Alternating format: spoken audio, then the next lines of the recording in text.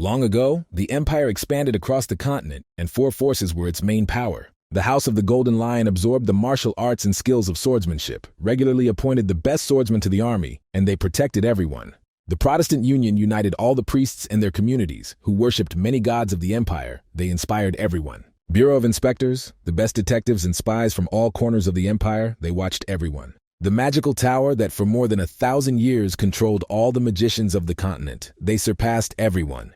The main Melvinger family has been the heart of the tower since its foundation. 30 years ago, a brutal war with demons broke out, and the Melvinger family went into battle at the forefront of the attack. They won.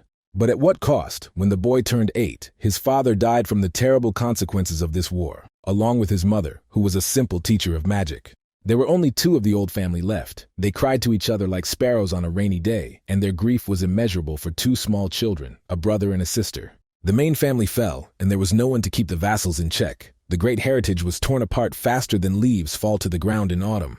Looking at this, the 8-year-old boy swore to himself that he would become a great magician and revive the greatness of his ancestors. Unfortunately, their misfortunes did not end there. The boy was considered a disgrace to the family, because he could not even summon the first magic circle. A rare ailment struck his body, depriving him of the ability to do magic, and the revival of the family had to be postponed.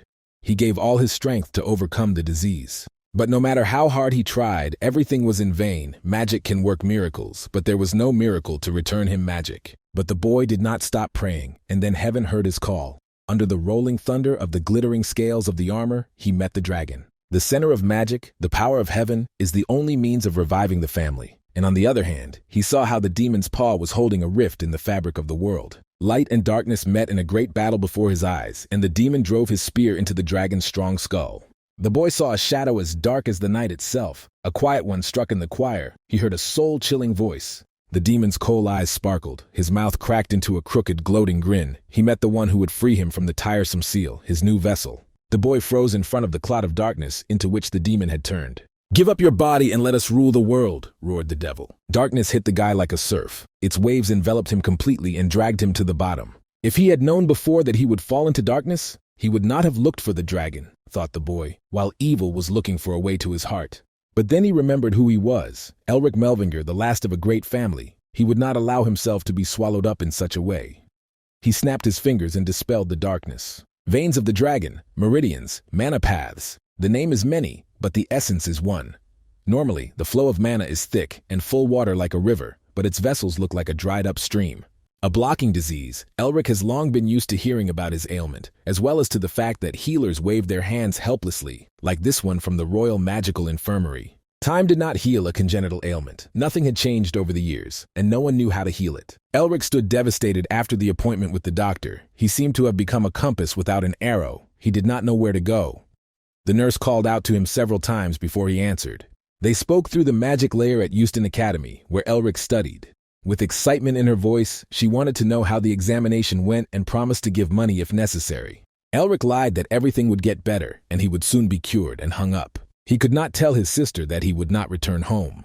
The academy was more like an ancient castle, thick walls, narrow slit windows. He always felt like a bird in a cage here. And yet the boy studied hard. His grades are the best in the course, the highest score in all subjects, except for those related to the use of magic. Elric wandered down the corridor with a heavy heart. He failed these tests for the 4th time, and the rules of the academy are very strict in this regard. Dismissal with shame, and the cross on the ego dreams of glorifying his family again. He studied harder than others, rubbed the books into the holes, slept at the table, asked for a crust of bread from his pocket so as not to leave the library. Now he knew every magic scheme in the academy, better than the back of his hand. Of course, theory exams were a breeze. Elric always felt special. He could not and did not want to accept the fate that illness and poverty had prepared for him. His opinion about himself was not formed out of nowhere. Gifted with a mind, the guy possessed a special, deep sense of mana. He had everything to become a great magician. Tension hung in the air of the training hall as dozens of students drew the first circle of mana in their hearts. All the juniors immediately achieved first marks, except for one senior student. He came here even after years of training. The professor offered him to give up the path of a magician and become a scientist. He promised to speak to the director. But could Elric accept the fate of a bookworm, even if the cursed disease cut off all other bonds? To think the guy went out into the garden, to the statue of his outstanding ancestor. He was the hero of the Great War of Demons. Then the black sun rose over the earth, and the sky was filled with winged creatures. Darkness gave birth to many ugly and terrible creatures. But the magician who fought with her only snapped his fingers. The magic of the stars ignited the second sun, a blinding flash followed by a shockwave like the slap of the universe. Justin Melvinger smiled at the edges of his thin lips, looking at his creation.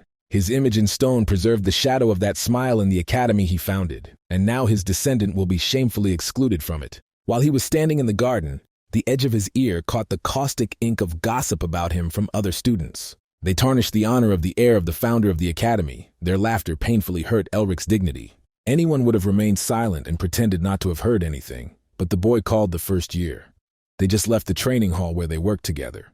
The two gray mice that were gossiping so confidently fell silent together, and Elric asked them if they knew Sean, the assistant professor who taught their course. Smiling ominously, the wounded boy approached them like a kite and demanded their names. The mere mention of this name was enough for the gossipers to lose all self-confidence. Then, like gray mice, they quickly scurried away until they caused themselves more problems. His ancestor still shone in the rays of unfading glory, and Elric wanted very much at that moment that his father was with him now. Throwing away unnecessary thoughts, the guy returned to his usual state. Even if his compass is broken, he will definitely solve everything. For lunch, Elric went to a nearby cafe. He was holding several leaves in his hands, which managed to escape under the light autumn breeze. In the archive reports of the academy, there is nothing about the blocking disease. The guy dug deeper than the most diligent mole, but I will let everything go. Bam! His forehead was rammed on the table. He duly shook off the dust from the old papers. First-year students shuddered in horror at such a massacre. Elric jumped up and showered the attacker with a stream of curses, his face numb and seemingly flat. The third son of the Narrister family, Sean looked at him like a piece of rotten meat. A handsome high school student with copper hair, he didn't like it when his name was mentioned in vain. Elric let all the angry shouts pass by his ears because Mr. Friendliness and Perfection came to him, and then he dramatically opened his arms. But his flattery didn't work, and Sean didn't stop grumbling even when they sat down at the table. The petty snitch constantly used his name, and now he was still spending money on a nose job. Elric looked at his friend. After the fall of the Melvingers, the academy was divided into 6 families. Narrister was one of them. The guy quickly graduated and became the professor's assistant. The elitist could be angry as much as he wanted. Elric forgave him everything as long as he was on his side. Sean took some folded papers out of his bag and put them on the table. He was still puffing like a chimney, but he still handed the papers to the guy with the haystack on his head. Long, uncombed hair as shaggy as a haystack, a small figure with narrow shoulders like a freshman, and a thick medallion with a braid of a cross and a flower around his neck. This is how you can describe Elric. An impudent, excessively proud tomboy who bullies students and argues with professors, but you could only come to him for advice. Sean told him about the diamond dragon, a species that was considered extinct, but searchers found its nest. He wanted Elric to go on an expedition with them. At first, the boy's bored look lit up with an emerald fire as soon as he familiarized himself with the materials. The dragon's nest is the center of magic. Looking at his reaction, Sean was satisfied that if Elric found the artifact, the academy would definitely delay his exclusion. And all this thanks to his modest participation. He honestly expected praise later. The boy's thoughts raced with a herd of step stallions, canceling exile, finding a cure for illness, wealth, fame. Elric jumped out of his chair and hit the table. Even if he finds something, the current headmaster can take it. But what doubts can be here? The heavens themselves give him a chance, and he laughed devilishly. Sean, even though he was used to his friend's outbursts, immediately frowned and hissed like a kettle on fire. The small scoundrel made too much noise where the wrong ears could hear them. Shining with a radiant smile, the prodigal poked at a point on the map and said in a voice as shrill as a bell, "Here." "There is no nest here," Elric declared. The conversation was important. Then Sean looked around with a frown to see if anyone was listening, but the students were chatting casually at their tables. Sean switched to whispering. This study was signed by many famous scientists. The cheeky kid challenged them with his loud statement. The impudent boy simply shrugged off his words and sat down. But still, Sean decided to at least listen to his brainy friend. He ran his hand over the magic seal on the card, and it responded with a blue light. This was a special world map that only professors could use. An ordinary sheet of paper cannot hold so much. This one was like an ocean. It swallowed them in one fell swoop. The world disappeared around them. Stars glittered around them, scattered like rice grains. And below was a blue layer. The hard land of the continent was outlined by a deep fault canyon. The rift oozed a huge amount of mana that could accumulate over hundreds of thousands of years. No wonder researchers were attracted to this place. Elric asked the assistant professor to repeat the 3 rules of mana flow that any freshman knew. Sean frowned but named them. From wide to narrow, from high to low, he said until they moved to the bottom of the imaginary fissure. From hot to cold, Sean voiced the last principle. Thanks to these 3 rules, they were sure that the diamond dragon's nest was here. But Elric immediately pointed out their mistake. Red-hot magma was flowing at the bottom of the crack, which means there is no mana or dragons there. The answer was on the surface, so Sean blamed himself for not realizing it earlier. Volcano Archon regularly filled the bottom of the fissure with liquid rock. This is how nature gets rid of the accumulated pressure, Elric said. The effect of the illusion stopped and Sean tried to defend their guesses. Nearby they found traces of dragon mana. The nest is definitely there. To which the little one calmly replied that he did not deny the existence of the nest. Answering his friend's dumb question, Elric smiled. He did not doubt that the nest was there. In the Caragul cave, he poked his finger at the map again. Undoubtedly, this place is full of ancient mysterious knowledge. And countless treasures too. There in the depths of the cave, mountains of gold were hidden. After their conversation, Sean hesitated for a long time at the door of the professor's office and did not dare to enter. He chose his words carefully, but his natural honesty and directness stifled him. Even if he pretends to be a simpleton and pretends to be, he could be expelled for angering his superiors. Without deciding anything, Sean wandered off down the corridor. Despite the fact that the classes had long ended, through the open door of the training hall, he saw the straw-headed man in a training pose. Clenching his teeth, he tried to fill his heart with mana, like a paralytic who wants to make his hands move by the power of thought. But mana did not respond to him, as flesh with severed nerves does not respond. Sean slapped himself on the cheeks. As a friend, he simply had to help someone who was so desperately clinging to life. Professor Barrack, who was aiming for the post of future dean of the academy, was unhappily moving his mustache, as if he was chewing on the words spoken to him. The report on the search for the nest, which he himself approved, is incorrect. Angry, Sean understood, and instantly broke out in a cold sweat. His tongue failed him and tangled like a drunken dancer when the assistant tried to justify himself. Barrack shook his shoe nervously and said that such loud statements require strong arguments. His voice was as suffocating as the clouds of sulfurous gas in the laboratory. Sean wanted to fall through the ground and was afraid to take another breath. Despite the fact that he is the son of the Nerester family, he will not get away with what he said the professor, and took on a terrible look. Sean felt himself at the bottom of the abyss under the pressure of Barrack's viscous mana, which reached the seventh circle. But the oppressive feeling suddenly dissipated, as soon as Elric burst into the office without knocking or ceremony, like a light rebellious gust of spring wind. Sean immediately hissed at his friend like a cat whose tail was pinched. Now this brat will turn everything around, he thought. Elric turned everything into a farce, and now he bowed belatedly and apologized for the intrusion. The professor immediately understood where Assistant Sean's crazy ideas were coming from. Looking at his pocket watch, Dean Barrack again moved his mustache like a satisfied walrus.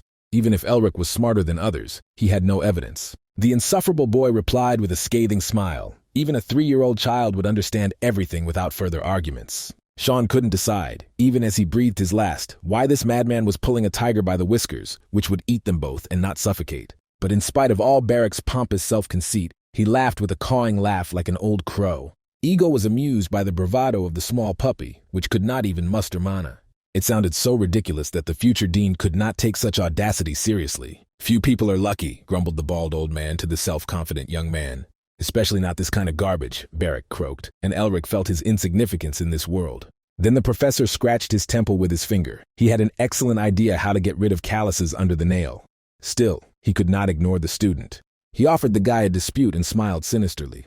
Elric will receive everything necessary for the expedition. He can even request a budget from the ministry. But in case of failure, he will give his family heirloom. Barrack's eyes shone greedily. He had long dreamed of getting himself a weighty medallion of the first director of the Euston Melvinger Academy. After a short meeting, the friends set off on the Academy's carriage marked by the 6-pointed star of the magical tower. All the way, the worried comrade was restless and could hardly hold himself in his hands, and also grumbled endlessly while Elric was simply reading a book. The owner of the gold mine on his head was not at all worried about the dispute. He just needed to find the dragon's nest. Sean snatched the book from his hands at the most interesting place. This time he refused to let go of Elric's Sumsusbrodny. That if they don't find the nest, that if Elric's guesses are false, he will remain the last family heirloom, Sean told his friend.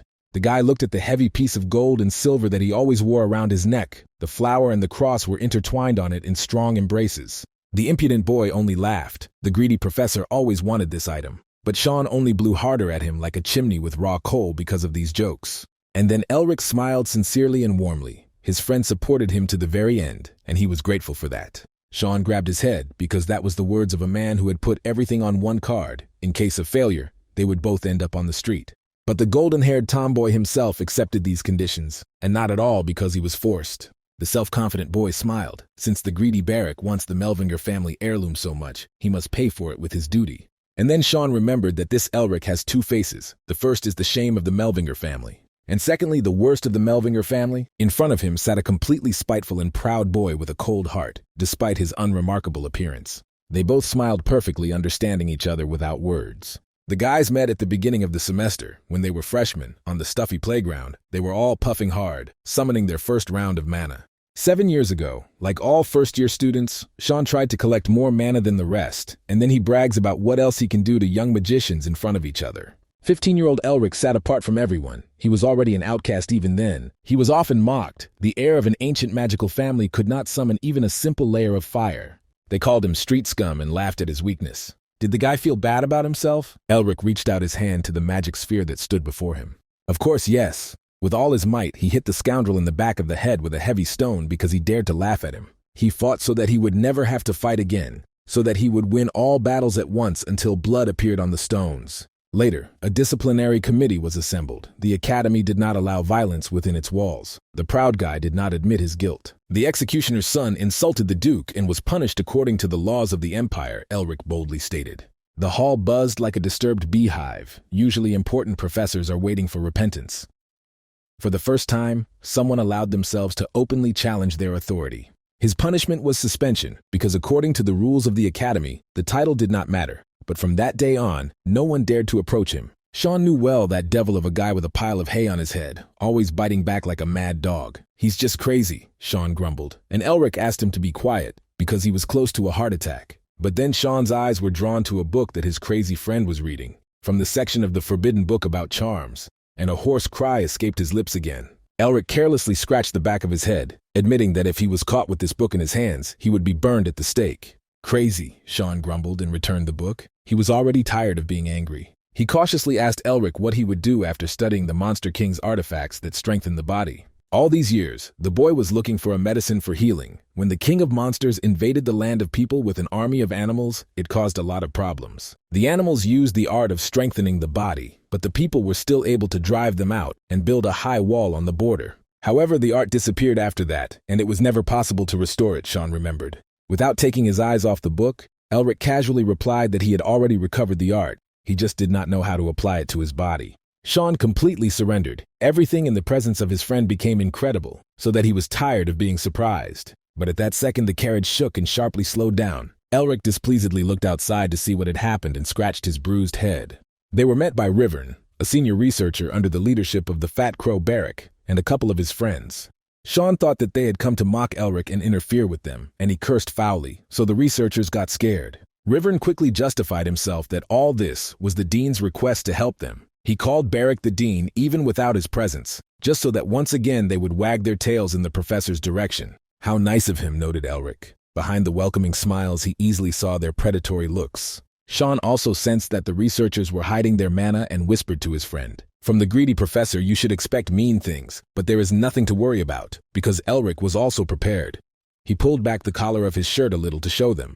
Breath of Hyena, armor of the Lord of the Azure Sky, was listed in a quivering rabbit voice by the artifact assistant, who took the brazen blonde with him. After all, the dean himself said to help him. Breath of Hell, a vessel that kept an unquenchable flame and the strongest artifact of protection against any harm. Barrack screamed terribly. This equipment could turn the whole city into dust, and of all the students it got to the most problematic one.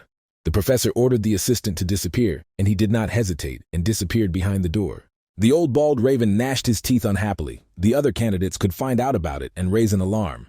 But then he carefully read Elric's report. "You can't cheat blood," the dean smiled contentedly. The professor disgustingly licked his lips with his tongue, like a frog catching a fat fly. He anticipated how he would soon take possession of the magic pendant and become the next director. Even if the boy is lucky enough to win their dispute, he will win only if he can survive. Elric carefully read the runic writings. The others just watched the preparations. When the spell was ready, Sean activated the mana search and a light flashed around him. Waves of light scattered in circles, as if after a stone thrown into water. And then a column of fire broke out of the ground like a geyser to the very sky. Elric was right. The nest was found in another place. He always knew this. Then the first shouted to everyone, moving his hooves, until the pillar of flame was extinguished. Sean picked up the short one, even though he knew it would embarrass him, and rushed to the signal light. He left the other researchers behind in deep perplexity. They climbed the mountain panting. Unlike Sean, they did not have exceptional physical and magical skills. But after climbing to a flat plateau, they discovered that the light goes into the ground, and there is no cave here. And they immediately began to blame Melvinger for the failure. Rivern grinned evilly and muttered that now he could crack the guy's skull. Someone had to pay for everything. But Elric's sonorous voice interrupted his thoughts. He shouted there and pointed his finger. If there is no way out, it is necessary to do it. The guys understood each other again without any extra words. The air was covered with a mirage of intense heat, which Sean summoned. He recited a spell in an ancient language. Blame, the spell fell from his fingers. There was an explosion as if someone had set fire to a barrel of gunpowder. The thin crust of the earth cracked and exposed a deep depression. Other researchers noticed that a dragon could crawl into such a crack, and then they were almost blown away by a gust of blue thick smoke. Only Elric stayed on his feet and told them not to worry, because this is just the release of the accumulated mana through the breach. After everything calmed down, he told them to go down. As befits the leader of the expedition, the white-haired boy was leading the way. The deeper they descended, the colder it became in the cave, so that even warming spells did not help. They were led by only one long and wide passage. The blue glow of mana gave them visibility. Elric froze for a moment with a strange, sinister feeling. He wrote everything down on the damp ice of the cave, and the whole team was allowed to go forward. Ancient evil stirred deep in the stones. The corners of the eyes lit up the cave. Finally, they were here, whispered a shadow. When the researchers got to the place, everyone froze in admiration. The long and wide course of the cave ended with a massive wrought iron gate of colossal dimensions.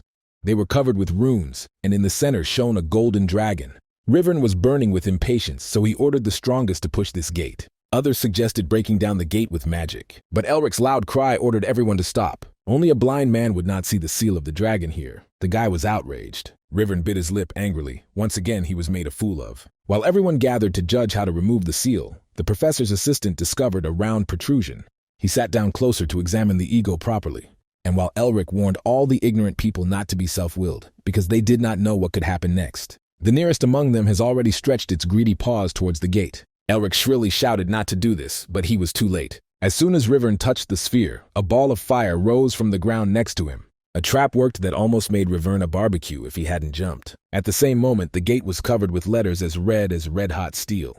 The fireball exploded and hit one of the researchers. And then a hail of such blows fell on them. The magicians managed to put up their shields, but the nightmare did not end there. Sean covered himself with a shield and asked his hairy friend what to do next. While he was covering him, Elric desperately tried to decipher the runes. He was breathing heavily and barely managed to concentrate. He dismissed the cries of the seriously wounded and pleas for help.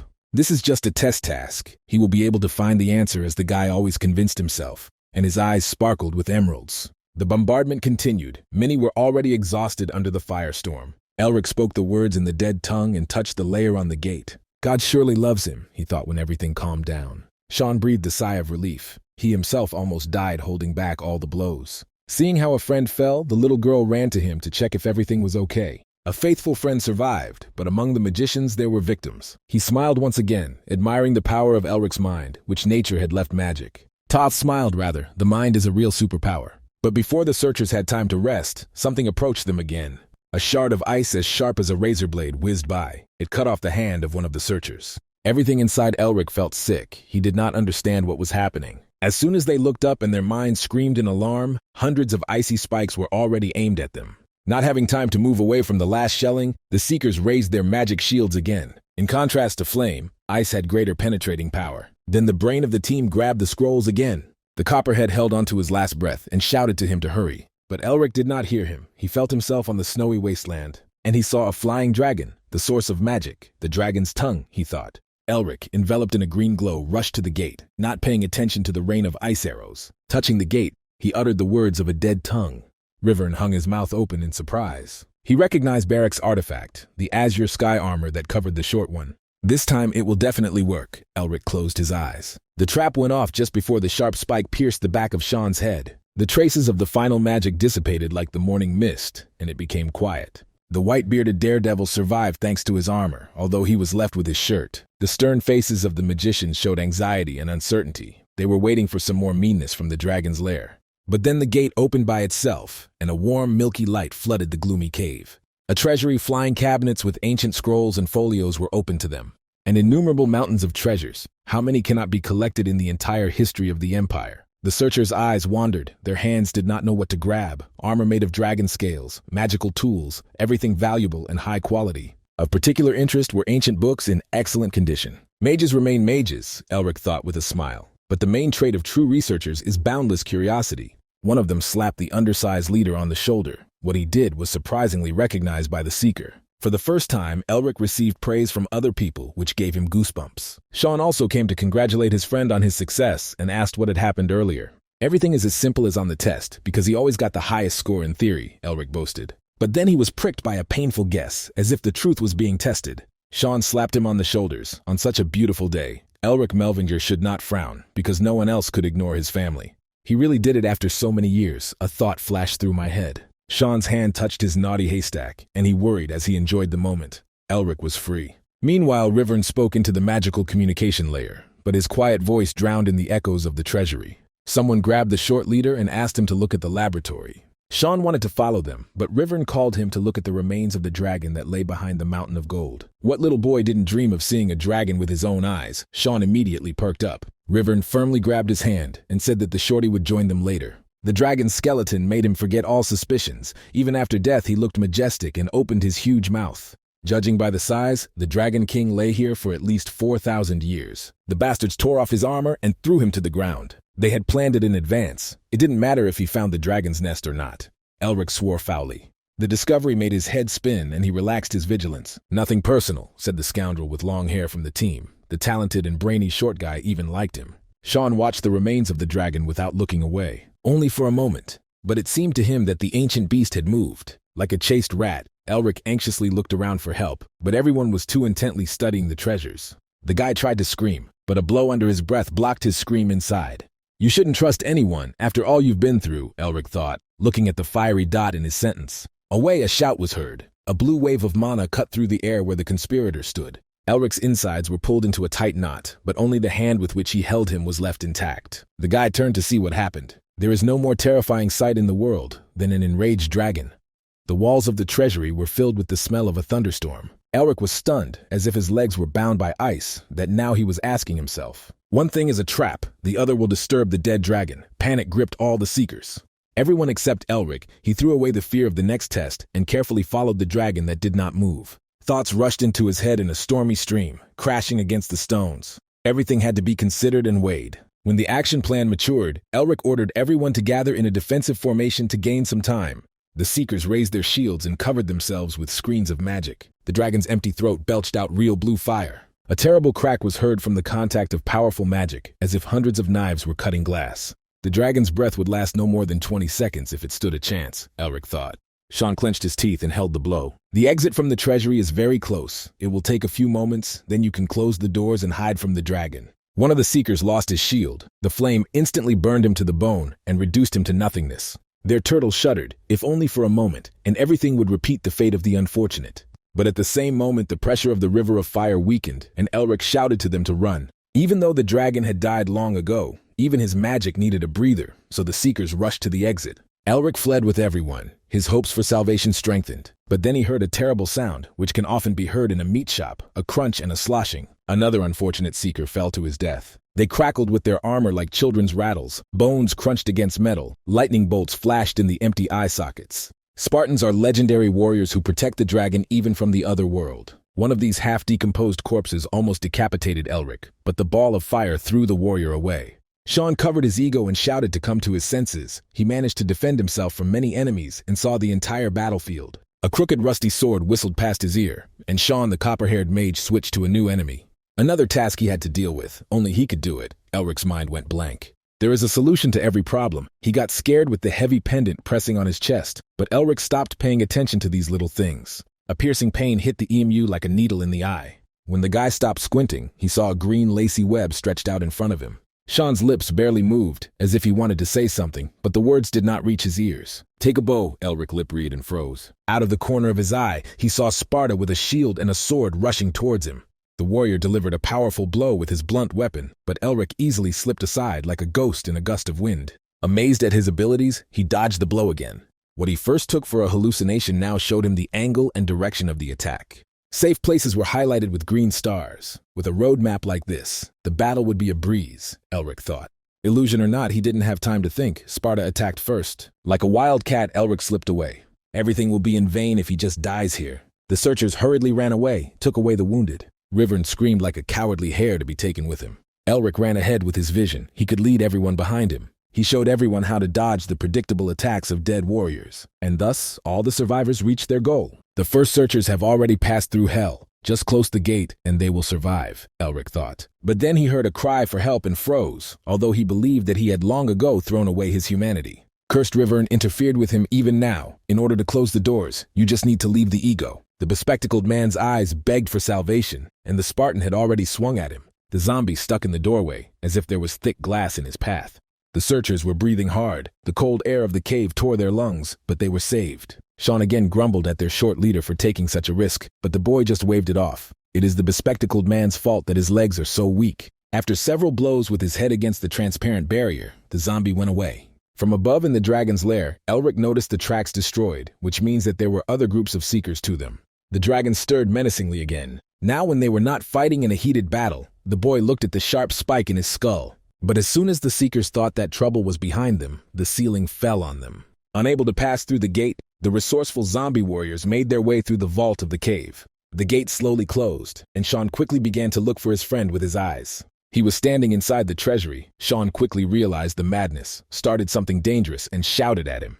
"Go ahead," said the guy with a cap on his head with only his lips, and smiled through the closed gate. A faithful friend rushed to the gate with a desperate rush to pull him out. But the shutters closed hard, and the letter would not be pushed in. The young scientist pounded on the thick metal of the gate, but they remained deaf to his cries. 7 years ago, after Elric's suspension, Sean decided to meet this prickly boy. The guy's gaze remained empty, as if he was not standing before a living person, but a bedside table that no one cares about. After a minute of silence, Elric squeezed out a stingy, "Go away." However, Sean did not lose heart, and did not give up his demands. The next day, he repeated his visit to the library, where the petty hooligan usually sat, with the same result. And even a week later, when they ran into each other in the corridor, the sullen boy ignored him. A month later, the professor took them out into the forest. Magicians must take care of their health at least a little, or risk dying before 30. It was called an easy run. They run through the forest in the dark. Without using magic, it is impossible to refuse, and the score depends on the place occupied. Gifted with a strong body from birth, Sean quickly burst forward and rushed through the forest thicket like a young boar. He had already walked half the way to the mountain, and wondered if he should take the little one with him, who was nowhere to be seen.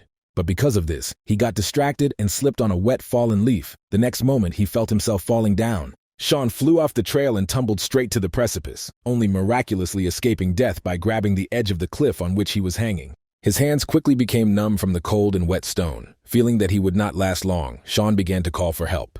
The coward Rivern ran by with his girlfriends. He always disliked a tall and strong guy from a famous family who was also gifted with magic. They suggested that Sean use his talents and get out on his own, and left him hanging on a cliff. But this meant a certain failure of the run. But then he felt relief. Someone grabbed his numb hands and pulled them towards him. Clenching his teeth, he pulled the tall guy out of the abyss almost without falling himself, and now they were both breathing heavily, leaning against a tree. Sean's legs swelled and turned blue, as if someone had smeared ink on his skin, so he motioned for Elric to go ahead and take the test. Whether it was because of Sean's past persistence, or because the nobility of great ancestors lived in the small town, but he picked up the wounded guy and helped him walk.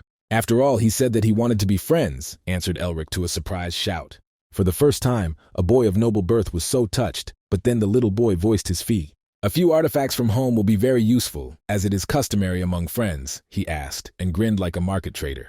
They slowly walked through the forest filled with the aroma of the lovely leaves, which gave the beginning of their friendship. What a fool Sean thought when he woke up from the flashes of the past. Even if he is weak and short, he still protects everyone. Not even knowing if his friend could hear him or not, Sean shouted to him to just hold on until help. Soon he would call the elders or his father. He himself rushed to break through the crowd of zombies. Elric leaned against the wall. It was for the best. He couldn't let his friend put himself in danger. He died, locked in the middle of an ancient tomb with hordes of enemies and a huge dragon. Without thinking, the guy rushed forward. Zombies threw bones at him, but using new skills, Elric easily dodged. Even the breath of the dragon could not overtake the ego. And then Elric took out the last remedy, an ancient cup.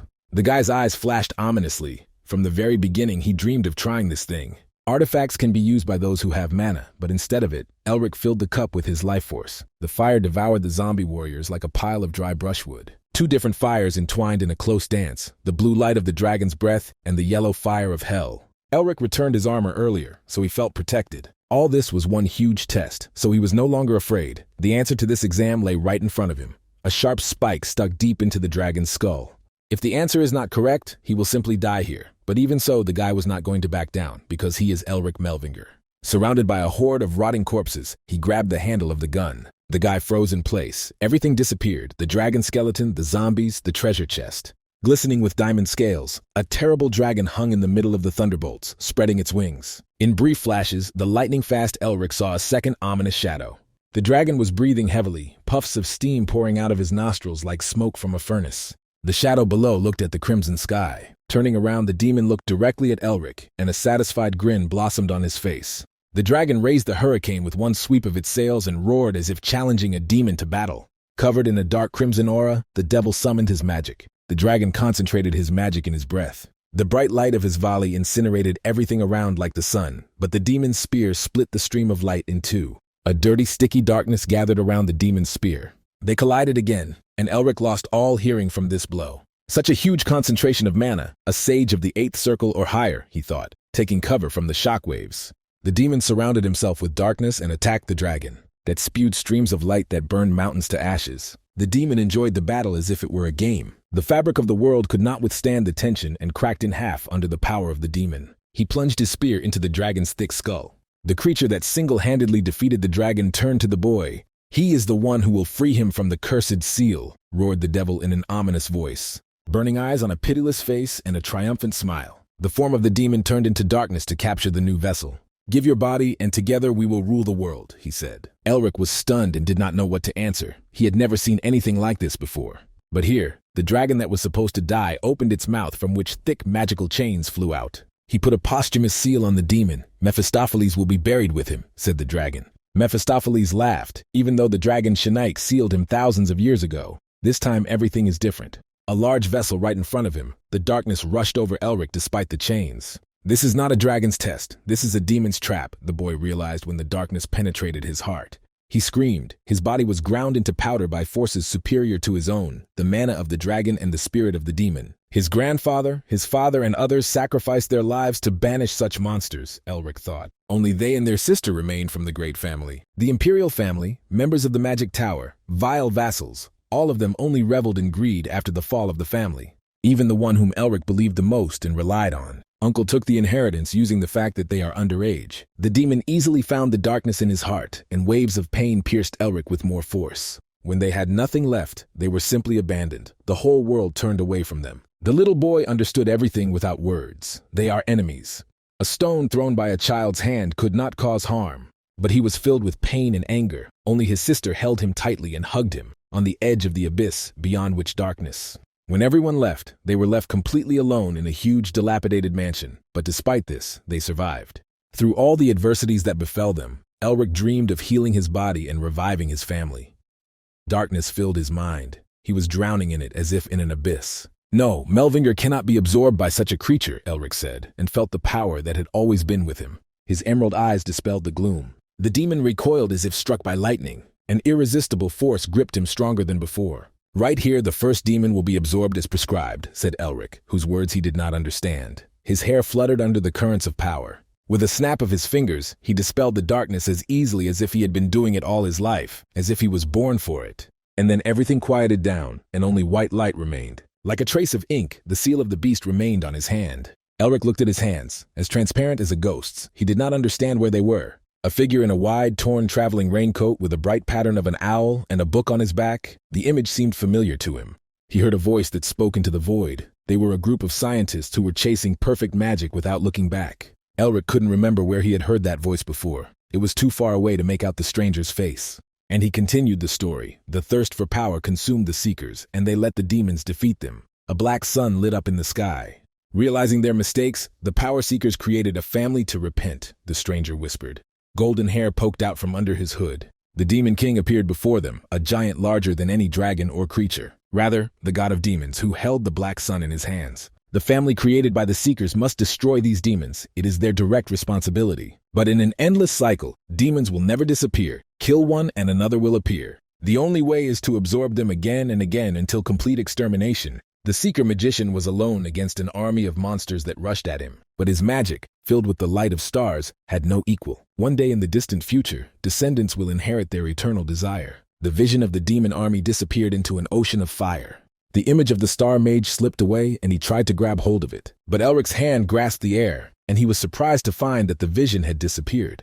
He got up from the soft, warm bed. Everything that happened seemed like a distant dream. Dragon's treasury, demons and magicians. A faithful friend of his was sitting nearby in his blue assistant professor's clothes. A second ago, his shoulders were trembling treacherously. Elric immediately understood everything. He cried now and then turned away. The friend denied everything, but the excitement in his voice betrayed him. "It's okay, everyone is crying." The little scoundrel comforted him, especially since Sean was crying in the nest. Finally, he turned around, his eyes shining terribly, and Elric realized that he had crossed the line. They were in the hospital, where Elric was dragged by a team of rescuers that Sean had freed. The guy sat in bed and pressed a cold egg to his face to relieve the pain from the crack that Sean had given him. Elric grumbled displeasedly at his noble friend, who stooped to a handshake. But he quickly turned away when he hissed at him menacingly again. But then Sean noticed something strange and asked his friend to get up quickly, and then they both saw that the former short man was no longer there. Elric looked at his reflection in bewilderment. He almost caught up with Sean in height. He became twice as wide in the shoulders, and his face lost its former gloomy and painful look. Past memories popped into his head. He changed there in the dragon's nest. Sean asked him what happened there and where the dragon went. The fact that his friend survived in itself was a huge miracle. Elric smiled embarrassedly. He didn't want to deceive, but he also couldn't tell the whole truth, which he wasn't sure of. Sean nobly shook his shoulder, said that he understood everything, but his offended face said otherwise. While he was cleaning the egg, he told the ugly duckling that the Narrister family was now watching over the nest. Elric expected that it was already being studied with all its might, but he was surprised to learn that it had not been touched yet. After all, by law, the find belongs to the seeker who discovered it, so Sean did everything to prevent others from getting to the nest. Various scientists and researchers could purchase excavation rights. Sean smirked. The greedy rats from the magic tower and the scoundrel from the academy were dying to get their hands on it. Although Elric's face changed, he himself remained the same and sincerely smiled, touched by such concern. The words of gratitude, so rare for this passage, embarrassed Sean, so he looked away. Of course, Sean's family wanted their share, but they were patient. Elric laughed, and they bumped their fists, as was their custom. However, this was not the time to celebrate. Beric had most likely already pulled the strings to remove the nest to his hands. He dared to make an attempt on his life, Elric thought, and a cruel grin appeared on his face. Sean knew this expression very well. Even the renewed face of his friend did not embarrass him. The madman was up to something again. Elric smiled sweetly. "Don't even think," blurted out Sean before he spoke. "Just one small request," said the golden-haired devil in the flesh, and his friend closed his ears so as not to succumb to temptation. But all the same, he heard his request, spread the rumor that the seeker is seriously ill. In leather armor, in crimson cloaks painted with red ochre, and with a golden floral emblem on their clothes, stood the guardians of the 7 Narristers. The guard of honor guarded the gates and rooms of the Imperial Hospital. And there was someone, the old bald professor of the Eusden Academy. Beric had been besieging these gates for days. He needed time to think about his answer. Then he asked the person from the hospital to repeat his words. "Elric Melvinger is in a coma from his wounds." Together with this greedy vulture, others in expensive camisoles and top hats flocked. The right to the dragon's nest was the only thing that these old men cared about. Dissatisfied with not being allowed inside, the vultures buzzed indignantly like a beehive. Elric could not hear them at such a distance, but he knew perfectly well what they were saying. It was not the first time he had seen such a picture. Carl Denitz, servant of the Narrister family, wished him a good rest and closed the door behind him. Now that Elric was finally alone, he decided to speak to the one who had been silently staring at him all this time. Mephisto grumbled displeasedly. The pitiful little mortal turned to the Lord of Demons without any consideration. Mephistopheles is the great Lord of Demons, who terrorizes the whole world. But now it's just a lump of coal-black mud. Elric decided to call him Mepha for brevity. The 1,000-year-old demon was instantly enraged by such neglect. But now it was just an evil spirit, a cotton ball that would have pressed harder on him, Elric thought. Late in the evening, when the hospital was quiet, he touched his chest like a boy and thought that everything that happened was not a dream. The dragon died the moment the demon lord pierced his skull with a spear, but the power of his heart entered Elric. The concentration of all the mana of these ancient creatures was now pounding in his chest. But there was something else here. In ancient times, the gods ruled the world. The Lord of Demons, who was a symbol of darkness, had 4 servants. The serpent of the end of time. The winged bird is crazy, a beast of adultery. And the last, original sin Mephistopheles, the strongest king of demons. And now this annoying evil ghost attached itself to the boy and demanded respect for his person. Like all aristocrats, he cared about his status above all else. The annoying ghost was talking unholy nonsense and bored Elric quite a bit. The demon never recovered from his fall. His ego was shaking with anger like a leaf in the wind. He waited for his revival for 1,000 years, but all his mana was stolen by a pitiful mortal. King of demons Mephistopheles, the world is destined to fall at his feet. Such is the meaning of his existence. He reigns over the mountain of bones composed of defeated enemies. But the king of dragons Shanake prevented this and attacked him. The cursed lizard fancied itself a god. Mephistopheles smiled. They fought to the death. Their battle was legendary. But instead of just dying, the diamond lizard cursed the ego. The dragon put the seal, paid with his mana, and arranged a joint funeral for them, not having the opportunity to kill the demon. And that's how he languished for thousands of years in a cold stone buried under a mountain. He waited for release and counted the seconds so as not to lose his mind. What was his jubilation when the demon sensed the intruders? And they were led by a talented guy, an ideal vessel. This little boy easily passed the test intended for the demon. Mephistopheles practically took his body and soul, but all efforts were in vain. Of all those who could find the cave, he got a seeker with unusual strength. And now all that is left of him are particles of spiritual energy, a pitiful existence, and irrepressible pride. What kind of force swallowed him? Asked Mephisto, and frowned his long and thin eyebrows. Elric studied his pendant, the flower and cross woven together, and the black agate in the middle. I hope that our voices will reach our descendants in the future, he recalled the words from the vision. Could it be the voice of his grandfather, he wondered, looking at the ancient relic. Right here, as prescribed, the first demon will be absorbed, said the ancestor, and Elric had a guess. Could he absorb the power of the demon then? He jumped up from his seat from excitement. This object in his hands, an old worn pendant covered with cracks, no doubt absorbs demons. Elric turned his gaze to his grim and noble enemy. Could he continue to absorb the forces of his kind? In addition to the first demon, there were other creatures of complete darkness. It's like breaking a jackpot. The guy's face bloomed with a smile worthy of the king of greed, which made even Mephisto shudder. Later, Elric stood on the edge of the cliff and looked at the glacier that slowly licked the mountains. Mephisto endlessly asked him why they came here, but the boy simply waved away the scum. Before using the pendant, he had to make sure of something, and then he found a secluded place. Adopting a comfortable posture for meditation, Elric turned his gaze inward. Suddenly he felt life in its hundreds of the smallest moments, a ladybug on a flower of a velvet rose, light and fresh mountain wind that carries petals. The aroma of many herbs and flowers fills the air of the mountains. He could see and feel all this without opening his eyes. Elric stretched out his hand and felt what had always been near him. But what he could not command, as if a paralyzed hand regained sensitivity, he directed mana into his heart. "Burn," Elric said, opening his palm, and the air was filled with a low roar of fire. The demon froze in surprise and did not dare to move. He learned dragon magic. The poor mortal man used dragon magic. Even for a person from the Melvinger family, it was too much.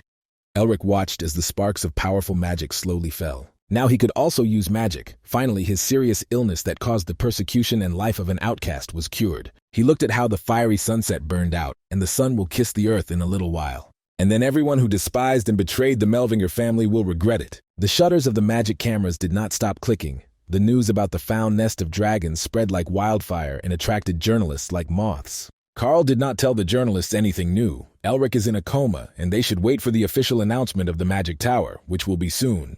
When he returned to the empty ward without the patient, in a trembling voice, on trembling legs, he asked Mr. Sean not to ask him for such things anymore. The young master praised him for his good work, but Carl did not stop whining that he would soon stretch his legs from the problems that his company of friends had created for him. He was worried that if the magic tower and the imperial family discovered their deception, they would not let it go so easily. Sean pulled a handkerchief from his pocket, and he handed it to Carla to wipe the sweat. Elric promised to take care of everything, so all they had to do was trust and wait. The higher the stake, the higher the reward, thought the golden-haired madman. But if only this scoundrel knew how much he was suffering while waiting, Sean thought. Sumasbrod left without saying where. Even to his close friend, he just took it and disappeared. He left a ridiculous note with a request to deal with everything that was unthinkable for a person undergoing treatment. After looking at the note carefully, Carl reported the problem. But the problem did not need to be presented. The door of the chamber opened with a loud bang and a whole sheaf of fiery sparks flew inside. Sean's older sister came to reproach him for the fun he had arranged without saying anything to her, and the boy grimaced as if he had eaten a lemon. In the crimson clothes of her family, in a cloak with a golden flower, Tasha, nicknamed the Fiery Phoenix, burst into the ward with an energetic gait. Red hair like her brother's with a short haircut, a light blush on her face, thin scarlet lips, she was much more beautiful than her brother. Each power, be it the Emperor's family, the Magical Tower, or the Protestant Union, was preparing a young generation that would lead the Empire in the future. They were nicknamed the Three Supernovae. Tasha squeezed Carl's ear between her fingers as if in a vice. Because of all the fuss, the servant forgot to hand over the letter to Sean. The fiery witch Tasha was the youngest girl in history to be awarded the title of a supernova star, but what was her real reason for coming here, Sean wondered. The witch smiled sweetly with the edges of her lips. She heard that his friend was sick and came to help, because now she could see that he was not in this room. If his sister penetrates into an empty bedroom, he will have huge problems. Sean curled up in a ball. He was not good at hiding his emotions. He knew that the elder was too perceptive, but he still tried to assume a relaxed pose and said that Elric was now resting and was unable to receive guests. The red-haired fox only smiled. There was no hint that he believed him. Tasha always knew when the little spoiled prankster was lying because she grew up with him. Then she grabbed his hand tightly like a baby. The scoundrel only dared to order her and wanted to send her away. No wonder she got angry, and the room was filled with sparks of flame. Their conversation quickly turned into an interrogation, and Tasha wanted to know what happened to the rights to the nest that caused so much noise. Sean had forgotten how crazy that red-haired witch was about dragons. Despite the monstrous pressure of his older sister, Sean courageously declared that Elric himself would handle the rights. She stared at him for a few moments, as if she wanted to burn him, and estimated how quickly a handful of ashes would remain from him. But then she let go easily. Tasha already learned enough. She asked him to contact her when Elric woke up.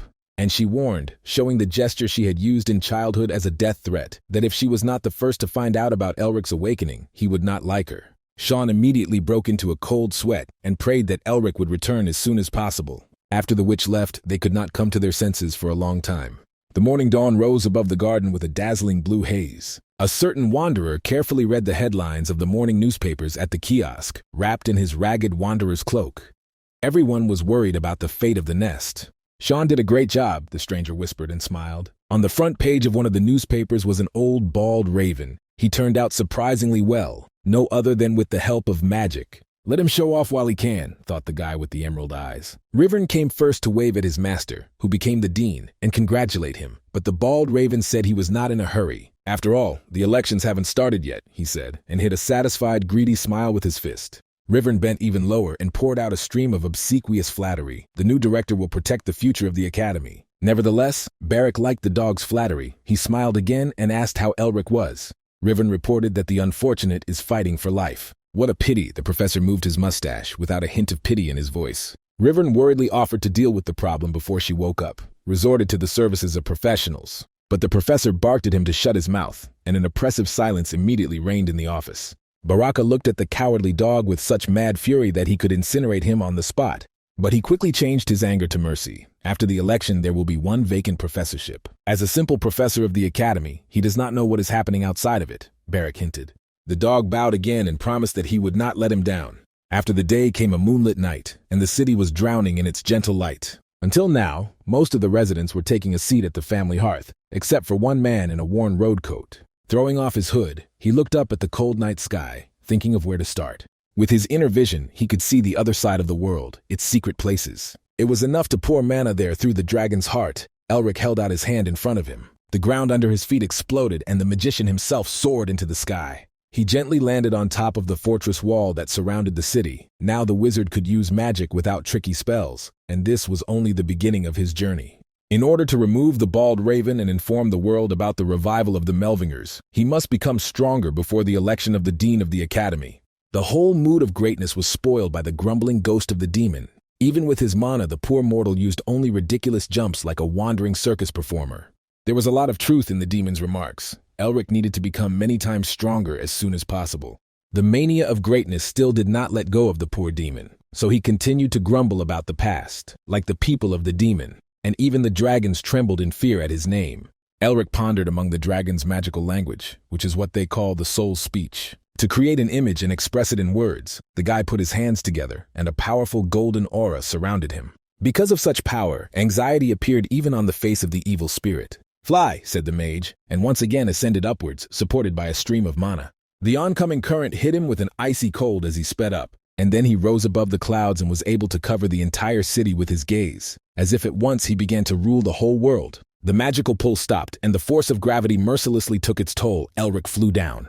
His image magic was simple and surprisingly strong. He again invoked the flight spell and flew like a bird over the garden.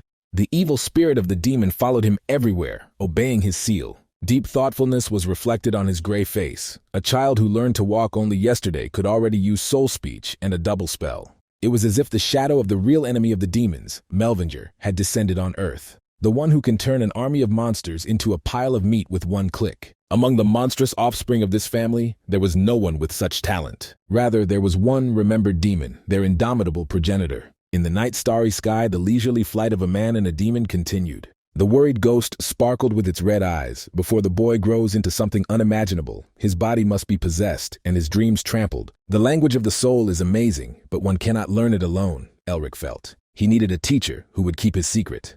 Barak sat down at the academy and controls everyone. Besides, there is still no one talented enough to teach him. Elric ended his flight at dawn, landing gently on a glade drenched in sun and dew. If only his ancestors were alive, an outstanding grandfather or at least a father and uncle. Thoughtfully, the guy turned his gaze to his unwilling companion. He was looking for legs with which he could trample the dreams of the boy. Discouraged by his own metaphor, the ghost did not have them. Elric smiled and casually asked Mephisto to teach him magic. If he thought about it, he couldn't think of a better teacher. He is ancient, knows a lot, knows magic, and will not betray him to anyone because of the cursed seal. He did not expect such a proposal and cursed foully. However, he immediately asked what he would get from this and made it clear that he was interested. The guy solemnly spread his hands and offered to create a vessel with the help of alchemy for the horned. Mephisto hissed contemptuously. The poor man couldn't do that, but Elric rejected it. You just need to become stronger. But even this demon was not enough. But if nothing is done, then everything will be as the young wizard objected before. Realizing that Mepha will not talk so easily, he told him to name his conditions. Long-eared in a haughty manner declared that if the boy became his servant, he would even consider it. He liked the boy's confused face. He will know how to laugh. The demon laughed mentally. If you weave a drop of dark magic into the training, it will eat away at the boy's soul like mold when he becomes stronger. That's when he swallowed him. Mephisto smiled at his sinister plans and now let the mortal fall down and begged to take him as a disciple. Never mind, the boy grunted to the demon's horror. There was a limit to which he could let the demon bargain, Elric said calmly. If you don't get anything by playing in a hurry, the guy suddenly approached the ghost. Suddenly he felt like a small and insignificant lump of darkness in the hands of a real monster. The pitiful little man with a rotten soul blurted out Mephisto and rushed towards him. Shut your mouth, Elric said, words of strength, and a stream of curses stuck in the ghost's throat. It worked even better than he expected. The wizard smiled. The demon huffed hard, as if he was about to burst like a balloon, but he didn't make a sound. Despite this, the demon was confident that the souls of souls would not subjugate him with only the force of things. Become a cutie, said Elric, and the ghost obediently turned into a bunny. From such a sight, the guy immediately lost his breakfast. My tongue is my enemy, the boy whispered, but at one glance his stomach again turned into a knot. He handed the demon a notebook and offered to write down everything he knows about soul matters if he suddenly changes his mind. Elric left the proud spirit to think and decided to train himself and stretched his whole body. Until the very evening, he practiced simple magic and experimented, and Mephisto was still building his disobedience. It was a battle of attrition. The boy calmly practiced ice magic for the next day, while the demon bit his nails. All the same, he was locked up for thousands of years, so that he suffered from impatience, while the unbearable boy released fireballs for the third day in a row. After a few days, not a trace of his former pride remained, and the demon decided to pretend that he had submitted, but he was still going to teach the boy. The sorcerer could hardly restrain himself from falling asleep with laughter when he heard the scraping of coal on paper. He looked tired. His hair was tangled, and a long stubble had sprouted on his face. Malice and immoderate pride suffocated him so that he succumbed to humanism like this. But in the end, he obediently handed over the records to the young wizard, wagging his tail. The basics of the soul, knowledge that cannot be found in ordinary books. Elric read the demon's scrolls and thanked him, and he took a cute look from it. In return, he asked to clarify a few paragraphs and promised to return the ability to speak. Each time the demands of the impudent boy grew like a snowball, he wanted to be better known. He tested the demon endlessly and bargained with him cheaply, getting valuable information. The vile boy tormented the ancient demon with his taunts, but he had already sown the seeds of evil in his texts, which would tear the body and soul of a mortal into pieces.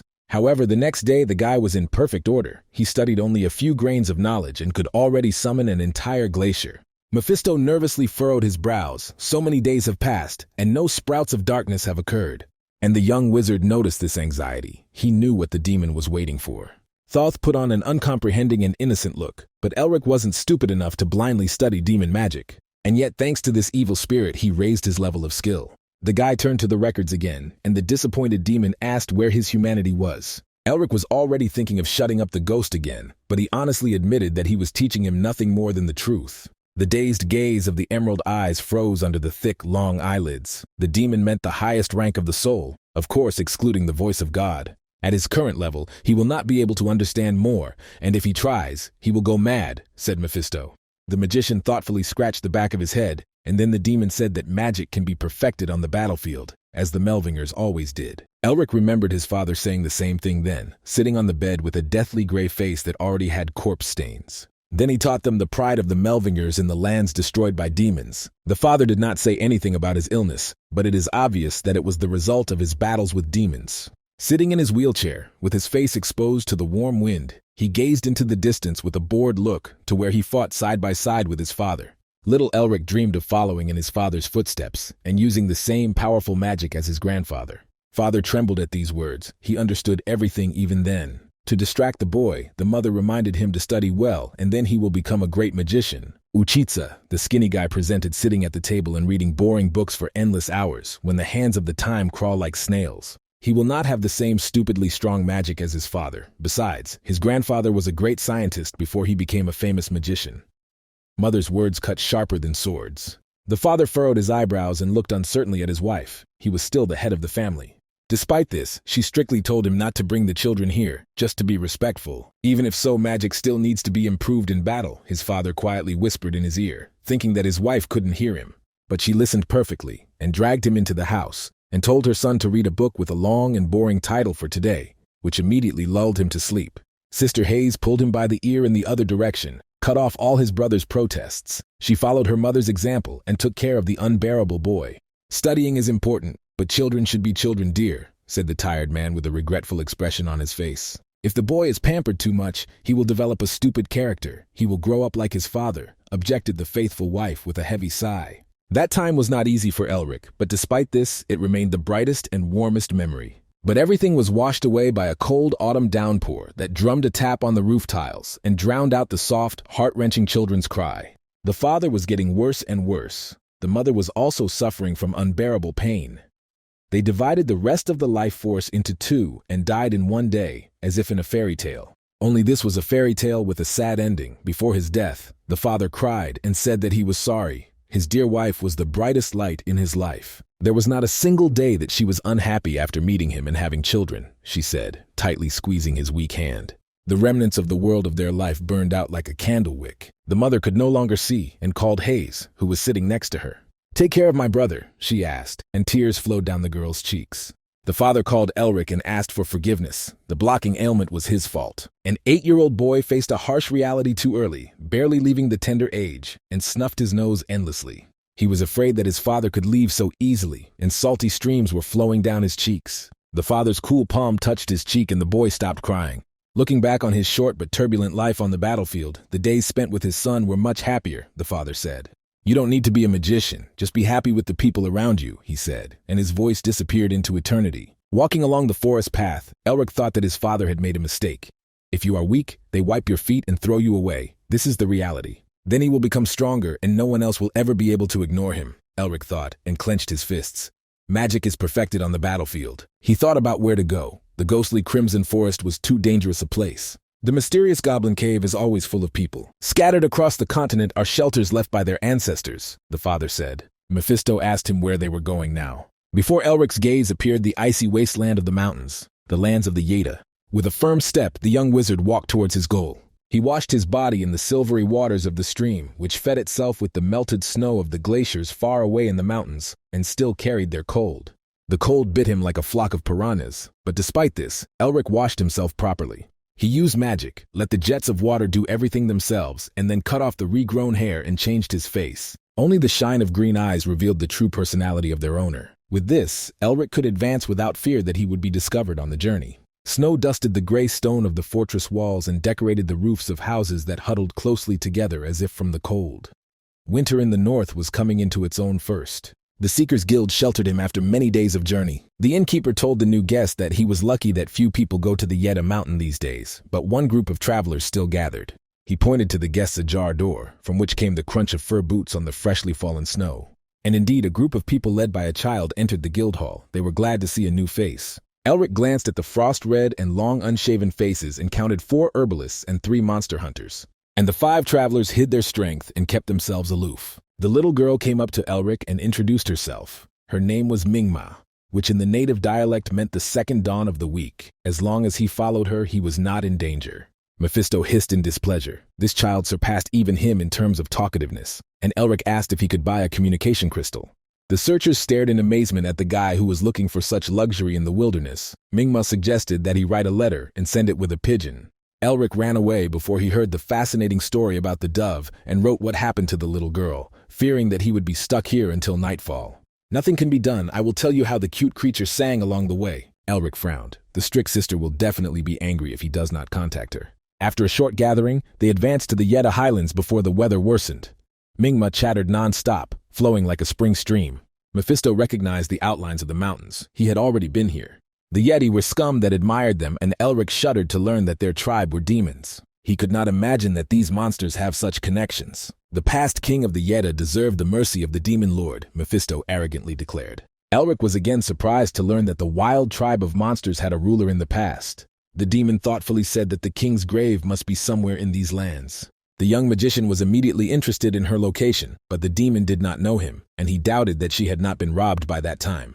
If the Yeti are demons, then the shelter of the Melvingers must have a connection with them. They were built to preserve the heritage of the family, said the father. Stroking his son's unruly hair, he told him that he would visit the lands of Yetta first, as he would become the head of the family.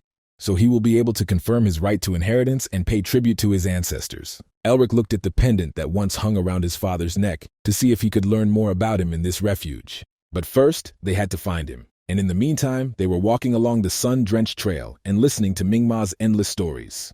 Her murmuring drove Mephisto to despair, and he asked the guy to shut up the girl, but the magician just waved him off. But that's what worried him. That's why the Yeti she talked about incessantly hadn't appeared yet. MANHUA enthusiastically suggested that they make a stop where the terrain allowed, because further their path would become more difficult. The travelers set up camp in an open clearing, dividing into several groups, each with a fire. Elric sat alone and looked askance at the others. One of the travelers, tightly wrapped in a woolen cloak, asked the grass gatherers for fire. His hidden power was no less than that of a knight. In this northern wilderness you won't meet anyone, but this group of travelers was different from the others. Under their woolen cloaks they hid solid armor, but it doesn't seem like Elric was their target. Perhaps the squad has its own secret mission. One figure in a blue hood made of fine sheep's wool stood out. This man was not doing any work. But then she threw off her cozy hood with a light movement of her hand and thanked her for the fire in a sonorous and tender voice. The frost blushed her beautiful face, and her thick silky hair fell on her shoulders. Not just a woman, but a young maiden of dazzling beauty for these harsh places, it is not surprising that excited shouts and whistles erupted from the rough mouths of the tramps. Steel whispered faster than the tramps agreed. One of the warriors who was protecting his mistress rushed to the fatherless husband. The kiss of death froze in the ego's throat, and the vagabond became numb. The pitiful dog dared to rough up the noble lady. The reward for such a misdemeanor is death, said the guard. The other warriors also put their hands on their swords, but the lady ordered Chen to put away his sword. The poor people grew up in this wilderness and did not know manners and had never met a noble. Elric even felt sorry for them. But then he felt a red seal of alarm, and he and Mephisto looked at each other. Both looked sharply in the direction of the forest. While the guard was thinking about what to do, his duty obliged him to protect the honor of his mistress, but he obeyed her. Empty, the beauty with eyes like lakes and gray hair the color of a crow's wing insisted sternly. Elric turned to the travelers and shouted for everyone to run, but it was too late. The wandering herbalists were the first to die. The guard standing nearby raised his sword in front of him to protect himself. He deflected several flying projectiles that unleashed a rain of sparks on his sword. But not all of them were so dexterous and skillful. The travelers were horrified by the sudden attack. Another poor man fell dead before he could and cried out. Chen shouted to the others to protect the mistress. Anxiety and danger, death hovering in the air reminded Elric of a dragon's nest. A rain of arrows flew in them with a shrill whistle. There were so many of them that they couldn't tell who was flying at whom. Elric chanted the words of power, and his hand was filled with mana. The shield of fire opened before him like a beehive, but what about the others? Experienced warriors who accompanied the noble lady took the blow and repelled the arrows with a sword. Simple seekers were completely defenseless. The forest was filled with the screams and moans of the wounded, and Elric was overcome with a sticky feeling of anxiety. Only Mephisto was amused by what was happening. The ghost was not afraid of the arrows of the stupid Yeti. Then Elric directed his inner vision into the depths of the forest. In the green spindle of the web, he saw several pulsating points in the distance. Usually, Yetis move in small groups to make it harder to track them down. But there were too many of them. Elric was horrified. The first monsters jumped out of ambush and attacked the guards. The first battle and already soaked his pants? It's too difficult for the poor little man, the demon sneered. The sorcerer ordered to be silent using words of power. A reliable gag was inserted into the ghost. The guardian of the noble lady dodged all the beastly attacks of the monsters. Still, the knights were amazing. Using the aura, they quickly crushed the Yeti into a salad. Elric would have liked to see more of their abilities, but the first Yeti squad was only the beginning of their problems. The main problem is that the main forces of the tribe were hiding in ambush under the cover of the forest. One wrong move, and everything could be in danger. The guy canceled his transformation. He was of no use in battle and jumped above the fluffy Ellies. From a bird's eye view, he could easily see the furry monsters. Elric wasn't sure if his attacks would work, but he applied boost and landed his boot on the Yeta's head. That's why the skull crunched like an overripe pumpkin. Monsters rushed at him from all sides. At least he would distract them, thought the magician. An explosion. Words of strength escaped from his lips and a burst of flame blew away all the enemies that surrounded him. But the Yeti didn't end there. Then Elric roared, burned. The acrid smell of burnt wool and burnt meat hit my nose. Following the fire, he gathered dozens of swords in front of him, made of ice and later sharpened into steel. Pierce! The mage waved his hand. Swords whistled shrilly in the cold air of the wastelands. Dozens of Yeti warriors fell mown down like grass, but many of them still remained in the line. Sensing a formidable enemy in him, the animals trembled and started backing away. Elric smiled. He did not let anyone go. He ordered them to be bound. He moved his fingers. Everything ended quickly. The mage sighed with relief as he looked at his work. The whole plain was littered with Yeti bodies. Sitting on top of the captive, Elric summoned Mepha for questioning. He belatedly remembered that he himself had shut the demon's mouth and canceled the order to listen to the flow of his indignant ego. The magician asked to be his translator because he himself did not know the Yeti language. Without further questions, Mepha began to translate. Elric promised the captive his life if he would show where their village was. The demon assumed an important form after several unsuccessful attempts to negotiate with the captive and advised not to intimidate them. Elric followed his advice and freed the Yeti so that Mephi could speak with them face to face. Because of the connection with the demons, these beings could see the ego. They spoke quietly for a few moments in a conspiratorial tone, then glanced at Elric. Thoth used the words of the soul. The magician ordered the translation. "Let's send this ugly person to hell," whispered the demon, not noticing the catch. Yeti realized that their plot had been discovered, even though he did not know the language of the people, but he immediately rushed at the magician.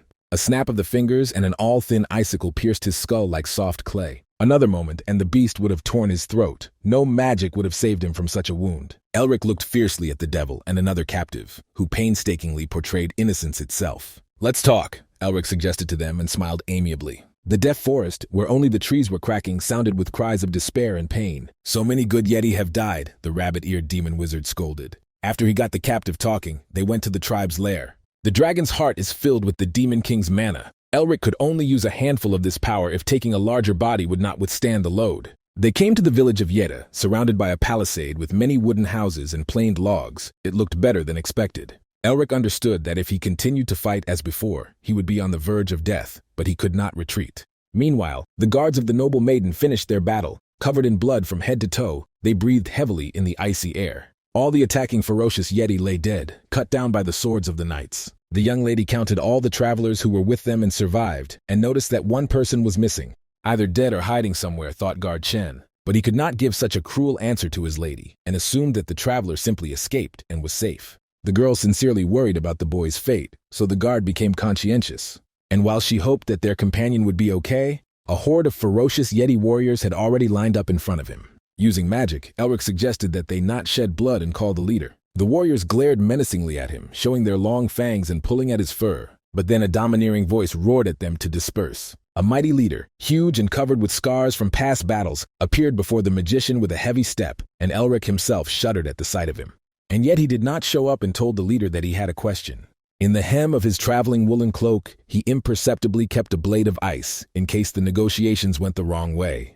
"Green eyes and blonde hair," the leader said, and asked his name. Elric Melvinger, the mage introduced himself, heard this huge Yeti tell him to follow him. The surprised guy did so. The leader told him about the legend passed down in their tribe about the king who ruled this mountain in ancient times. Elric glanced at Mepha, wondering if he knew what he was talking about, but the demon was silent. The legend said that the king of Yeta recognized only one person as a friend, a man with hair like the sun and eyes with emeralds, whose name was Melvinger. The magician was surprised to learn that his family was also connected with Yeta, and the leader told him about the human house that he promised to protect. There, the leader pointed his finger into a deep black hole where the last ray of sunlight was lost. Elric cautiously leaned over the edge of the crevice to the bottom of which not even a sound could reach. What kind of madman would live in such a place, he thought. And yet, when he directed his inner vision there, he caught something at the bottom. A strong current of air came from the bottom, which prevented even the Yetta's tenacious paws from descending. They looked at the house only when it subsided. Mephi smiled with the usual magic. The guy won't even be able to keep his body warm. With the current level of strength, it is impossible to descend, the demon sneered. There was a grain of truth in his words. The stakes and the truth are high, but if he stops there, he simply will not be able to take a step forward. Since the ancestors wanted to see the power of the descendants, it is worth showing them, said Elric, and stepped into the abyss. Smiling, the madman flew down with a stone. The oncoming flow of frost tore his skin from his bones as if with ice nippers. Mephi shouted in alarm for the guy to concentrate, but the vessel's death is also his death. The guy turned over as if trying to find support in the air. The fall seemed eternal to him. The house below was rapidly approaching, and he took a step. Every time he condensed his mana under himself, he slowed down his rapid fall. But even this was not enough to take away all the energy, so the landing was hard. When the dust and snow settled to the bottom, the sorcerer tiredly leaned back. And then he jumped up again and laughed devilishly, rejoicing at the success of his crazy idea. On the other side in front of him stood an ordinary wooden log cabin, Elric thought too simply. But when he stretched out his hand to the door, a purple seal of ancient magic appeared there. For a second, the wizard thought, and Mephi suggested that he translate the mana picture into words. The guy knocked on the door again and said Melvinger, the demon king, Yeti, the bread-eating squirrel, but nothing worked. If this is not a picture of mana, then it is something like a lock, which means there must be a key, he suggested. Of course, it dawned on Elric how he could forget about it, and took out his family locket. When the doors opened and the boy entered, a room more like a royal library appeared before him, a true temple of knowledge. Think only that a boy who hates studying in childhood, the first thing he does is pounce on books and starts to study them from the threshold, choking on saliva from delight. Mephi squealed and grunted that the winter sage lived here, so the boy immediately jumped out from behind the shelf. It is obvious that Mephi was hiding a lot. He knew about the family of magicians and the king of the Yeti. One book caught the mage's attention more than the others, a thin one with an elegant metallic edging and pattern. The story of Melvin Jarov was read by him. Destroying demons is the only responsibility of his family, said the guy, and opened the book. He heard the same words in his vision in the dragon's nest. If the prerequisites are fulfilled, he will become a vessel, and the debt passed on to the family will be fulfilled. While Elric read the ancient runes, they seemed to be filled with power. The runes entwined together and circled a green circle around him, getting stronger with each passing second. Eat demons, absorb demons, dry up demons, the voice of the source was heard. Keep doing this and accompany the descendant who swallowed the demon, appropriated the medallion and passed the test into a new era of magic. He was lying on the soft, fragrant grass that smelled of summer. The smell pleasantly tickled his nostrils after many days spent on the cold, snowy wasteland.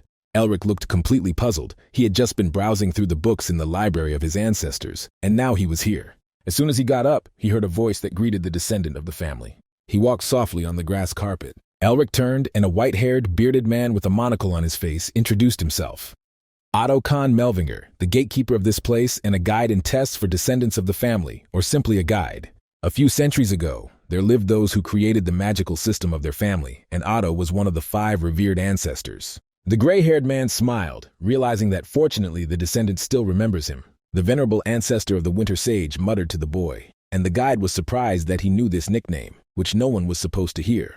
The magician wanted to point out his unwilling companion, but Mephisto disappeared somewhere. The demonic king of original sin, the guide was surprised to hear his name, and the boy nodded. Otto firmly grabbed the boy by the shoulders, obeying the impulse of joy and pride for the descendant whose first demon was Mephistopheles himself. At the same time, Mephisto scratched his long ears as if he felt that someone was discussing him. Elric asked Otto what task he was to devote himself to.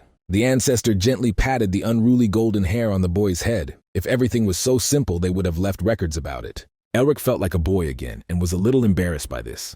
But it didn't last long. Otto invoked a spell and threw it at the boy, causing him to fly away. Duty obliges him to check each heir, and Elric has passed their test so that he can choose for himself. Stop at this, or turn the wheel of fate further. The guy suddenly felt how the millstone was spinning, that they could grind him to dust if he made the wrong choice. He will revive the family. The passionate desire remained unchanged, and Otto accepted him. To fulfill the dreams of his ancestors and to carve his name on the canvas of history as the most powerful magician of these lands, the boy swam out. That's what he always dreamed about, looking at the statue of his grandfather. Such is the will of his heart, Elric said, and took the seal of magic upon himself. At the same moment, the golden disc broke from his fingers and rushed forward. Otto watched this with pleasure. Then he happily slapped the air on the shoulder several times. Such courage was worthy of their distant descendant. The grassy summer meadow was again replaced by white silence. He moved to the mountains where only the wind whispered his story of the world. Stuja immediately latched on with hundreds of small ticks tearing the skin. Otto brought him to the training field, where he would be tested. The guy smiled. He always liked to test himself. The more difficult the test, the stronger he will be when he passes it. Otto was satisfied with his mood and pointed his finger into the distance. Elric did not immediately look into the darkness, only directing his inner gaze. There he felt the presence of the king of the icy mountains. The first and last ruler who managed to unite all the Yeti tribes and wanted to elevate his people. But in the end, his ego was swallowed up by his ambitions, and he became a demon. The second demon that the boy had to swallow stunned Otto's ego. Elric indignantly poked at the terrible shadow. "He will finish this creature," he shouted in surprise. "Swallow," calmly corrected Otto's ego. "From this moment on, he must absorb demons and take away their seals," the guide said. From lower emotions such as fear, regret, despondency, an ego is formed with evil thoughts and goals. This is the essence of demons. Each demon has a source in which his evil thoughts are contained. This is a seal. The sign on the ego's hand is the essence of Mephistopheles himself. "From this moment on, he will hunt demons and take away their powers," repeated Otto. "And as soon as he swallows the demon, all his abilities will pass to the new owner." The old man encouragingly patted him on the shoulder. It mattered, Elric thought. How much stronger can you become if you swallow such dense darkness? Without thinking for a long time, he rushed into the attack. Using flight and weapons, the breath of mana immediately enveloped him. The dark delirium dissipated like smoke. However, the boy did not know how to swallow the demon, not to dig into it with his teeth. In the place where the darkness was thickest, two red eyes of coal lit up. The demon recognized the mana of Mephistopheles and the cursed enemy from the Melvinger family. Elric was approaching. The movement of dark matter became sharper around him. And then tall and long-bearded warriors in helmets with deer horns appeared in front of him with round shields and sharp spears. These formidable warriors in skins on their bare bodies protected the king and were much stronger than ordinary Yeti, whom the magician had exterminated earlier, especially the chief voivode with a heavy sword on his shoulder. If Elric could use the seal of original sin, he would easily deal with everyone. But he did not know how to use it, and the king's guard issued a battle cry. The wizard concentrated, since this first test to use Mephisto's power would be cheating. Explosion. Ego's lips parted and a flash of flame burst from his hands. But death was already rushing towards him on the point of a spear.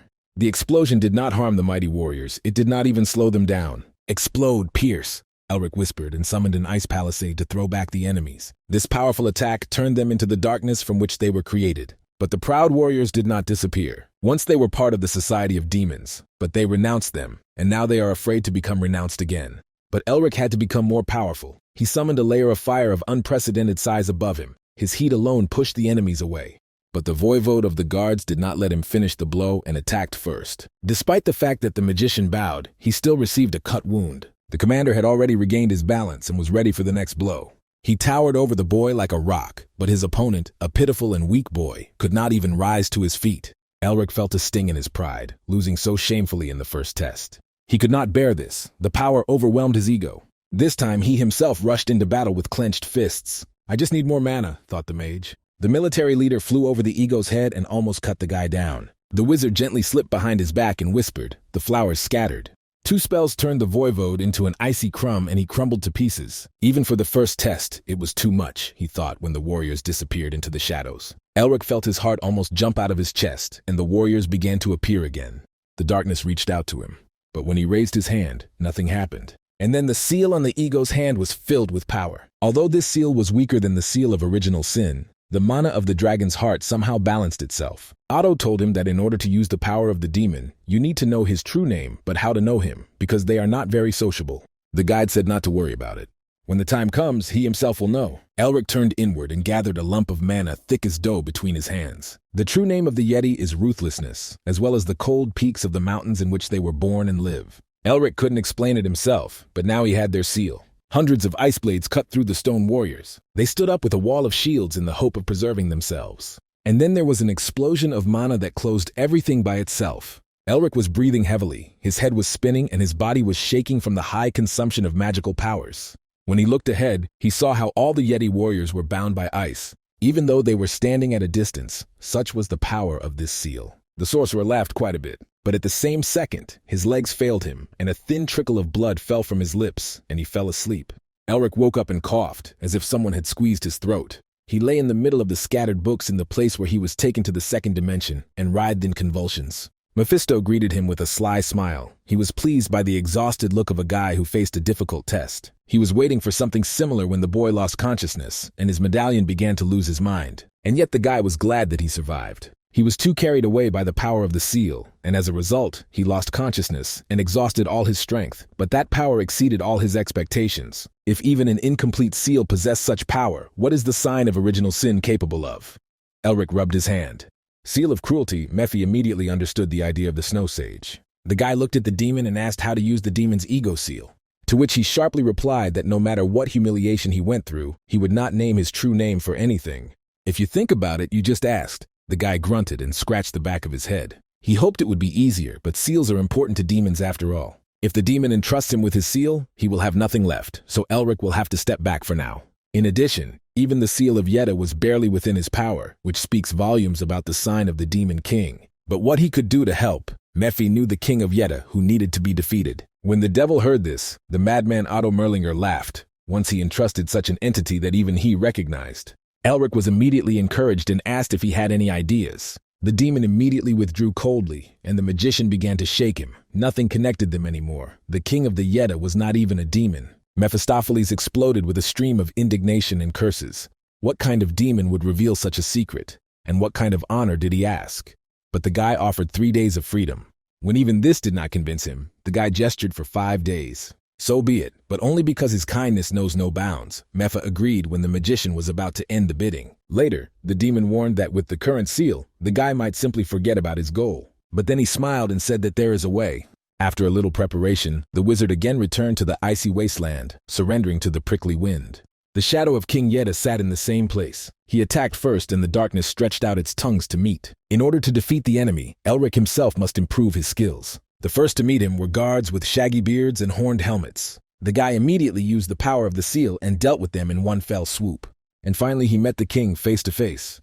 No matter how much he killed the guard, he did not feel that he had become better, and therefore he had to fight with the ruler of the Ice Throne.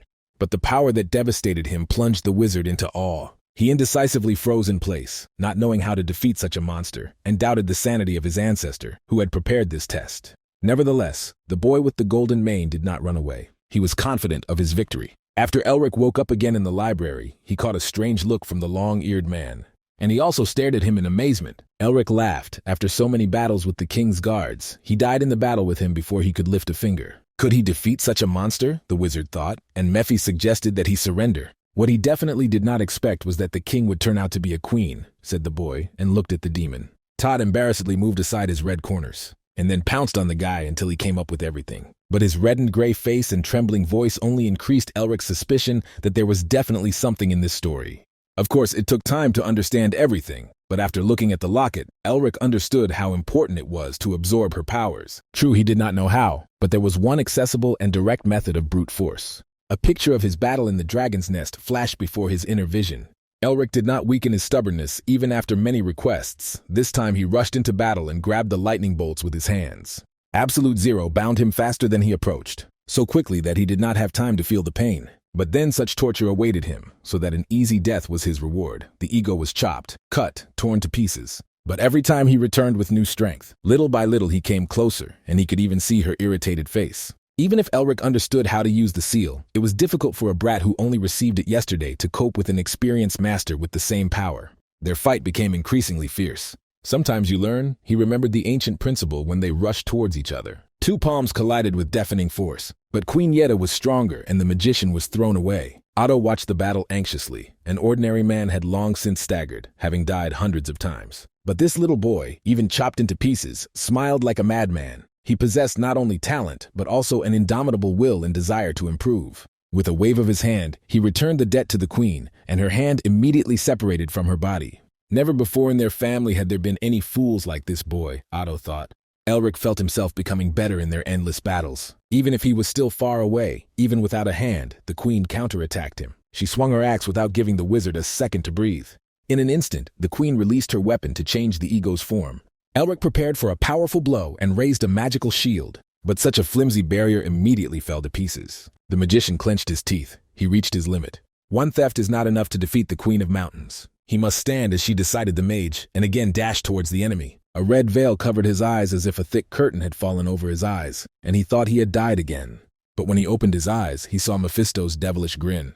The Queen of the Mountains was kneeling before him, and the demon told her to show what she was capable of. The vision changed again. Now Elric saw everything as if from the face of the baby Yetta, who was reaching for his mother. But it was held in the hands of a shaman in a mask. The Lord of all demons sent an oracle and told the shaman to everyone, "She will become their queen and ruler of the mountains." The shaman raised the baby Yeti to the sky, as if exalting him above the whole world.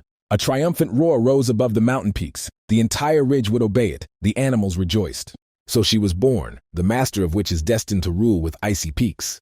Elric seemed to be immersed in her memories. She became the first person who managed to unite all the scattered tribes in the north, but her power over the ridge was not enough. The queen sought to restore the former glory of the mighty tribe. They were once part of a great demonic army. Clutching the axe tightly, she promised to return them to their rightful place. They came down from the mountains like an avalanche and pounced on all the neighbors, brought many people and demons to their knees. Her tribe was again recognized as part of the devil's race. The embers of her thirst flared only stronger, and she dreamed of becoming the lord of demons now. However, Mephistopheles turned out to be an impregnable wall for her, and the queen accepted the defeat with shame. She did not leave requests to hone the power of her seal and her true name. She was only one step away from being recognized as the Lord of Demons. Another fortress stood in her way. But then a voice from above urged her to stop. Mages and knights with an owl coat of arms and a book stood up to defend the fortress. An aura of power and greatness emanated from them, even stronger than that of the demon lords. She forever remembered these merciless emerald green eyes. Before the queen ordered to attack, the nearest warrior exploded, and then another turned into a disgusting red liquid. The knight went on the attack from the walls of the fortress like lightning. One swing and dozens of her soldiers scattered like a pile of dry leaves. The battlefield was sprinkled with blood, and the cries of the wounded, those who had never known the pain of defeat, trembled. They were shocked by the terrifying power of wizards never seen before. It was like a punishment from heaven. The blows split the ground beneath them. Her army was defeated, but the queen only tightened her grip on her axe. The battle cry echoed over the battlefield, bringing the Yeti warriors back into formation. But then their friendly howl broke off like dozens of strings merging into a monotonous tremor that made her heart stop. It was worse than death. Every warrior of her tribe, everyone with whom she grew up and fought dozens of battles, died. Otto Melvinger carved a bloody seal on her heart. That day the war was lost. The people burned their settlements and drove the Yeti back into the mountains. The queen let out a cry of despair, her mind clouded. People have everything you can dream about, but they prevent her from getting even a grain of what she wants, she moaned like a child. Ancient grievances and anger never disappeared from her heart, but through the darkness of the ages, Elric could feel her sadness. His ego debt will appease them, and he made a step towards the meeting. The queen, engulfed in darkness, also walked forward. And yet, deep in his soul, he understood and shared her pain, because he himself dreamed of the revival of his family, just as the queen thought of her tribe. After that day, Otto Melvinger settled in the mountains to watch over the queen, and after dozens of battles, they came to respect each other. But even so, the queen never broke free from the shackles of her greed and eventually became a monster. The magician clapped his hands, and the queen fell from Otto's hands. Elric came to himself again, saw the stream and let go of his ego. "So he is that descendant," said a rough female voice. Considering that the boy burned most of her mana and left Otto's hands, the words of Otto were not bragging. The Queen of Mountains smiled. Despite her indomitable will, she trembled with pain all over her body, and the guy apologized for it. But she rejected his pity. Even though the queen fell under the oppression of her ambitions, she was still a warrior. On the gray face, as if carved from stone, there was not an iota of doubt that their battle would soon end, and she had nothing left but regret for her fallen warriors. If it weren't for the obsession, she could just be happy about who she loves. Her battle cry rang out over the wasteland. With his inner gaze, Elric caught the demonic power enveloping her. His eyes sparkled with determination. She is still his enemy. The Queen of the Mountains, the ruler who united the Yeti tribes and their greatest warrior, and also the enemy whom he must devour. Holding back means showing disrespect, thought the wizard, and used the seal. They rushed towards each other like two hurricanes. No one wanted to back down and put everything on the last card. After the impact, the waves of forces dispersed in circles across the battlefield. Light and darkness entwined in a raging dance at great speed. Elric held an axe in his hands and adopted her fighting style. The ground under their feet trembled and cracked like ice on a river. The magician met her with his chest, swinging as it should. The queen answered with no less persistence. The skinny boy was thrown back by her power. Their axes clattered obnoxiously against each other as Elric deflected her blow. They danced in a whirlwind of stone fragments that cut the body. And again they rushed to each other like lovers after a long separation. The opponents froze for a second to breathe in the bristly, icy air. Both have reached the limit, and the outcome of this battle will be decided in the last rush. The queen used a secret skill that conquered many. Elich became her mirror image. Their palms collided together as if two glaciers had come down from the mountains. A terrible rumble filled the whole plain. Clumps of snow dust slowly settled, and it was not clear who won. But when a stinging wind blew and he revealed the truth, the magician punched a huge hole in the queen's chest. Her ghostly body slowly lost its outline in the darkness. And then Elich heard her low, broken whisper. Thanks fell from her tender lips, and he saw how two streams flowed down the queen's face, shining with the morning snow. The icy valley was illuminated by the warm sunset rays of light that broke through the dense blanket of heavy clouds. The wizard completely absorbed the power of the seal, but at the same time, it was as if a part of his heart remained. Rest in peace, he said, and beautiful spring flowers grew on her faceless grave. The guy had not fully recovered after the battle when Otto appeared and congratulated him on a brilliant victory. This is too much for the first test, grumbled the magician. But the guide only laughed. Elich cannot be called a family member if he is capable of such a trifle. And the guy understood why their family is considered crazy. And yet Otto was surprised. This test was supposed to delay him for an hour, or even 3, but he managed it in a month. Elich counted the days on his fingers and told Otto that he had become a magician 2 months ago. The old man snorted displeasedly. The joke was bad, and he didn't like braggarts. But when he understood from the guy's look that he wasn't joking, he laughed again and hugged him by the shoulders. And when he started to pull away, he squeezed him even tighter so that the old man's spiky beard immediately got into the guy's face. For some time, they sat silently looking at the forever gray canvas in front of them, and then Otto asked what her last moments were like. She was smiling, the answer sounded. As if he had finished his farewell, the young wizard politely bowed to the ancient ancestor and thanked him for everything. They won't be able to see each other often, he said with a smile.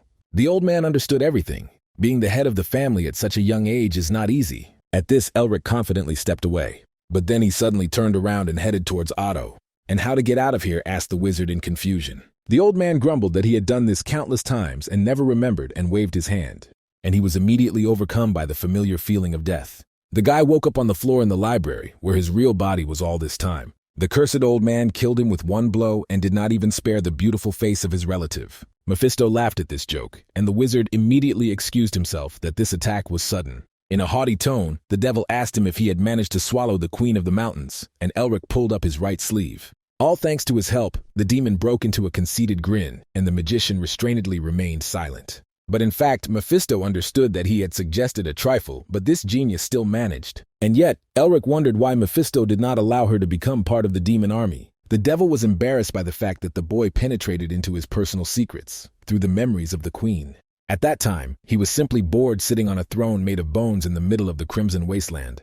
He heard that someone in the mountains said that he could become a demon and decided to take a look. Although her will and skills were good, she was clearly far from the level of a demon queen.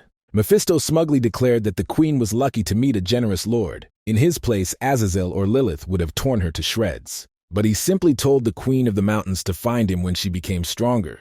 Elich was surprised that they had not seen each other again, and the demon hissed indignantly. And the guy understood what was going on. He filled the queen's heart with another. A shadow of sadness passed over the demon's face as he remembered the past.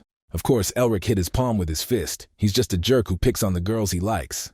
Therefore he has no one even after 1,000 years, mocked the boy, looking at how the demon puffed gray with anger. The century-old library rang out with youthful laughter and malicious hissing. What an interesting kid, thought Otto when he chased him away. He hoped that the Ice Queen forgave everything. She held the newborn Yeda in her arms and cried. Her entire tribe was exterminated by one man. From her cry of pain, the mountains burst, and the sky was covered with ice. Darkness engulfed the queen. She begged him for death, which was the only cure for this pain. The magician folded his hands in a ritual gesture. Now she could entrust her regrets and sorrows to this child. See you in the next life, said the ancient ghost. Let it be more beautiful than before. Even though the young magician had completed the test, he did not leave the library. An impressive stack of reed books grew next to him. He took out an azure ice crystal the size of a pigeon's egg. Otto ordered to take him and find the camellia god. This man with a flowery name would become his next teacher. Elich nervously scratched the back of his head. Of course he was going to be tested again. As long as you pass everything, you can get old, he thought, looking at the artifact. He must reach the level of the progenitor, Otto told him. Over time, he will find all the answers. The first Melvinger solved many problems and left many. They have prepared many tests for the boy to pass on the path of his ancestors. He just has to follow the instructions. This is a path that only Melvinger can take. Go and strengthen the winter, whispered the mentor. The quest was a simple one to take the egg to the camellia god, albeit an incomprehensible one. After listening to his story, Mephisto again fell asleep with laughter. He wants to recreate winter. The demon shared a guess with the young man. 4 heroes who hunted demons like him. Realizing that the evil spirit knew something, the wizard immediately jumped up and demanded to be told everything. The demon resisted, then the boy gave him 5 days of freedom, but how could such a trifle bribe the ruler? And then Elric agreed to release him completely from silence. The self-satisfied demon smiled and said he was preparing his ears. Previously, there were 4 forces that allowed his ancestors to strengthen the family. They were called according to the seasons of the year. Their characters matched the names, so the demons called them 4 seasons. Otto corresponded to winter, cold and prudent. Once someone like him stood behind the test, this meant that he wanted to give the boy the power that he possessed himself. To absorb the power of the 4 seasons means to be in the same line with the progenitor whom they revered. Elric hoped that he would be able to further subjugate seals comparable to cruelty, or stronger. Then the revival of the family will no longer seem like an impossible task, the impudent wizard smiled. But what is so important about this crystal since the camellia god himself wants it? Asked Elric. This is the core of winter itself, which grows in the deep bowels of the eternally snow-covered mountains. And camellia is a flower that blooms in winter, and it is necessary to take it to the northern temple. The boy was surprised to hear about the flower temple, which he knew from fairy tales. But he could only say for sure about this by looking at the records in the Imperial Library. But then he suspected that the demon was too talkative, and his aura of evil seemed to become brighter. The demon did not hide his joy. Even though the boy noticed that he had returned some of his evil power after the test, he still wouldn't do anything. The little man has no other choice but to pass trials and become stronger, thought Mephisto. Elric also felt it every time he increased his strength. The demon inside him also grew stronger. With his own hands, he contributed to the revival of the demon lord who would bring chaos to this world. Mephisto liked the boy's worried face. Although he himself was not comfortable with the thought of allowing Melvinger to become stronger, his own recovery was more important. But then Mephi completely shuddered because Elric grinned greedily at his thoughts. When all the preparations were completed, he left the winter house and in one fell swoop climbed to the top of the crevasse, although a month ago it seemed incredible. The first thing he did was look into the village of Yeti to find a guide, and just to see the furry ones to whom he became attached and get to know their queen better. But he found only ruins. Houses turned to splinters, the snow turned crimson, bodies that had cooled down long ago lay everywhere. They were killed by a long, painful death, Mephisto said, surveying the carnage with an experienced look. Even his demonic essence was impressed by the committed atrocities. Elric felt himself as if he had been thrown into a pit with spiders, snakes, and other abominations that were now crawling and clawing at his soul. He killed the Yeti himself, but only out of necessity. Maybe it's because he absorbed the power and feelings of their queen. Elric breathed heavily in an attempt to calm down, and then his hands began to dig hard snow that he managed to cover himself with. It was Mingma's thick reindeer fur hood, the chattiest Tuesday in the world. This was the first seeker who met him in the guild and accepted him into the group. A child who is always chattering about trifles and never gets discouraged. And yet this is the work of these animals, the mage realized, looking at the frozen corpses sticking out of the ground like statues. Too lousy even for him, Elric thought, and the whole world lost its color for him for a moment. They ran again on the ice sheet, a thin crust of ice that freezes on a soft blanket of snow during the day, which made it difficult to run. The young lady's legs kept getting tangled after falling into the deep snow, and she was completely exhausted, as if her body had been filled with lead. Faithful guards ran up to her. For a whole month they wandered in these forests in search of an ancient grave and were pursued by murderers. But despite her deadly fatigue, the daughter of the Blue Lion did not want to be a burden to everyone. Chen believed his mistress and followed her, but now common sense clearly left her under the weight of their burdens. Many innocent people died at the hands of the killers sent for her. Clutching the scroll in her hands, she did not want their deaths to be in vain. The young lady unfolded the tattered map in her hands and once again trudged through the snow in search of an ancient grave. The frost has long gnawed at her cheeks, the thin velvety skin has weathered and the wrinkles have deepened on her emaciated face. The Blue Lions of the Weil family were a large family and lived in a huge castle, in which the young lady spent her life endlessly listening to the whispers of the courtiers behind her back, who doubted her strength. And because in order to justify her position, she endlessly exhausted herself with training in complete solitude. But everything was in vain. The girl did not have special talents. Despite this, she trained until late at night when only the stars were her silent witnesses, and then her father came. Hermann Weil is tall, full of strength despite his old age, majestic as a real ruler. He regretted that his dear Isabelle had to bear the role of heir so easily, but the girl blamed only herself. "My dear, there is no need to follow in his footsteps and become a Blue Lion," her father told her gently. "She is not the Blue Lion but the respectable daughter of their family. Besides, he's still in good shape, his father boasted, showing her his muscles. His hair as black as a crow's wing shone in the light of the moon and stars. He promised Isabelle to continue pursuing his dream of becoming the best swordsman on the continent. 2 drops of dew involuntarily appeared on her soft lilac eyes. And then she smiled like good girls smile so as not to upset their parents. But later, an alarm hung in the empty corridors of the family palace. The father did not wake up. The doctor said that it looks like a disease of blood vessel blockage. The flow of mana lost its channel due to excessive efforts of the patient to use the aura. Soon his muscles may atrophy. In order to heal the father, it was necessary to restore his raging mana stream. That's the only task akin to combing a hurricane. Isabelle listened to the doctor's words echoing to her ears as if from the bottom of a deep well. Magical artifacts can help, said the doctor. Since then, she has been racing across the continent like an arrow, accompanied by her loyal guards. In desperation, the girl turned to the magic tower for help, but they refused her from the threshold, referring to the fact that their items are useless in such cases. Then she rushed through the continent, looking under every stone, but the search was in vain, and so she ended up at the edge of the earth. The tired traveler listened to the gossip and fables of the same vagabonds as she, until she got hooked on the legend about the tomb of the only King Yetta. Despite the fact that it was just a local legend, Isabelle listened to them attentively. The girl grasped this story like a drowning man clutching at a straw. I began research, read the archives, and Isabelle still found out that the grave existed, but rumors about her search reached her treacherous uncle.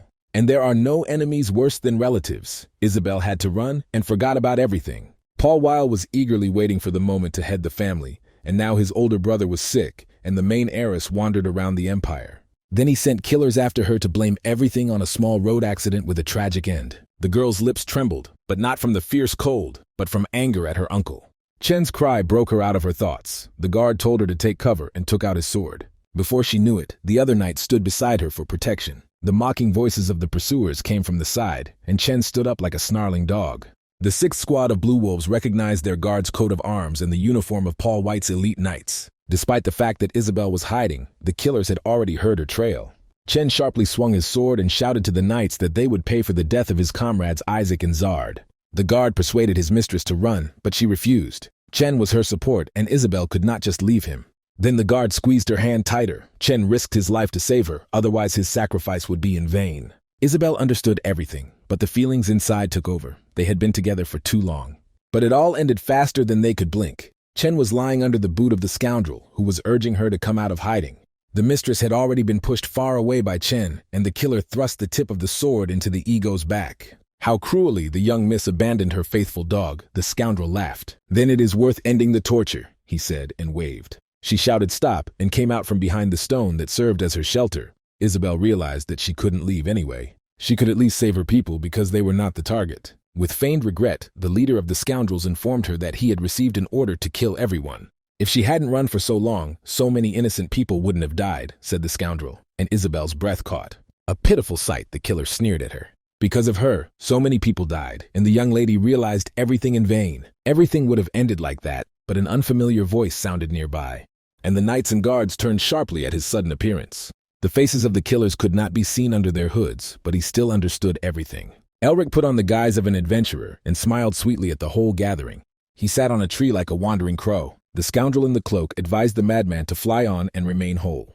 But Elric, on the contrary, burst into the thick of events and jumped from the height of the fortress walls. The knight noticed the effect of magic and staggered away from the unknown enemy. Isabelle was no less stunned by such an appearance and asked if they were all right.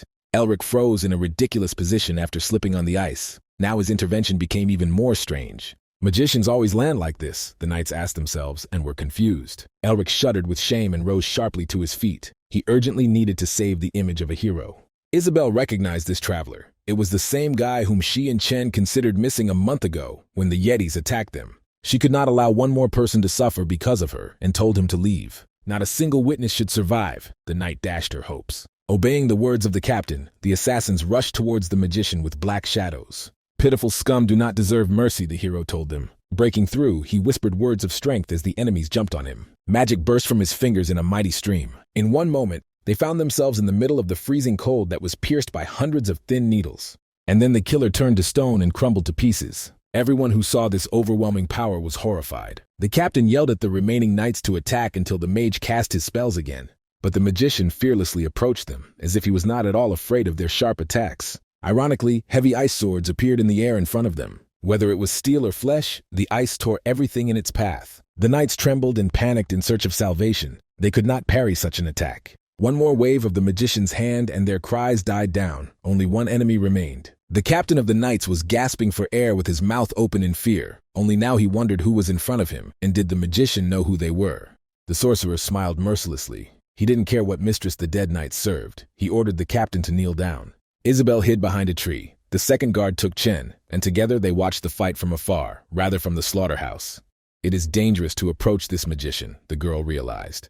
The captain of the knights gathered all his strength for a dash and swung his sword. Elric noticed that his movements were indeed very fast. Isabelle yelled at the wizard to stay away. Elric did so, applied a strengthening spell and broke the distance in 2 jumps. And then he struck with a split spell and raised an even palisade out of the ice. But the sharp teeth did not stop the captain of the knights. He dodged this direct attack. His aura-enhanced sword cut his way to the wizard. But when he already thought that he had reached the enemy, a thick block of ice grew in front of him, which the sword did not take, but bounced off with a sound. Elric gloatingly ran his hand through his hair and grinned as he toyed with an enemy whom he outmatched in both attack and defense. The killer realized that there was an insurmountable rock in front of him and trembled with all his heart. The last shell fell from above and drove the scoundrel's head into the frozen ground. Elric didn't even look at his body. No one would have survived such a hit. The guards froze in indecision just because an unknown mage destroyed an entire squad of knights and didn't even break a sweat. Isabelle was also surprised. The guy looked about her age. How could he be so strong, she asked herself. In terms of power, he was not inferior to Tasha Nerister, but Isabelle had never heard of such a wizard. Now that the fight was over, Elric let his feelings come to the surface. He remembered the people with whom he walked and whom he recognized. All of them were dead. The only thing left on the magician's face was deep regret that he had not come earlier. Mephisto tore him away from the pensive. Save people were staring at the boy so intently that even he felt uneasy. But what can be done if the hero did not come up with an epic phrase for this scene and hesitated to answer? Meanwhile, the anxiety on the faces of the survivors reached its peak. Long time no see, the insanely strong mage smiled shyly. However, Chen, despite his wounds, did not remove his hand from the sword. He relaxed early. Who knows what the dangerous wizard has in mind? Isabelle answered first and knelt before the savior, a gesture of supreme power that only a nobleman could afford. Elric himself was surprised by such a reaction. A simple thank you would have been more than enough for him. But the young lady gestured to her guards to do the same, and they again thanked him for saving him. It wasn't every day that noble people knelt before him, so Elric begged them to stand up immediately. But this happened to the vain demon just in time. The girl got up and, without taking her pure lilac eyes from the magician, asked him for a favor despite the rudeness. Elric hesitated, and then Isabelle grabbed his hand and asked him to serve her for a fee. A small sun flashed in her hand and played with rays in the magician's emerald eyes. The full moon illuminated the way for travelers as well as the sun. A carriage drawn by a pair of horses creaked along the road. Guard Chen was the coachman. The 3 inside kept a tense silence and did not know what to say. But despite all his efforts, Elric could not hide his oppressive greed. The demon growled at him to try better. But what can be done if a gold coin in his pocket warmed his chest more than the sun? This is not just a coin, but a blue lion cast from gold of the highest grade. It was pleasantly dragging the hand to the ground. So Elric understood that before him were the ladies of the Weil family, although he did not delve much into the noble families. This origin explains the elegant features of the beauty, which have not faded even from a long journey. A lifeless flower of the Weil family, Isabelle was beautiful and noble enough to claim the role of crown princess. But she was rejected because the evil rumor called her a lifeless flower only because she was not born with special talents. A lion without sharp fangs and claws is more frightening than a formidable predator. Rumors reached the walls of the Euston Academy that after the breakup of the engagement, Isabelle became a recluse in the ancestral castle. And now this noble girl obediently waited for his answer. Elric introduced himself under the false name Rick and bowed politely in her direction. It was an honor for him to meet such a noble person.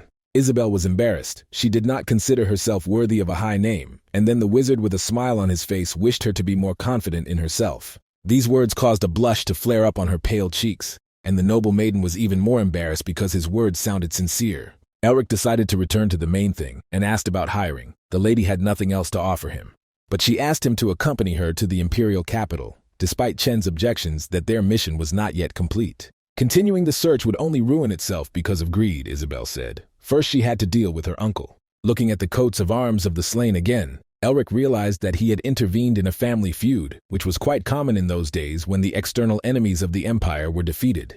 Elric thought he was told about Herman's illness because it was similar to his blocking disorder. Helping the head of a great family in a difficult moment is the same as making him your debtor, a selfish thought flashed into the wizard's head. If the revived house of Melvin becomes an ally of the Blue Lions, the picture will turn out beautiful in the eyes of society. Isabelle anxiously looked at the guy who was quietly whispering under his breath and grinning greedily. Seeing his hitch, the young lady decided that such a fee was not enough considering the wizard's skills, and offered twice as much after arrival. Elric turned away from his plans and looked at the golden sun in his hands. She took his long silence as a refusal and wanted to return the fee. But with unexpected enthusiasm, the magician firmly grasped her hand and agreed to accompany the dear client. So they ended up in the cramped cabin of the crew and involuntarily listened to the dull screeching of the wheels. Mephistopheles was perplexed as to why the boy agreed to work for money, because countless treasures lay in the family shelter. The demon hardly understood the need for people to drink food and blood. Right now, Elric didn't have a penny in his pocket. He was lucky that he could talk to the ghost with the help of voice transmission, spending only a fraction of mana. Mephisto was simply tired of boredom, then taught this technique to a young man who could be understood for hundreds of years as he languished in solitude. No wonder he was so exhausted by the spell of silence, the wizard laughed. Isabelle looked anxiously at her eccentric companion, who was staring out the window and periodically grinning. But the guy didn't say anything. Maybe he wasn't happy at all that he was hired, the lady doubted. But still she needed his help. If Uncle Paul sends his elite knights after her, she will not have a chance to win. Their carriage drove non-stop all night. Paul White's castle was an indestructible fortress, whose towers scratched the sky and allowed to see the entire domain around. Despite the late night, light poured from the narrow loopholes. Before the Duke, a man bowed to the ground on his knees. He brought bad news and knew what was waiting for him, but still hoped for the mistress's mercy. He was indeed merciful, but in his own way, the Duke's hand grabbed the sword with an imperceptible movement. The servant's head rolled away like a game ball. The Duke was already thinking about where Isabelle could go. The servants carried the body and reported to the hostess that the niece had left the ice peaks, and judging by its direction, its path lies to the capital. The leader of the squad of Blue Wolves, Hilton, stepped forward. He knew that Isabelle would most likely try to contact the Duke. A pitiful and stupid girl hopes for negotiations. The Duke sneered contemptuously and returned his sword to its scabbard. They only have one chance, the Duke told him menacingly. And the knights fell to their knees. The will of the mistress is the law.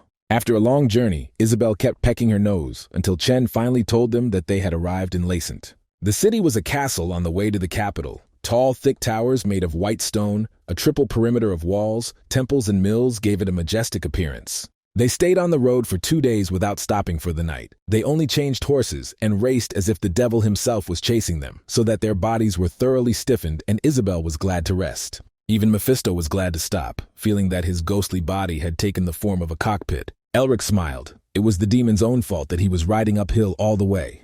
However, at the gate they noticed a guard of knights in blue uniform with a lion emblem on it. Dark-cloaked figures carefully inspected each traveler and their cargo despite their protests.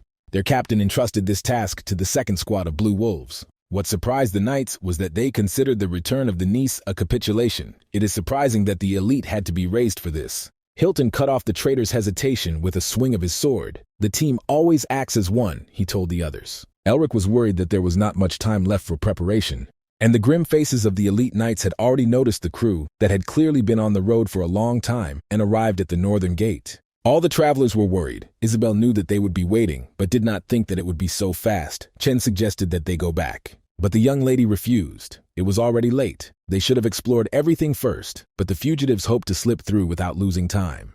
But now their hopes were dashed because the knights were already pointing fingers at them.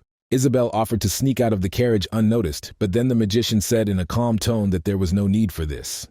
Transformation, he spoke words of power. The young lady shuddered at the terrible sight. They were driving through night elephants who looked directly at them and could rush at any moment. Fortunately, Elric's illusion magic worked flawlessly, and the carriage entered the garden. Here they were awaited by narrow and elegant fortress streets with rich benches, guilds of seekers and taverns. Isabelle wondered in amazement what kind of magic it was, and Elric explained that he simply put on a fragile shell of illusion. The noble lady politely thanked him for saving him, and on this, they decided to part for a while. Rick wanted to settle his affairs, and the girl needed rest. On the way, Mephisto grumbled that the boy could simply finish off all the enemies, but the wizard decided to be careful because he did not know the exact number of enemies. The demon snorted. All these were just excuses for his laziness and studied the benches with food with interest. In any case, wasn't the boy supposed to rush to the academy? The ghost wondered. Of course, even if so much time has passed, the past has not been forgotten. But first it was necessary to find out what was there with Barrack before touchingly reuniting. Elric smiled. The demon was not envious of the person targeted by this madman, but his gaze involuntarily fell on the playing children. Someone was a magician, someone a knight and an archer. Even such a scum oozed something similar to mana. The ghost was surprised. The aura chain, the demon did not catch her appearance, said the wizard. In ancient times, mana was available only to selected magicians, but then a way was discovered that even ordinary people could absorb it with their bodies. Mages used circles of power in their hearts. At the same time, martial arts masters strengthened their bodies by wrapping themselves in chains of mana. The power of magicians is determined by the number of circles in the heart, 6 for a magician, 7 for an archmage, and 8 for a saint. Warriors are divided into ranks according to the number of links, from 1 to 5. For example, Lady Isabelle has only 1 link and she is a novice knight. Usually there are 5 of them, but there was one person who went beyond these limits. Elric spoke up. The Golden Lion, the strongest creature on the continent, according to legends. Mephi snorted contemptuously again. People always think about themselves as a bride. But Elric objected that the name was a match for the owner. The Golden Lion is equal in strength to the progenitor of the Melvingers, said the boy when they arrived at the place. The demon's eyes glittered with excitement. The story of the great warrior fueled his ego's thirst for battle. Elric ran his eyes over the newspaper headlines in the kiosk. The old bald raven again thought of something. The first thing the wizard bought up all the newspapers for the last month was to get up to speed. The flattering dog Riven again licked the boots of the future dean. He was still unable to get into the hospital guarded by the Nearester family. All Barak's hopes were connected with the rights to the dragon's nest. If he received them, he would definitely be chosen as the dean of the academy. Otherwise, all his efforts would be in vain. Riverne diligently polished his master's boots with cheap flattery. At the same time, Sean Nearester had been besieging the royal hospital in an empty ward for a month. He was pressured from all sides. Sean took the side of the boy who did not even graduate from the academy and opposed the famous professor. He was considered a traitor. A nervous laugh came from the red-haired boy's mouth. Most of all, his sister, who came here every day, twisted his hands more than anyone, and it's been a month now, and his best friend still hasn't deigned to appear. Sean looked worse than a homeless rag from the market, but he long ago decided for himself that he would see the matter through to the end. Once he bet everything on one horse, there was no second choice. Judging by the number of vile custom slurs directed at Elric and his friends, it was not easy for Sean to understand that the magician was reading the press. The old raven skillfully manipulated public opinion by portraying nobility itself. Elric smirked gloatingly. The higher the bald crow flies, the more painful it will be to fall, thought the wizard. But Sean clearly needed support. But before Elric decided this question, the evening darkness was dispersed by a bright flash outside the window.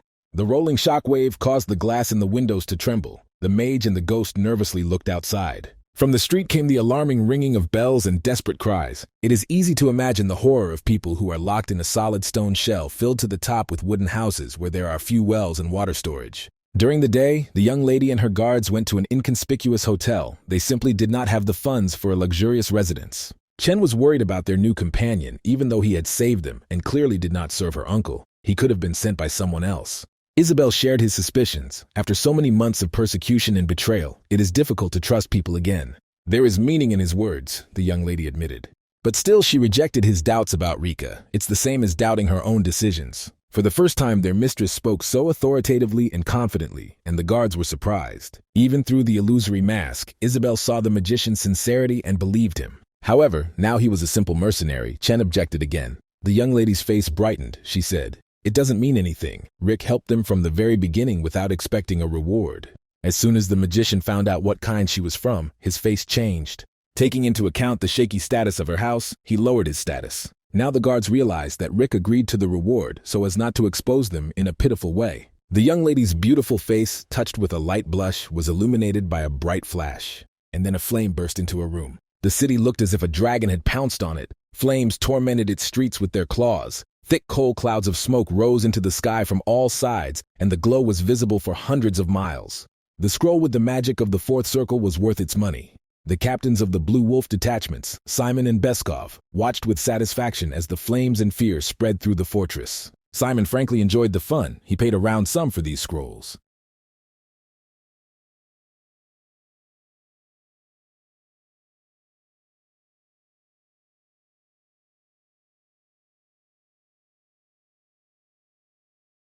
He told Simon to be on the lookout for 3 opponents, and there could be a magician among them. Simon carnivorously licked himself and advised his associate not to inflate the problem. Even he could kill everyone from the 6th squad with his eyes closed. When the flame flared up properly, They gave the order to the knights to find her and take her alive, to kill all the others. Isabelle woke up on the floor to the heavy, acrid smell of the fire and called Chen and Ed. She did not understand what was happening and almost could not see anything because of the smoke. The hotel almost collapsed from the explosion. Screams of wounded and panicked people could be heard from the street. Women's voices and calling their children, they rushed like chickens in a hen house at the sight of a bald man. That's what her uncle wanted. Isabelle was horrified by a waking nightmare when she was called again. The new explosion threw the girl aside and almost burned her to the ground. Chen shouted from under the rubble of the walls, urging her to flee the city immediately. But instead of fear, she was filled with rage because of her own powerlessness. The girl tightly gripped the hilt of the sword that was lying next to her. She wanted so badly to resist the scoundrels and save all these people, but she had neither the strength nor the skills to stop them. And yet she got up. Rick told her that she was more than worthy of her family, and the girl did not want to give up. A new flash of light was rapidly approaching, and Isabelle strode toward it, raising her sword. Gray hair fluttered in red-hot streams of heat, and lilac eyes overflowed with determination to fight to the last. The echo of a new blow swept through the narrow streets of the fortress. Isabelle squinted tightly against the bright light, but the pain did not follow. When she raised her eyelids, it was as if she saw snow, as if winter had come to La Senta from the far northern peaks. A blizzard instantly fell on the houses engulfed in flames around them. The air rustled from the strong frost, and in an instant, the deadly fire subsided. The girl breathed in the winter in amazement and could not believe her eyes. He stood in front of her in the bright glare of the ice fragments that covered everything around him. The wizard didn't say anything and rushed forward, untamed like a blizzard. What kind of knights are killing civilians? He was horrified by the sight he saw under the snow. In the dark corners of his soul, a demon smiled. It was difficult to get the good guy out of himself, but now he was engulfed in anger like the fire that the scoundrel started. Elric flew to the roof of the old mill and easily found his numerous enemies gathered in the square. It seems there are more of them than before, and they are stronger, smiled Mephistopheles. The wizard looked around. The streets were crowded with alarmed citizens who left their homes and ran to the gates. He had to fight so as not to hurt them. The demon offered to drop everything and run away. Noblesse oblige, the position obliges, answered Mag. That's why in every war the Melvingers went into battle at the tip of a spear. His emerald eyes flashed ominously. Elric made himself known, showed his strength. The air around him was electrified with mana. Simon scratched his head in displeasure. Their opponent was a strong magician, possibly from a magic tower, which promised trouble. Beskov knew all the members of the tower, but he saw this wizard for the first time. The knights decided to get rid of the mistress and run away so that nothing else would happen. Meanwhile, a few blocks from Elric, Isabelle remained alone. The girl heard footsteps and rose to her feet, but her uncle's killers have already jumped on her. At the same moment, the magician appeared next to her like a thunderbolt in the middle of a clear sky and offered her his hand. Despite the desperate situation, the lilac-eyed girl did not lose her determination.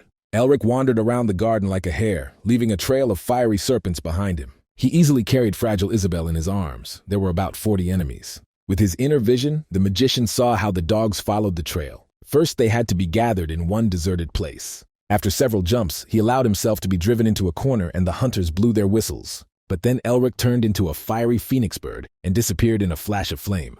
The sorcerer easily bypassed the killer's curtains, and Isabelle kept screaming at his sudden movements. It was worth giving due. The knights deftly swung over the walls and roofs of houses and did not lag behind them. But in an instant, the girl disappeared from his hands. The hunters drove him to a small closed square with a fountain and surrounded him from all sides. Simon put his crooked sword on his shoulder. He stepped forward and asked where the girl was. For the first time, he hunted a mage. "What a fool!" exclaimed the magician, as if he could take it and tell it like that. "But what else do they expect from a pack of rabid bastards?" Elric smirked. The knights flashed with chains of aura, so that the guy had to close his eyes. He spent a lot of mana to put out the fire in the city. Fortunately, after absorbing the seal of the Yetta, the mana reserve in the dragon's heart increased, but the body may not be able to withstand the increased load. There, in the shelter of the Melvingers, he could afford the luxury of dying again and again, but now any mistake could be the last. 40 people who act harmoniously despite the fact that their opponent is one person. Elric decided that the first thing to do would be to finish off their insolent leader and took out a battle axe.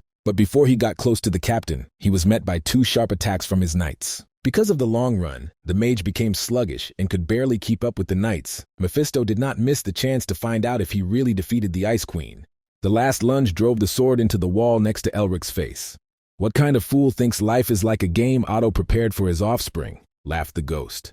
The guy told him to shut up if he didn't want to help, and at that moment the captain of the knights attacked him himself, forcing everyone to stand up. Simon sneered at the mage who had run out of his bright magic once he got into close combat with the knights. Elric lunged, but the knight parried both attacks. "And that's all he can do." Simon got excited and laughed. The crooked scythe of the ego cut no weaker than the axe. Elric was already suffocating from the multitude of movements and could feel himself weakening. A bright flash blinded the area as the mana collided with the aura again.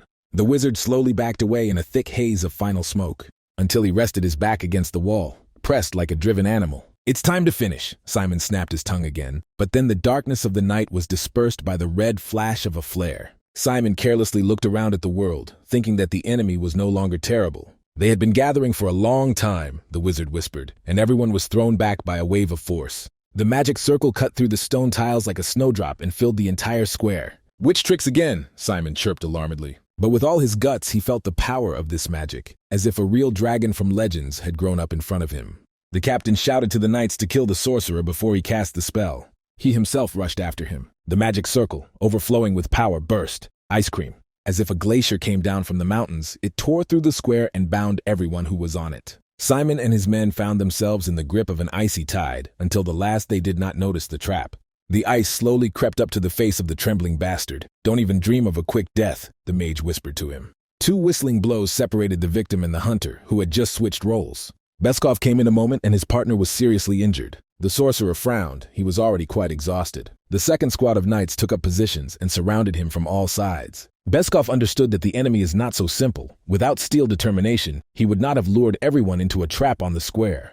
The magician should have felt himself in the west, but instead he smiled. After that, Beskov hesitated. The enemy might have other trump cards up his sleeve. He offered the stranger a deal, a life in exchange for a girl. The magician smiled again and answered the enemies that he had nothing to offer them for his life. A wave of freezing cold bit their faces. "Knights who refuse the code of honor do not deserve mercy," said Elric. Beskov was the first to attack and ordered everyone to strengthen their bodies with aura and maintain formation. Dull put a magic spell on the crooked sword ego, but the violet clot of the curse was thrown away, and the boy hurriedly turned away.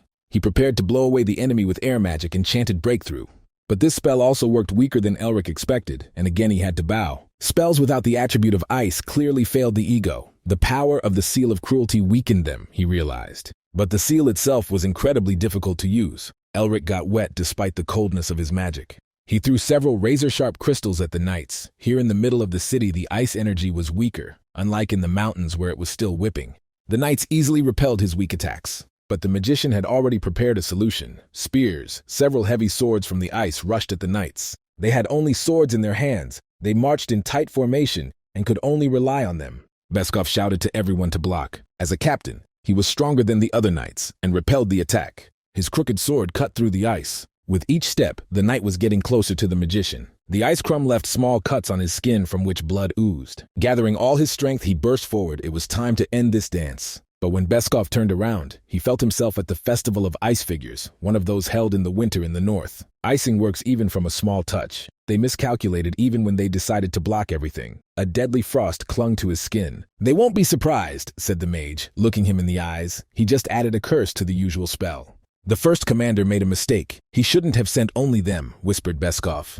He wanted to utter his death threats, but Elric sent his head rolling down the bridge. He wished the killer a happy road to hell. A grimace of horror froze forever on the cursed knight's face. They took a position on the fortress wall and saw how a glacier grew in the middle of the city. Simon barely hid away, held his tail, and gave his men a scroll with a fiery rain spell from the sixth circle. Beskov bought the rest of the knights time, but they could not simply run away in disgrace. He ordered them to run until their feet were covered in blood and spread the flames throughout the city. And if that was not enough, let them cover their bodies with fire. "Since they still don't know where the girl is, let the whole city turn to ashes," whispered the madman. The demon and the man assessed the scale of the spells. Mephisto was delighted. He had not seen such a warm-up for a long time. "They planned something beautiful," the demon whispered to the boy. As soon as he scanned everything with his inner gaze and the magician understood everything, he immediately soared into the sky like a bat. "People are the only ones who can surpass demons in madness," laughed Mephisto. "But they are so good at pretending to be good," he grumbled. Elric felt that there were 3 more enemies left, but he did not see a single one. But the scroll in their hands was much more important. "The magic of the sixth circle will incinerate the entire city with its inhabitants." Elric was rushing like a black shadow, prowling like a dog that had picked up a trail. "Too late," the madman whispered, laughing at the magician's efforts, the parchment quickly smoldering in his hands. The wizard didn't really have time, but Simon's hand suddenly separated from his body. Elric noticed this back in the northern mountains, but the girl is truly fearless. All this time she hid under the cover of a scroll of secrecy. All her life the girl considered herself weak and untalented, but only that she proved that she is capable of making one decisive swing. Sometimes you don't need to be super strong to save people. Lilac Eyes looked fearlessly in the face of danger. The frostbitten and armless bastard grabbed a dagger. "Freeze!" whispered the mage, locking the knight in ice. Elric held out his hand. He was quite tired of this battle. Simon laughed. He croaked with 2 more to go. And while the magician and Isabelle are busy, Simon's subordinates are already in the right place. Although he defeated them, the Blue Wolves will not disappoint the master, the killer snorted. He reveled in his last revenge on the wizard and this world. But the guy just smiled sweetly. He already took care of everything. Elric knew that Isabelle would take care of the enemy and calmly pursued the other 2. Before they parted, he managed to cast a spell and pierce the fallen knights. Now all their trump cards are beaten, he told the stunned criminal. It was just a joke. The scoundrel gritted his teeth. He refused to accept defeat. The dog without honor immediately began to beg the lady to spare her, because she has a kind heart. After all, they didn't want to kill her. They just wanted to scare her a little and escort her to Mistress Weil. The girl's tender hand only tightened her grip on the sword hilt. "The shame of the Weil family can only be washed away with blood," she said, and swung her blade as she had done hundreds of times during training. Giving in to her feelings, she killed a man for the first time. Not the best behavior for a noble lady, and the girl was embarrassed. But Elric didn't mind. Although Isabelle assured her that she was all right, she was shaking from the shock of the night she had experienced. The mage stretched out his hand and shared the warmth, spent the rest of his strength, but it stopped shaking. Isabelle asked to leave one prisoner alive. She had never felt this way before. The knights of the family shunned her, considering her untalented for the heiress of the family. She was considered only because her father's shadow covered the girl. Her uncle's Blue Wolves treated Isabelle differently. Some despised her more, some less. Their piercing gaze always made her shiver. Contempt is what they rewarded her with, and now someone had to convey the words of the heiress of the family to Uncle Paul. Never before has this girl, as fragile as a lilac, declared so resolutely about her rights to the inheritance. But now she has a powerful ally behind her back. Finally, she understood that this was a borrowed power. Rick broke the ice and let the messenger go. "I would like Isabelle to have such strength as he has," Elric encouraged the young heiress with a gesture. She showed herself as she should. She will no longer feel sorry for herself. There are other ways to gain strength. Rick asked the girl what's next. Isabelle answered cheerfully in Carnoy to build a new plan for his father. She was thinking of gathering the old vassals who were owed to her father and conscripting them into the fortress.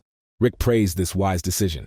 It would have been easier if the mage had joined her, but the pride of the Blue Lions prevented him from enlisting his support. They were in his debt anyway. Isabelle did not want to leave like that and hesitated, and then the wizard handed her a bundle of letters. They were written in fine print, like a scientific thesis, she thought, as she looked down at the pages. The magician could not promise her anything, just that her father's illness was similar to his. "But maybe he will cure him," said Rick, and smiled encouragingly, and the girl's mouth escaped a surprised cry. Later they found Ed and Chen, and the mage healed their wounds. Before explaining everything to them, he had to apologize for hiding his identity. The magician called his name and tore off the mask of illusions. Elric Melvinger, the current head of the ancient clan, Duke Shining Stars, appeared before them.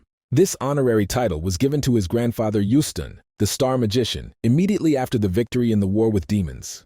The title is not owned, but one name was already worth a lot. Isabelle recovered quickly. She was already shaken enough today. But shouldn't he be in the hospital now, which the whole empire has been making noise about for a month now?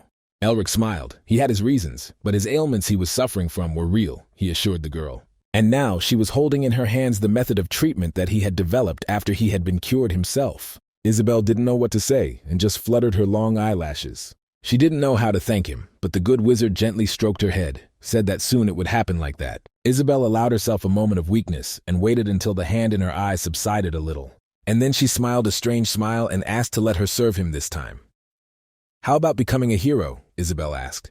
Dawn had already broken over the destroyed city. All night long, people were helping the wounded and clearing the debris. Fortunately, there were not so many of them. "Now he has gained a formidable enemy," the demon grumbled quietly, but the mage just waved it off. It would have happened anyway. He had killed too many of Paul White's men for him to simply fall behind him. In addition, his magic is too noticeable, so when he returns to the academy, everything will become obvious. The people of Lassenty waved to him amiably and smiled despite their fatigue. Thanks to the help of the Blue Lions, the restoration of the ego at home will go faster. The demon smirked at his thoughts very well. The boy not only knew magic, but also turned out to be a good strategist.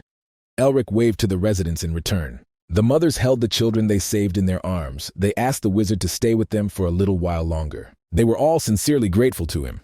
Another person from the crowd came this morning to express his gratitude to him. Elric glanced at the guard and asked why the trace of guilt did not leave his face. Chen put his hand on his heart and tremblingly, as true knights do, vowed never to forget his kindness. Elric was embarrassed by these words, and the demon teased endlessly that everything this boy did was out of self-interest. The magician moved the arrows and asked the guard what he would do next. As a member of the Wild clan, he promised to help the residents of the city who suffered because of them, and then return to the lady in Karnoi. Great. Mephisto grinned again. They want not only to inflame the public mood, but also to spread the truth about her uncle. The position obliges, Elric repeated mentally again as he said goodbye to the townspeople. A pitiful excuse, snorted the demon when the mage left the garden in the rays of the warm daytime sun. It's time to return to my alma mater, Elric thought, and headed to the academy. At the same moment, Rivern, the obliging rascal, bowed as low as he could, a little more, and he would surely have kissed his boots. Barrack croaked angrily and flapped his wings like an old raven because his henchman never got the rights to the nest. He threatened to remove even the young Professor Narrister from his post. Barrack twitched his mustache nervously. Whether it was a bribe or a threat, Riven could do anything but get the rights. "Move!" he barked, and the obedient dog disappeared from his office, slamming the door. There are only 3 days left until the dean's election, and if he doesn't get a research permit for Barrack, it's all over. A late guest in his office waited until the newspapers with headlines hateful to the professor burned out. He smiled ominously as he stretched out more comfortably in his chair. Finally, the academy decided to cooperate with them. "And how do they intend to make him dean?" asked the old crow. The guest replied that all preparations have already been completed. Only the professor's consent is needed. But Barrack repeated his question. The long-haired man with the snake face smirked again. If the professor doubts they can make a deal with others, because he is not the only candidate for the role of dean. Barrack could not allow this, so he asked what was required of him. "Nothing special," whispered the snake. "Just to support Siesta. These are trifles compared to the fact that he will become dean."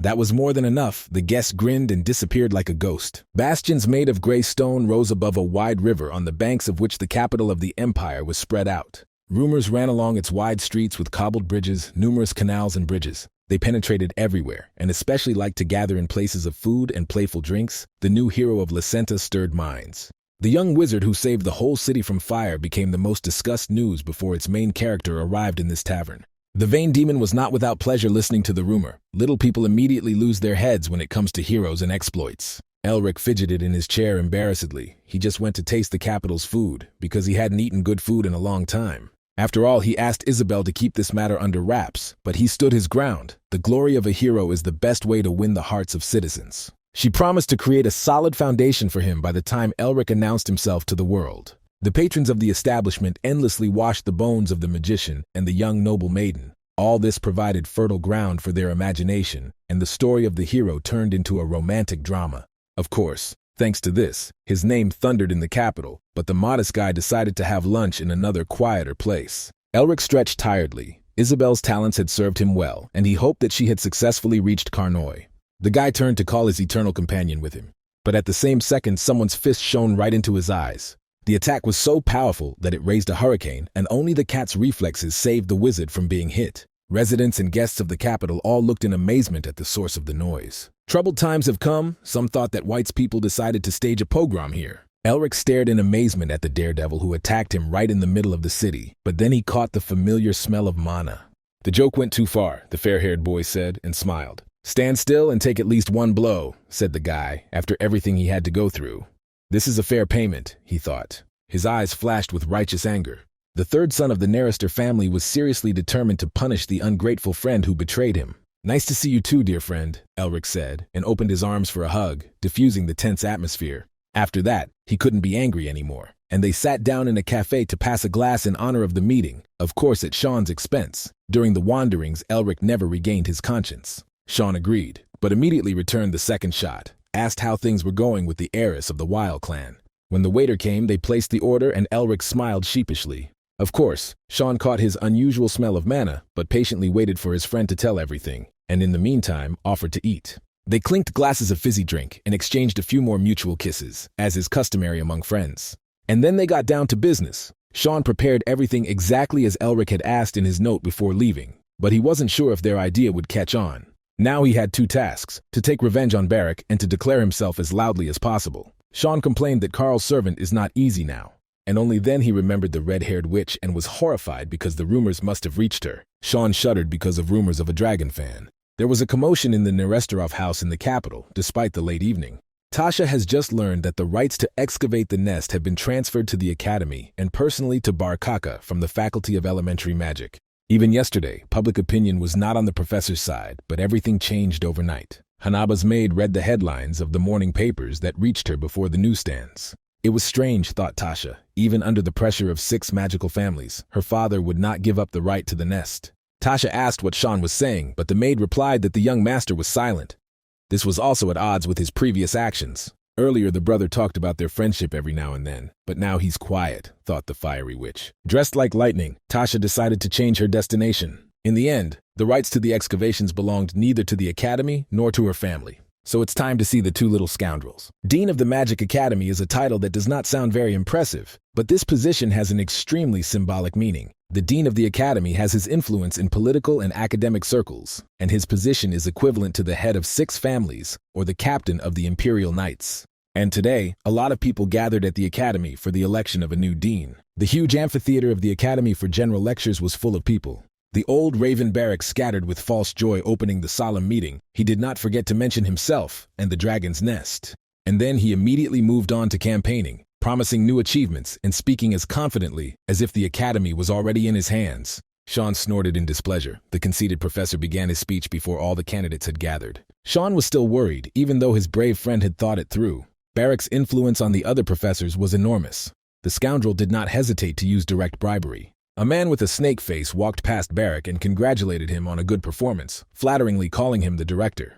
The old grunt immediately declared that such flattery was useless, and he decided to cooperate with them anyway, but did not hide that he was enjoying the moment. On the face of the old crow flashed a scornful scowl. As soon as he gets the position, he won't need these bastards. Soon he will be on an equal footing with the members of the hexagram. Why should he have an organization without patronage? And although he thought so, an ominous shadow also crossed the face of his temporary ally. Long and boring pre-election speeches of other candidates followed, but they lacked enthusiasm and belief in victory. Sean looked at the dean's chair, on which the Melvinger coat of arms symbolically burned, an owl holding a book as a symbol of wisdom and knowledge. But suddenly, like a phoenix bird, his sister burst into the assembly hall. Respected professors grumbled that only members of the hexagram families could enter their zone. In spite of their grumbling, Tasha declared that she was taking the role of head today instead of her father. As no one else, the girl was aware of what was happening and smiled slyly, so Sean, who was sitting in the sector for ordinary teachers, shuddered. Another person approached the pulpit and asked for everyone's attention, and the fiery maiden made it clear that she was silent. Sean involuntarily looked away from his sister, not understanding what she was up to. Everyone who had the right to vote for the election of the dean had a crystal with information about the candidates. Riverne announced that after that they could choose one of them and vote.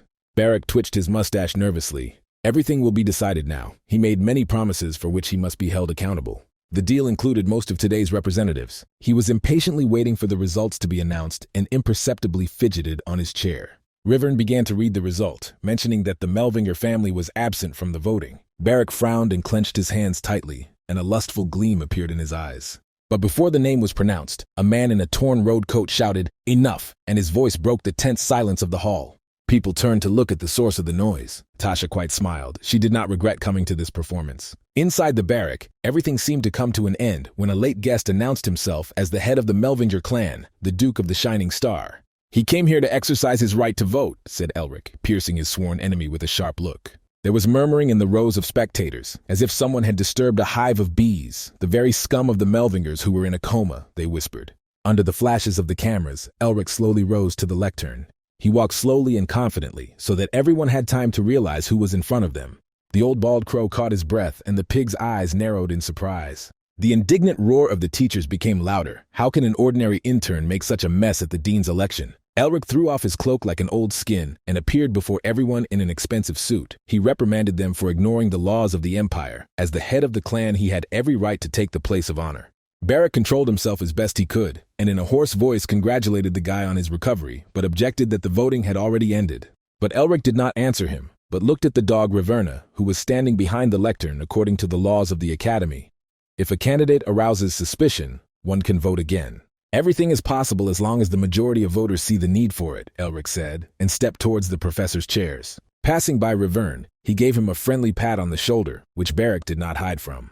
And then, turning to the entire assembly, the young duke announced his suspicion to Professor Barrack in the forgery of documents. and also accused him of an attempt. Barak met his words with a stone face, but his nostrils involuntarily widened and he began to hiss like a boiling kettle. Mastering his voice, the professor loudly declared that these are serious charges and they require proof. Once he decided to participate in the elections as the head of a great family, he must follow the rules, the professor said. Elric listened attentively to what other move the old raven would make. The professor turned to the others and asked them if they supported the baseless accusations of head Melvingerov. The professor's cloudy eyes turned into thin slits. The impudent boy would not come without a trump card up his sleeve, but the result will be the same, Barak thought confidently. There was a nervous silence. To openly support the boy means to challenge the professor who can become the dean, but if the boy turns out to be right, then you can expose yourself as an accomplice of the criminal. Everyone took a waiting position and no one spoke. Then Barak asked the young duke what now. There is no hurry, Elric calmly answered him. They have time to listen to the professor's words. In the wizard's hands appeared a purple crystal that is used for negotiations, from which Barak's voice was clearly heard. His words were recorded, in which he actually confessed to his conspiracy against Elric in order to take away the rights to the excavations and the family medallion. Elric smiled triumphantly. Contrary to the professor's words, he prevented the great discovery in every way and wanted to take it away all the time. A drop of sweat ran down the swollen face of the old crow. Are the accusations so baseless? Asked the assembled young Melvinger. The professor was shaking with anger and tension. He called all the guy's words a lie. To which Elric surprisingly stated that a mana-blocked man could hardly pull off a magic trick to fool so many people. The professor really recognized the layer. It was the same layer for secret communication that he gave to Raverna. But how he got into the hands of the young man, Barak was puzzled. The professor looked at the barking dog, but the vile traitor did not even look in his direction. Rivern asked everyone in the room to keep quiet while the discussion was going on. Last night, Rivern fell into the clutches of the Narister family guards. Elric thought that the professor had sent him, but it turned out that Rivern showed up on duty and is waiting for Melvinger to recover in order to give him something. In the last few days, Barak looked more and more like a madman and demanded to solve everything, even though he himself was afraid of sticking his nose outside his cozy office. Raverna's soft character could not withstand the constant tension, and he could barely stand on his feet. Elric smiled. The sneaky Rivern served him well by saving the lair. They would have dealt with Barak anyway, but the evidence makes everything easier. The barking dog made a note for insurance, and it seems that Elric saved him in the nest for a reason. Elric continued his accusatory speech. Professor Barak assigned the rights to the nest, although they belonged to those who found it. His words sounded like a sentence to the old crow. These accusations were enough to remove his candidacy from the elections and start an investigation. Without excavation rights, all the agreements with Barak became empty, and his accomplices instantly cooled to him. However, the story of the young duke also raised questions among the professors. It seems that the guy was cured of his illness. They said he was in a coma, but now he looks completely healthy, and they asked Tasha if she knew anything about it. The fiery witch smiled, amused at what was happening. She would like to know what was the matter, but Melvinger communicated only with her close brother. Barak realized that he had already lost everything and stooped to an outright lie, declaring that the lair was a handiwork, and it was not the dean's chair but his head that was at stake. He squinted his eyes in search of salvation like a cornered rat. Suddenly, the old raven received another blow. His night guest, who had promised patronage, was now standing next to Sean Narister. They were together from the very beginning, Barkak realized. The man next to Sean changed his face, and instead of a snake-like face, the family servant Carl was looking at him. All this time, on Sean's orders, Carl fooled the professor, which was a good way to relieve his accumulated stress.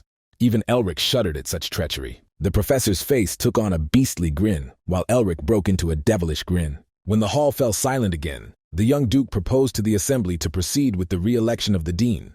Then everything went like clockwork. Since Barak withdrew from the race, they easily chose the most agreeable and soft candidate. Even the first demon was impressed by such a reversal, watching how the impudent little man stretched out in the chair of the honored ancestor. The old raven seemed to tuck its tail and just walk away. The demon noticed and asked if it was worth letting the enemy go so easily. Elric used the transfer of words on the professor and began to brazenly make fun of his baldness. Barak did not answer, and this only made the young duke more excited. Veins swelled on the professor's face, and he thought that he should personally strangle the little bastard when he had the chance. But better late than never. Ancient runes were heard in the hall, and purple lightning rushed towards the young duke. "How dare a brazen bastard mock him!" cried the mage of the 8th circle, exploding with anger. The hall was illuminated by the ominous purple light of Barak's magic, and the guests hummed again in alarm. They shouted to the young duke to run, but the boy stayed put. The floor of the hall cracked as if it had been struck by lightning, and a terrible rumble was heard. But the young duke deflected his blow with his magic. White blizzard, spell of the 5th circle, the teachers were surprised to find themselves under the blue dome. But the old raven did not stop there and read the ancient spell again. He threw many clumps of viscous darkness at the boy, but Elric deflected all of them.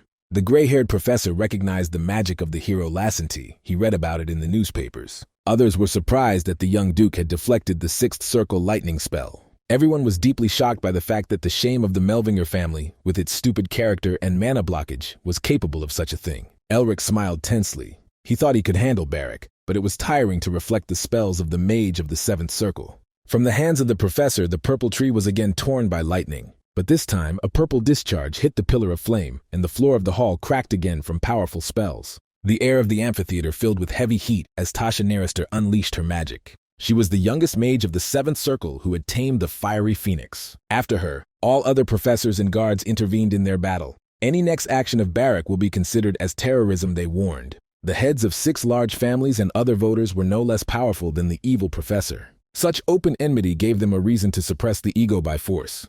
The professor froze. He was already thinking of giving up, but the boy laughed at him again. The young duke adjusted his suit and, without taking his devilish eyes off the professor, provoked him again. And he managed to hit Barrack right in Elric's head. The deranged professor finally lost his mind and fell into a rage. The explosion of his spell raised a pile of dust and smoke and hid the cheeky boy. When the smoke cleared, everyone saw that the young duke was lying on the ground unconscious, and Mephisto whistled admiringly, and he called himself the Lord of Demons. If this fair-haired demon was born in their family, he would definitely become a ruler. Thick chains of many restraining spells pounced on the mad professor, as if he had become a rabid animal. Rumors about this case spread around the capital with the speed of fire. They flew over the roofs and penetrated into the courtyards. In the minds of the listeners, 2 vivid events that happened one after the other were intertwined into one story. It was established that Elric Melvinger is the hero of Lacenta. From crowded taverns to luxurious restaurants and noble houses, everyone insisted only on this. Barrack was expelled from the academy in disgrace for attempted murder, conspiracy, and blackmail, and was arrested. These news reached beyond the capital, reached Paul White. Unfortunately, the messengers did not survive this meeting. At the same time, in the ancestral castle of the Blue Lvives, the head Herman came to his senses. Sean read the laudatory newspaper headlines about his impudent friend, barely holding back his disgust. He couldn't stand it and was outraged why he had to read it at all. Elric again played the role of the sick man. After he transferred the excavation rights to the Naristers, they took him under their wing. Sean grumbled indignantly that the reporters should know his real face and asked Elric who had taught him this. The conceited idler got out of bed and declared that he had not been sitting idle for the last month, especially in Lacent. But then he remembered Isabelle, and the fire of youth broke out on his face. Sean hoped that now everything would be smooth, but the friend answered evasively, "Who knows?" But so that he would not think, faithful Sean asked to leave it for the future. His father wanted to meet with him. Guy Narister is Sean's father, one of the great sages of the Ninth Circle, the strongest magician of this era. A genius among geniuses, even Euston Melvinger wanted to make him his student. When they arrived at the Narister residence the next day, Elric snorted indignantly. He certainly knew that his best friend was living well, but not to the same degree, and he was still complaining about money. It was asking for more, the guy thought, glancing around the Misty Hill Castle, which was the most real impregnable fortress. It was not for nothing that the Narister family held the title of strongest in the Magic Tower, Elric thought as they approached the portal. But one day this title will belong to him, he smiled. The way to the chief's house took some more time while they climbed the mountain where the castle stood. Sean said that Elric's sister would be here too, and handed him the letter he had forgotten to give earlier because of all the commotion. The guy anxiously took the letter from his sister, whom he had not contacted for a long time, and began to read it. While he was at the Naristerov residence, she asked him not to disturb his friends, and to be ready for a meeting, and if he ran away, he would die. Elric instantly broke out in a cold sweat. If he was afraid of anyone in this life, it was his strict sister. Mephisto looked at the boy in surprise. It seemed that their family had its own king of demons, since he was trembling so much from fear. Sean comforted his friend as best he could. His sister was an angel in the flesh, if she didn't cause problems, and she worked hard so that his brother got into the academy and studied for 7 long years. Elric thanked him for his kind words, but if only Sean knew her true nature, he wouldn't have said that. Sean, like no one else, knew what a troubled sister was. You wouldn't call a person a witch just like that, he smiled. Since she was declared a genius, she became simply unbearable, he admitted, not noticing Tasha over his shoulder at all. After a little scolding of the younger brother, they followed Tasha to their father's house. Elric thanked for his help at the academy, but the witch knew that he himself would have handled such a trifle. Sean immediately pricked his sister, why she was helping him not out of noble impulses. They began to fight like real relatives, and Elric was not without pleasure watching this scene. While they were walking, Tasha warned him that in this place there are special traps from which even an average magician will not get out so easily. But when they turned around, Elrica had already evaporated. The transition happened so quickly that he did not even notice it. The guy was a little confused, not understanding what was happening and where everything had gone.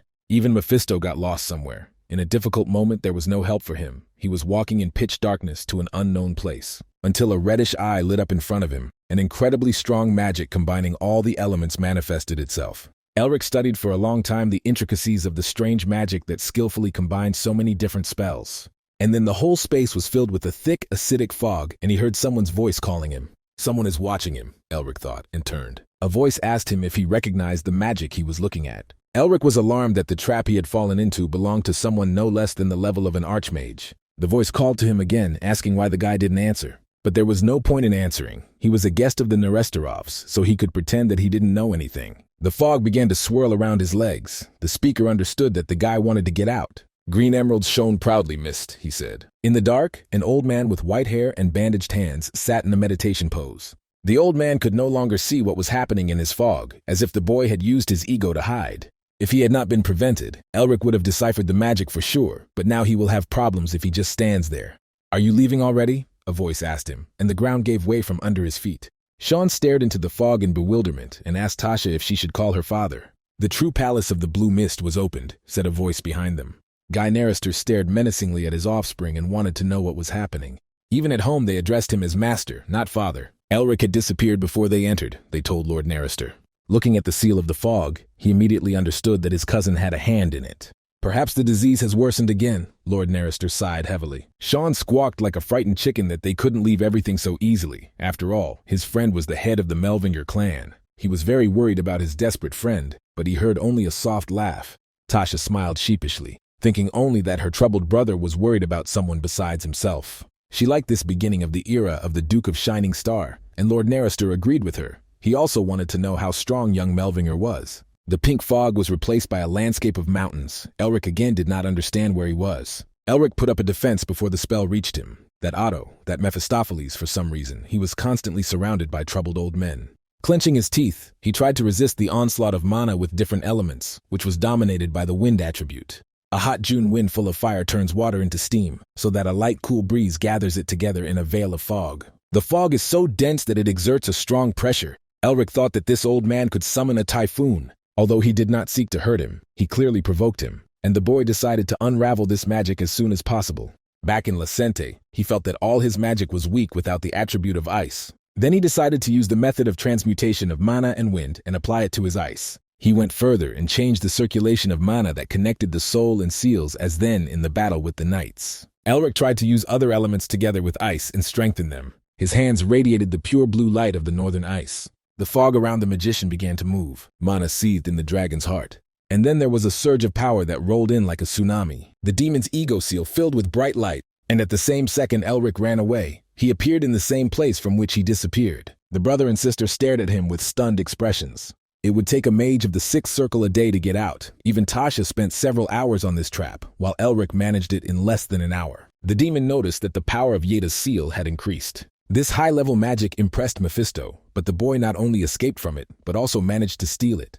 Guy clapped his hands. He still had to go to the dean's election, he said, and came closer. Not long ago, this tomboy was suffering from a blocking illness, and now before Lord Nerester stood a mage of the sixth circle. Listening to the surprised exclamations of Sean and Tasha, the young duke frowned. He then formally greeted Lord Nerester and they shook hands. Without a shadow of regret in his voice, the Lord asked for forgiveness for the inconvenience caused. The young duke smiled and politely said that it was an interesting experience. After that, the Lord invited him to the house. The unfortunate fog cleared, and Elric was able to see this luxurious mansion, worthy of the emperor himself. Sean hurried his friend and said that the whole family was already waiting for him, and the guy thought for a second he did not remember the last time he was with his family. Castle Carnoy stood strong under the onslaught of cold winds. Its sharp towers now and then hurt these vagrants, which is why they whistled offendedly above the roofs. After many days of being bedridden due to illness, the Blue Lion woke up and stood up.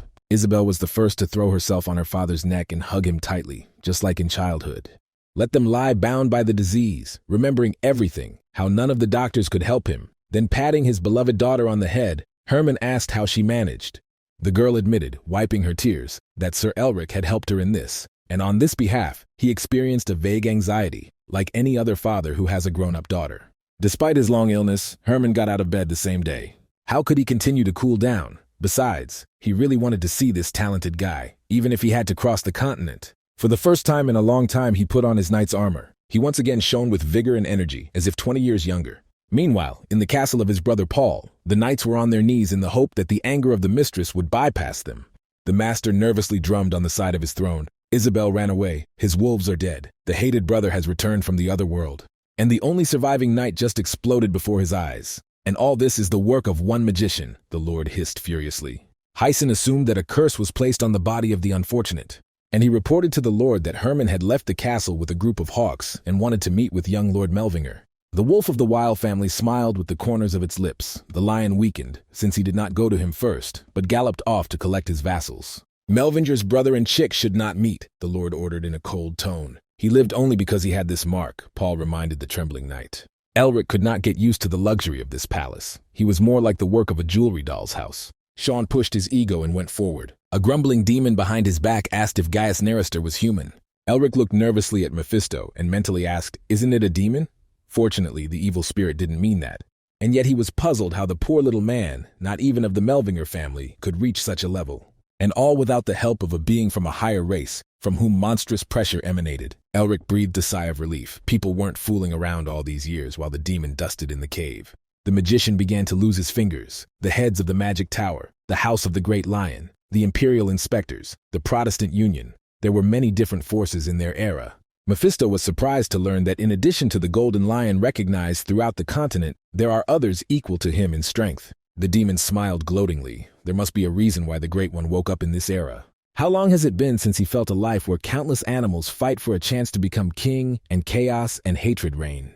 The pleasure of victory comes with the crunch of your enemy's bones under your feet. He demanded that his strength be restored as soon as possible and growled arrogantly, but Elric did not listen to the possessed madman. When he entered the dining hall, the entire Nerestorov family was gathered. The mother and the younger twins were already sitting at the table. The kids endlessly argued and teased each other, excited about the new guest in their house. The mother quietly but strictly ordered them to behave properly in the presence of the children's beloved hero, Lysenta. Despite the cold aloofness of Lord Nerister, in the circle of the family, Elric felt warmth and comfort. It reminded him of his own quarrel with his sister. His mother just as gently said that it is not good to behave like that at the table. If his parents were alive, they would still be sitting in their house at dinner. Mistress Nerister noticed him thoughtfully and thought that Elric did not like the food. He quickly apologized and excused himself by the fact that he was numb from the pleasant smell. Then Miss Nerister sighed in relief. After dinner, they sat down in the living room to discuss matters. Elric transferred the rights to the excavations to their family. After all, he was in debt to Sean.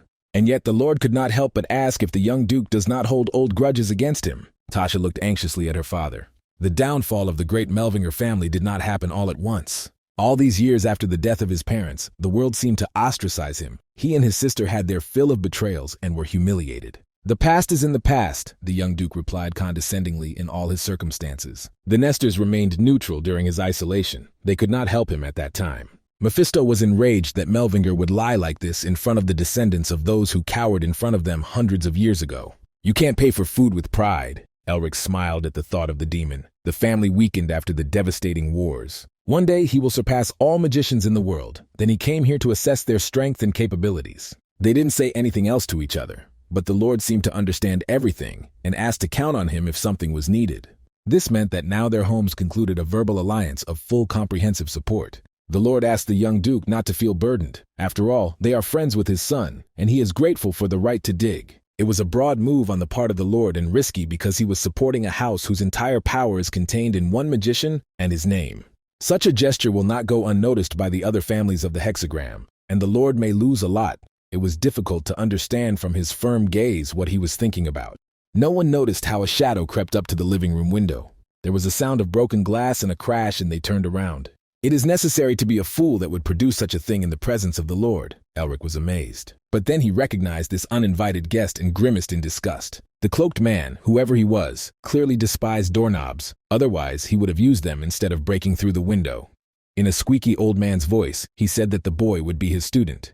Looking at the acrid black smoke that streamed from the floor, Elric remembered how Sean had told him about Lord Nerister, who was so obsessed with talented people that he kept them at home as guests.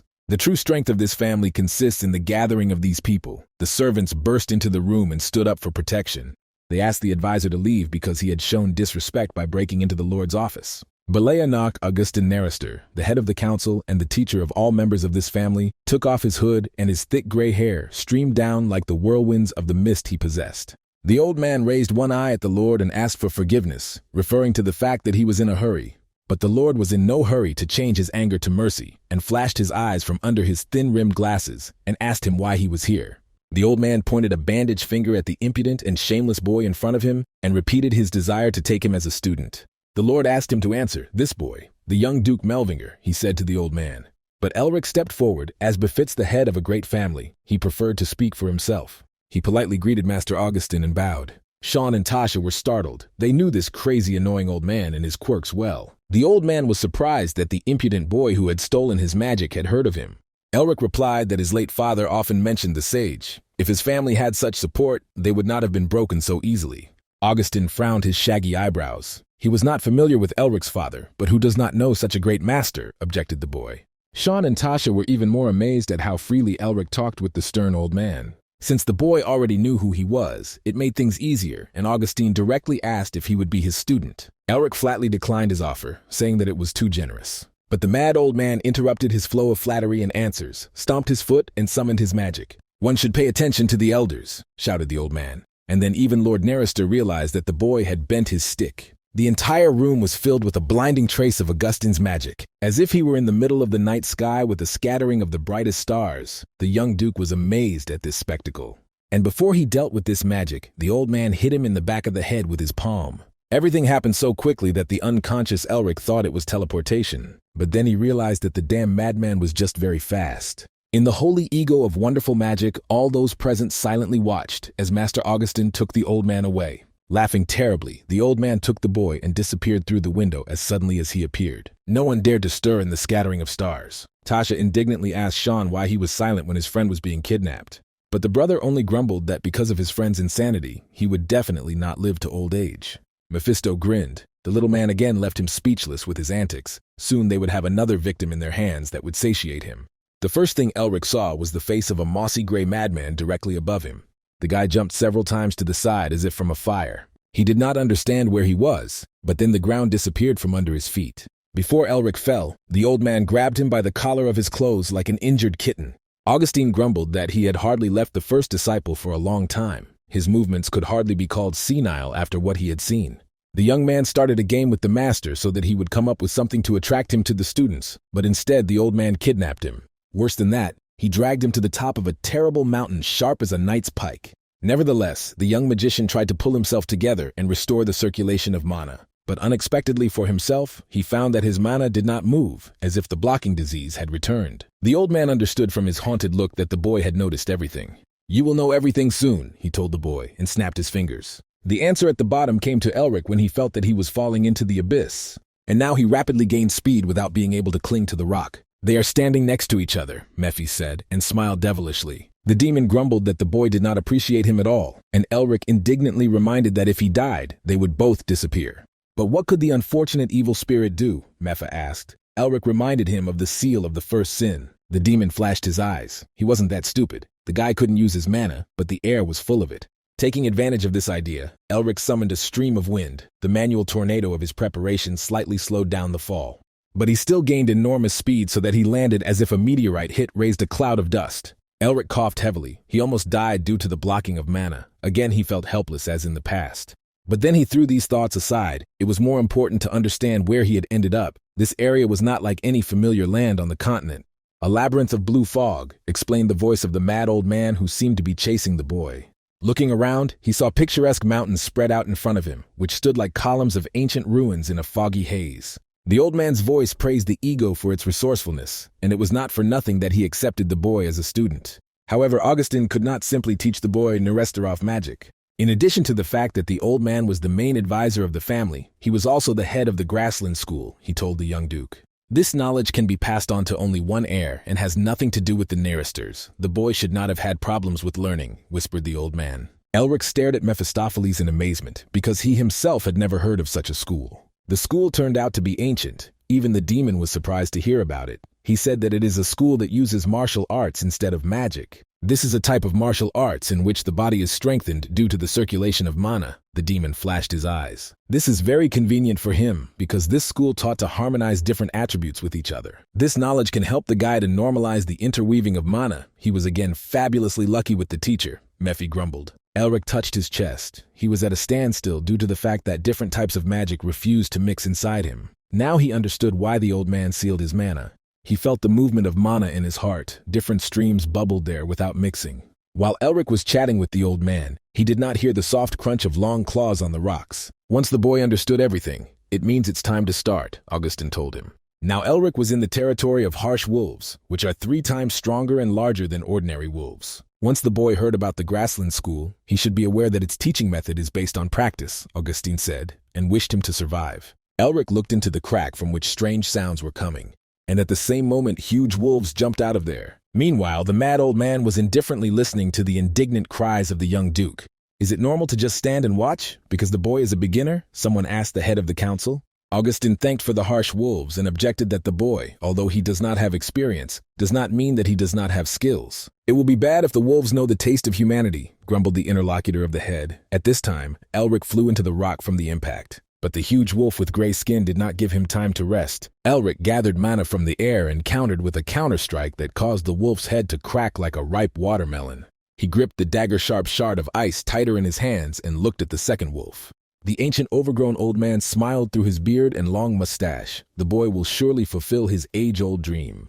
He ordered Gilta, as the man who led the revolutionary army, to join in the fun. Even the Inspector's Bureau of the Empire did not know exactly all the members of this organization. But they were very strong, and their main goal was to overthrow the tyranny of the emperor. And now the advisor of the Narister family had a former leader of the revolutionaries, the king of monsters. Guilty Tens proudly sat astride a tiger, and on his shoulders sat a 2-headed eagle that spread its wings to the entire width of the cave. He was a broad-shouldered man with eyes as yellow as those of an animal and an uncontrollable rage in his gaze. Elric was gasping for air with his mouth. He had somewhat dealt with the wolves, but in his current state he was not capable of more. Even after he killed several animals, they did not back down. Another formidable predator was approaching him. It was larger than the previous ones. There were 2 sips of mana left in the air. Never before had Elric needed so much the weapons he used in the mountains. He would have trained in advance. And then he remembered the book about strengthening the body, which he had read on the way to find the dragon's nest. An excellent idea occurred to him, and the young duke smiled cheerfully. The Tiger King passed this art down from generation to generation, but Elric was just trying to imitate it, borrowing the very principle. This technique gives the body the strength of steel. As it was said in the book, the body is a small copy of the world created by God. Elric took a fighting stance. As easily as mana circulates in nature, air passes through the lungs of a person. His body can change depending on this breath and focus, and this choice awakens countless options. And when the mind unconsciously chooses one of them, the body begins to change according to it. Elric waved his hand. He no longer built illusions. He simply looked at the world as it is. Reflexes and intuition of his combat technique was created by the displacement of these 2 faces.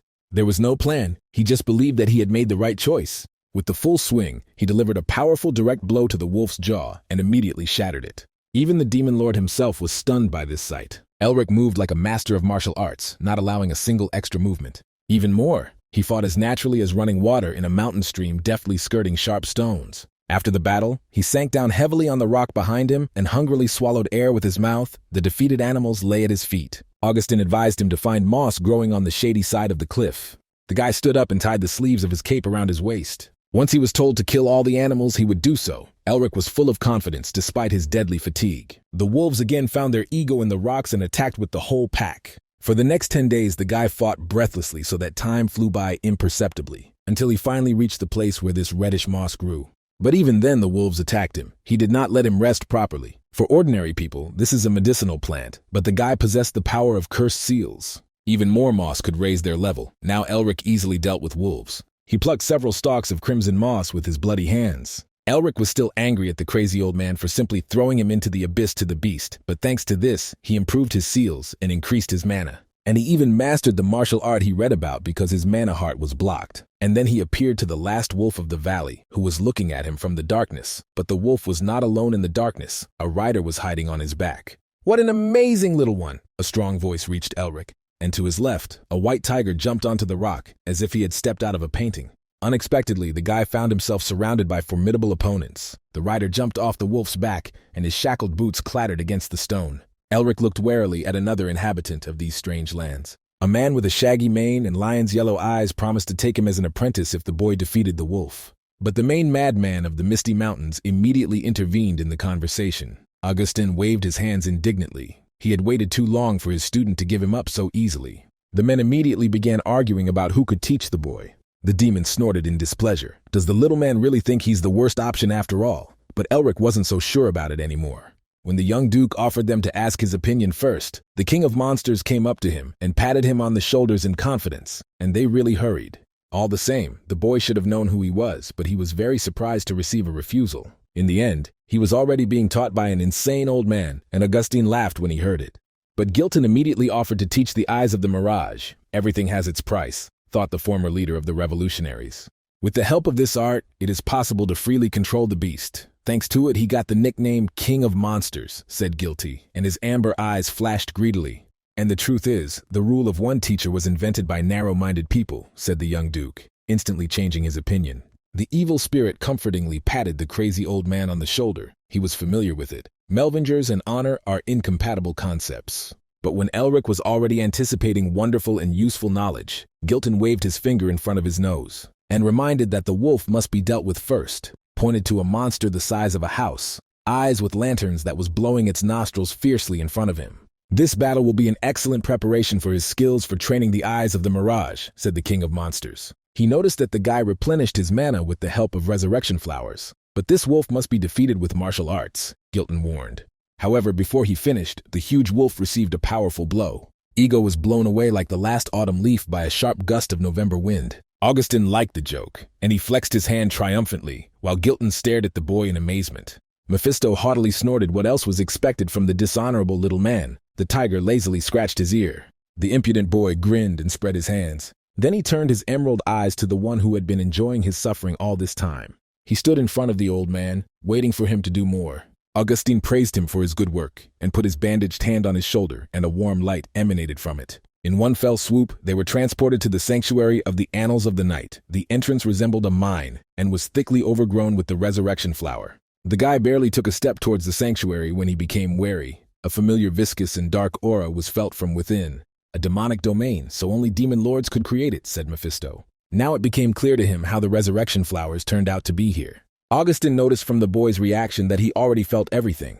He chuckled under his breath. It was not surprising that the boy was a descendant of the Melvingers, who hunted demons. The old man touched the shutters of the door, and mysterious writings appeared on his bandaged hands. When they went inside, they found there a temple in the Oriental style with thick columns made of a solid cedar trunk and picturesque engravings on the walls. The founder of this temple was an alchemist who was looking for herbs in the east. And once the Lord of Demons left his wife and daughter, wanting to take revenge, the founder drove the monster to the end of the earth. But the demon still turned out to be too strong, and the founder had to combine the knowledge of the West and the East, so he managed to absorb the power of the demon and become stronger.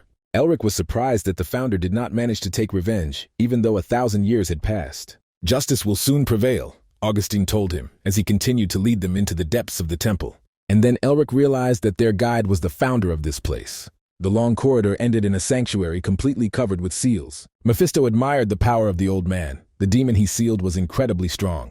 Elric only now realized how powerful his current mentor is. Augustin quite chuckled into his beard. He had already boasted enough in front of his student, and modestly remarked that there was no other way in that fight. Now it's time for everyone to achieve the set goal, he said. Elric lost the gift of speech before the powerful demon that slumbered here in the chains of oblivion, the monster he must defeat. The old man stared at him with his sly, squinted eyes. That's why he took him as an apprentice. The young duke looked in disbelief at the fossil monster the size of a dragon and wondered if the old man's brain had become moldy with age. But Augustine was not kidding and specified that it was necessary to deal with the seal. Let the boy be an ordinary man. He could do it, smiled the old man. Elric trembled with excitement and did not know how to respond to this. Augustine raised his hand and asked not to worry. He well understood the boy's worries. But the words hardly calmed Elric because he could not know for sure what was true and what was false in this story. To convince him, the old man began to unroll his bandages on his hands, and then Gilton was already worried. Each magician has his own technique known only to him, he said, and the inscriptions on his hands lit up again. The same applied to him because he possessed the hand of a dark elf. Augustine threw off his monastic robes, and everyone saw his dark, charred hand. If light elves lived in forests filled with sunlight and eternal spring, the dark ones hid in the cold darkness of dungeons and worshipped demons because of their inclinations, they were soon exterminated. Transplantation was forbidden dark magic, especially if the organ belonged to a demon. Even Lord Narrister did not know about this secret. Now that Augustin had revealed his weaknesses to him, he hoped for the boy's trust. The old man looked at him again with a sly squint. He himself recognized the weakness of the guy when he was in the key, although he did not want it. He knew about the ability to absorb and use demons, and it was this that prompted him to kidnap the young duke. They had something to offer each other in this way, but he left the final decision to the guy because everything that happened was just the greed of an old man. The king of monsters and his loyal tiger stared intently at the young duke. Elric thought greed was one of the mortal sins, but if there is something bad in the desire to destroy the demon, the guy himself craved more power. After everything that had happened, the magician could no longer refuse his teacher and greeted him politely, as they do in the East. He spoke completely sincerely, so that now there should not be even a shadow of suspicion between them, as between a real teacher and a student. The old man also smiled gently and accepted his new student. The guy realized that he just needed to swallow the demon and asked if the monster had a name. The old man furrowed his shaggy eyebrows. The demon was called by different names in different lands. The servants of the Annals of the Night themselves called him the cruel beast, Hul. After a short time, Elric, prepared, began the task. Even Mephisto recognized the power of this demon. The young duke approached the sealed demon. Elric asked Mepha how to swallow this crocodile, and he snorted indignantly. Only recently the little man had chatted so confidently. The magician could not refuse the one who so persistently asked him for help, but now he wanted to know how demons absorb each other's seals. Mephisto snorted contemptuously again. For demons, it's like eating. It can't be taught to a human. The magic pendant of the ancestors did not react last time. It worked on the Yeti Queen because of the task. Then Elric himself cast a spell on the tongue of the soul. "Swallow," he commanded. Hul trembled and growled terribly, as if he was about to break his bonds and rush at them. Waves of dark, suffocating energy erupted from the demon. The wizard focused on what he had been doing for the past few days. He applied martial arts, harmonization of different attributes of mana, connected souls with seal and speech. In an instant, Elric is in the middle of the jungle, which is as humid and hot as a bathhouse. He looked around. Except for the dense vegetation, there was no other life, neither animals nor insects. With anxiety, he made his way through the thickets and realized that the reason for such dead silence was the predator that lives here. And the further he went, the more distinctly he felt the monster's carnivorous gaze. Elric stopped, waiting for the blow. From above or below, he did not know. But even with his inner vision, the magician could not catch where the demon was. Meanwhile, a huge maw full of sharp spikes had already opened above him. The magician jumped to the side and then saw a huge shadow that covered the last rays of the sun in this dark kingdom. A huge crocodile carefully looked at him with predatory eyes that blazed with fire, while the boy thought about how to fight this monster. But this could not be done because Elric did not know how to swallow the seal of this crocodile and was looking for another way. "Usually Melvingers fight first and then ask questions," said the demon, glaring at the human. Elric's nervous ego was chewed too quickly. The demon also quickly found out that he has the seal of Mephisto, the heart of the dragon, the speech of the soul. The crocodile snapped its jaws quite a bit. If an ordinary human fell into his paws, he would have already become dinner. The shadow that filled the entire space roared fiercely. "Its time has passed." He ordered Melvinger to continue to be insatiable. Striving for more to satisfy his greed and ambition, Elric became numb. And if he follows his advice, they will meet again. The seal on the wizard's hand will be painted with a new pattern. And then the vision ended and he returned back to the temple. In addition to the two existing signs, a new one was displayed on his hand. Gilton and Augustin were surprised by the quick return of the guy no less than himself. Even Mephistopheles was surprised that the crocodile refused his name so easily. But on the other hand, he had no choice. The demon died a long time ago and maintained himself in a state of seal, absorbing his chance for rebirth. Elric remembered the demon's words that they would meet again if he became stronger, like a crocodile, and wished that he would return the original power of this seal. Elder Augustine assumed that the demon lost its status after it was defeated. Mephi again snorted contemptuously, because no one asked the madman to interfere in the conversation. Elric thought he didn't understand why the teacher himself talked about it. "The seal of rage," he clearly said to Elric. Hul was originally known as an evil spirit, lower demons who fear their own death, but they are incredibly durable. Having received this seal, he will be able to feel danger, recognize the weaknesses of opponents, and act in accordance with them. The old man called this a sense of evil. Tears flowed from Augustine's eyes like water on a dry stream. After so many years, the Night Chronicle received the seal of jewels and a sense of evil. All the guy had to do was raise the level of the press and fight the king. All their efforts for 1,000 years were for this. "The feeling of evil feels like a shiver in the body and a tingling in the heart," said the young duke. This is exactly what he felt when a loyal friend burst into the hall and called him. He was surprised that Sean was able to get here, but the copper-haired guy said that it was not important now. He's got big problems on the outside, Sean said, and found out what was causing Elric to break out into a cold sweat. Tasha was sitting in her private office in the capital with a bored look when the maid asked her to take a look. When she found out about her guest, she asked to be detained and not let inside. A young girl with golden hair and a sweet face carried a heavy load in her hands and asked the courtiers if her younger brother, Elric Melvinger, lived here now. The friends were flying at full speed before the two disasters collided and destroyed the capital, both perfectly understanding the power of their sisters. Sean almost signed off in his utter helplessness when Elric told him that Tasha needed to be stopped. But as if he did not know the character of the fiery witch, they rapidly approached the city. Tasha flew like a fiery bird over the roofs of houses, shooting out bundles of fiery sparks. Elrica's sister sacrificed her whole life for his sake. Despite his blocking illness, the guy was still more talented at magic than she was. And even so, the only one the young duke is afraid of is his older sister, so Tasha became curious about what kind of monster she is. The servants told her that her brother was here, but they could not let her in. In this case, the girl asked to call the third son of the family, Sean, who should know about her arrival.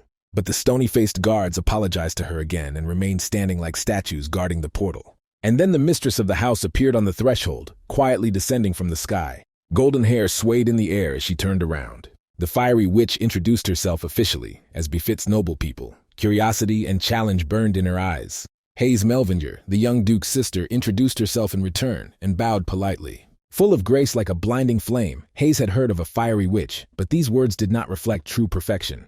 The stream of beautiful flattery embarrassed Tasha.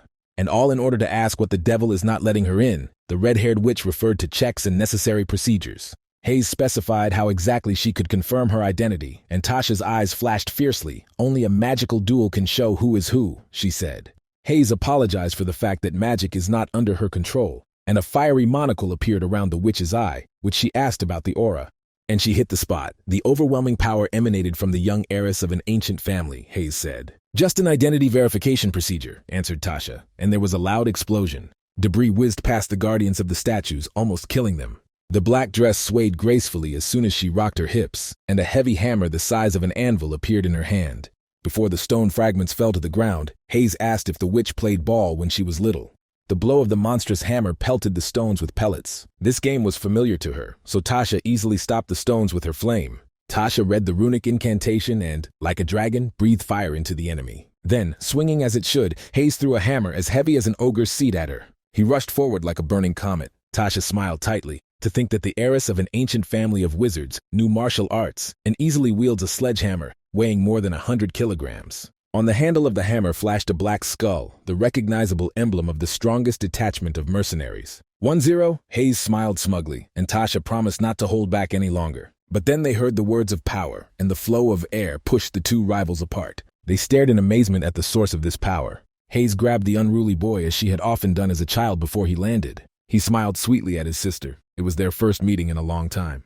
"Let's talk, brother," she replied, and her green sapphire eyes flashed a devastating look. After the battle, the Fire Witch asked to get her personal file, Hayes Melvinger. Tasha intensively reread the contents of the document of her incredible rival, but little was known about her. This was expected. The Black Skull well covered the tracks of its members. The number of their enemies was equal to the number of completed tasks. The Fire Witch crossed her fingers thoughtfully. For them, this was a great chance to have a reliable ally. The Black Skull Squad didn't work for anyone but the House of the Great Lion. If this is true, maintaining good relations with the Melvingers is correct, and the Nestors will not lose anything from this. Meanwhile, the older sister spoke to her brother in the language to which she had grown accustomed during the long years of his upbringing, and which he understood best. During their separation, the brother settled down well. He even mastered magic. Now he could even resist it. For some reason, the sister's words sounded as if the bitterness of wormwood rang in them. The anvil struck again like a thunderbolt at the place where Elric had just stood. Ego was saved only by the sense of evil that he acquired recently. As in childhood, my sister preferred to break his legs to prevent him from doing stupid things. For the first time, the demon saw the wizard so frightened. At the time, he suspected that they were brother and sister from the Melvinger family. From Hayes came only aura and no mana. She jumped into the sky like a bird. She whispered to the torn boy, "Try to endure it." "Protect!" Elric chanted the words of power, and the spell was torn from his hands. Honeycombs are lined up with an even tile of hexagons. But he was like a billet of soft iron under a blacksmith's hammer. Her hand trembled, and she stopped before her brother became a flat, bloody spit of scraps, and looked up at him reproachfully, strong and majestic. Even though the fight was over, he did not feel any better. Rather, his conscience pressed him down. When rumors reached Hayes that he had climbed into the nest, she was sure that he was suffering from a blocking disease and wanted to help him. But then a disaster happened. He lost consciousness for a few days and disappeared for a month without saying anything to anyone. These words fell on him like a heavy burden, and each one weighed a ton. 6 months had passed since their last conversation. Her commanding voice trembled as if steel had turned to wax. Did he know how much she was worried about him? Hayes asked, and salty streams flowed from her eyes. All his life, the sister took care of him, brought him up and warned him, but every time she took his side. As a real tomboy, Elric couldn't stand it, but after the death of his parents, they were the only ones left in the whole world. Then how could he allow himself to be a boy? Hayes had to grow up earlier and take on the burden of responsibility. But she doesn't need to be strong anymore. Now he has a way to revive the family, and all this time he was doing special tasks, Elric said. He looked into the eyes of his strong sister that became lakes. One thought did not give him rest, that if the demons return, then their Melvinger family will not be able to stay aside out of respect for their ancestors. This would be disrespectful to the mother and father who gave their lives in the last war. Then, and now, he again gathers to the north, where another important task awaits him. In a confident voice, the younger brother declared that he could handle anything, and at that moment she realized that the boy had grown up. Elric promised to fight just like his grandfather. All the memories of the last few months flooded him again. The soullessness of the battlefield, the bitterness of loss, and the howl of death. But so is hope, kind words and support of friends in a difficult moment. He has many enemies, but they will all be defeated. And at the end of the path, only the light of the stars will remain. Having said this speech, he looked at his sister again and fell silent. The next time, she promised, with a smile on her face, she would definitely take care of herself, as she always said, making it clear that she was no longer angry. Elric grumbled indignantly that she could have said something nicer if she had given in to the moment, praised him for how he had grown up, and all in that vein. The demon listened to their reconciliation with a sad face. All the fun turned his nose up, but he hoped so much that the boy would be flattened. People are too sentimental, he snorted. In the dark night sky, the crescent of the moon shone brightly, like a thin sickle for harvesting. In a field of tall wheat with ears bending from the harvest, stood a man in a plague doctor's mask and a dark cloak. In his hands he held a box with the seal of fiery wings and the figure of a demon with a goat's head.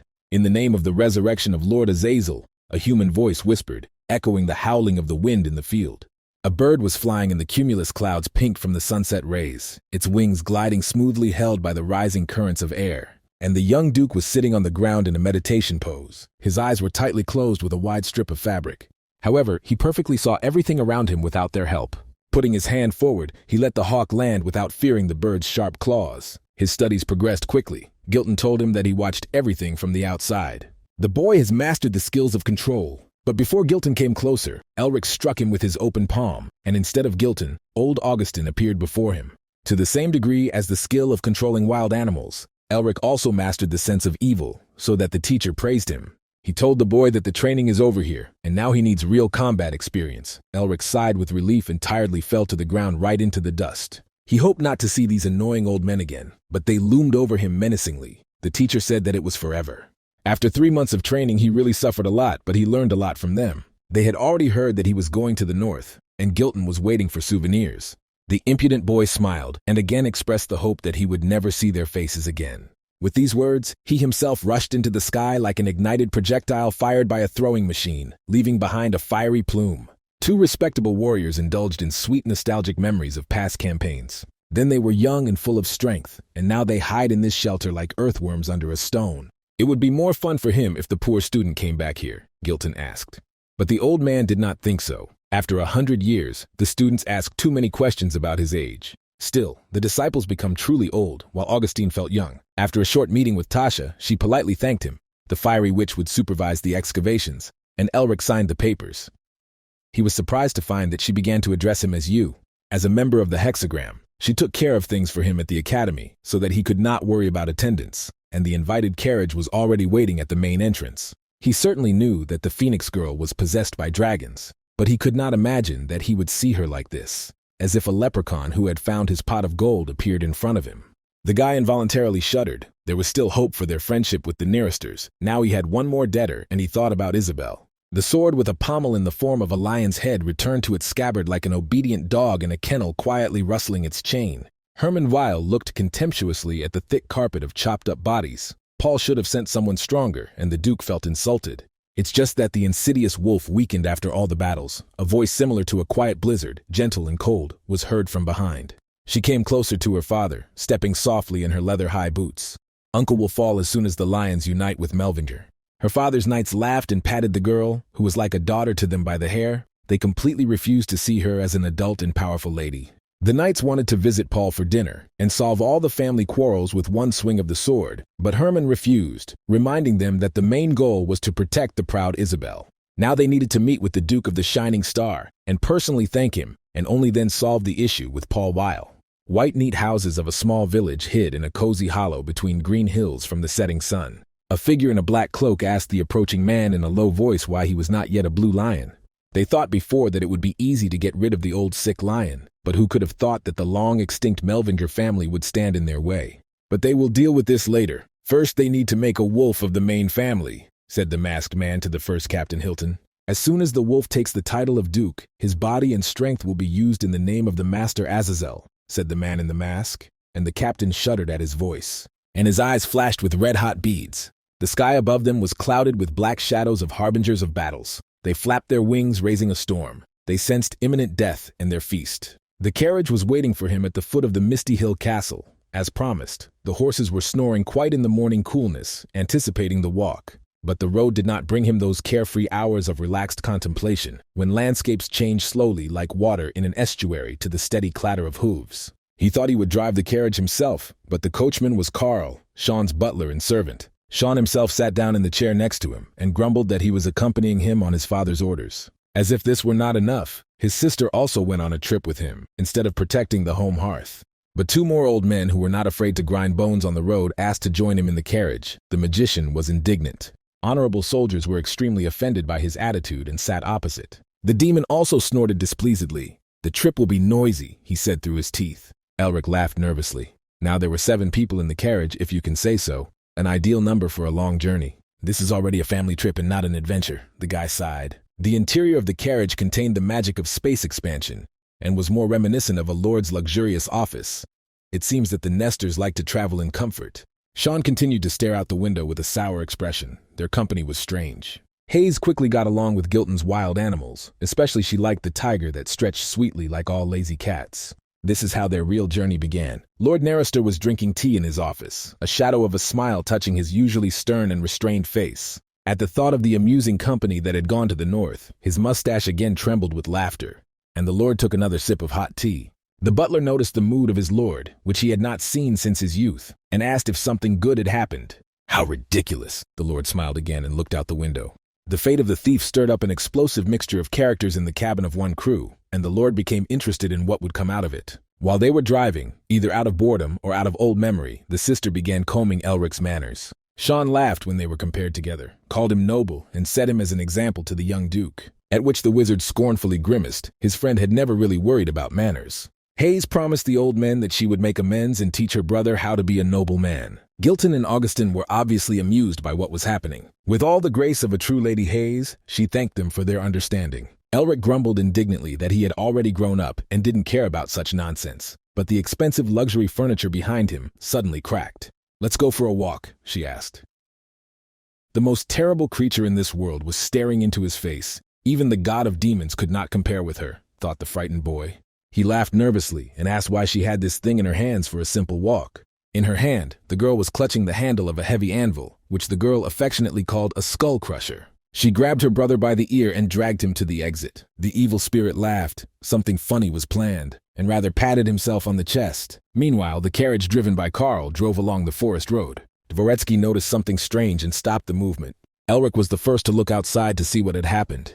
3 ragged men with crooked knives in their hands blocked their way with a menacing look. The vagabonds declared that this was their territory and demanded payment from the travelers. Even Carl was speechless because of their weakness and courage. There was an awkward silence. No one just knew what to do. The oldest of the vagabonds looked like a haggard old man and was surprised by such a reaction to their threats. He began to scream menacingly that someone's blood is going to be spilled now. And then the young duke went outside with an irritated look to sort things out. But Gilton stopped him. He went out after him to knead the old bones, and also to show the guy what a great teacher he is, and at the same time feed his white tiger. The ragged people shuddered as soon as the predatory beast appeared before them. Because of fear, this beast seemed many times bigger than it really was. Gilton told him to look carefully, then he would understand why he is called the King of Monsters. But Elric waved his hand and read the words of power. Deep ice fell from above like a broken iceberg and sank deep into the soft earth. The vagabonds, who thought they were going to rob the unfortunate travelers, were terrified and trembled. Gilton and his hungry cat were left out of business, so they asked the guy why he interfered. At first glance, the magician understood that these were not bandits, but hungry residents of the surrounding villages. The vagrants immediately fell on their knees, begging for mercy. Their families and the truth were starving, prompting people to desperate steps and crime. However, if they were defenseless, would these vagabonds listen to their pleas? Asked Elric distantly. The criminals did not know what to say and looked down guiltily. The oldest of them, whom the others called the Old Man, again hit his forehead on the ground. He smashed his face to the point of blood and begged to spare the others, taking all the blame on himself. But his companions said that it was their fault, after all. They wanted to help their relatives and friends. The young duke was not going to arrange show coffers and hang criminals on poles in the road, as was customary in their time, and decided to simply check their words. When they entered the village, they saw its inhabitants, who were weak, sitting on the street and basking in the sun, although the village itself was not deserted. Trouble overtook their village not so long ago, but the last few years were dry. Since starvation awaited everyone in the winter, they decided to become bandits. As they walked through the village, Mephisto pricked up his ears and caught a familiar energy. The village elder told them endlessly about what had happened while he was leading them.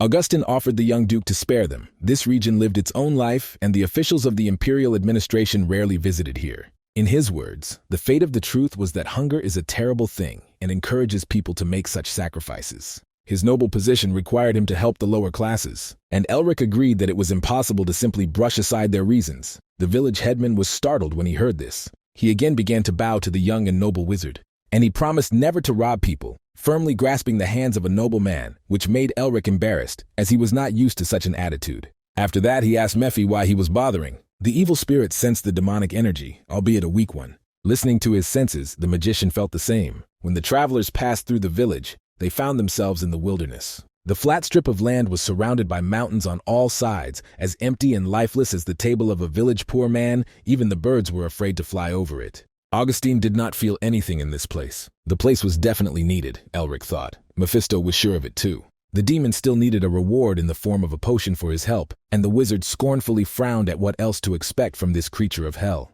First they had to dig deep, and the mage asked everyone to move away, and power was already flowing from his hands. Pierce, he recited the spell. An ice stake of gigantic dimensions penetrated the ground, and it cracked like frozen caramel. The headman of the village was struck by such a monstrous power that he had never seen before, and the wizard rushed to the hole he had made. In one fell swoop, he came down from the mountains like a gust of wind, and in the place of the crack, he found the lid of a small chain chest. Augustin deftly slipped down the mountain, despite his advanced age, to look at the find.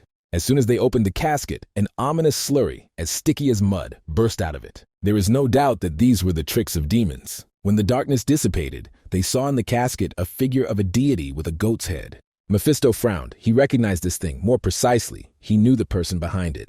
The god of demons had 4 great descendants. Mephistopheles personified original sin, Satan Apocalypse. Lilith is the sin of rebellion. And the last, the tyrant who possessed the most impressive army of demons, the demon of madness Azazel. He had a special passion for people, and during his invasion he destroyed hundreds of villages and towns. An ego totem in the hands of a wizard would have been created for human sacrifice, clearly a ploy by Azazel's supporters, Elric said. The demon was surprised that the boy knew about his brother, but he waved it off and said that he just read about it in a book. It was more important that someone tried to conduct a ritual after which all the inhabitants of the village would be sacrificed. Then everything fell into place, and this was the reason for the condition of the village in which they found themselves. Elric winced again in disgust. There is no greater abomination than demons hiding among humans.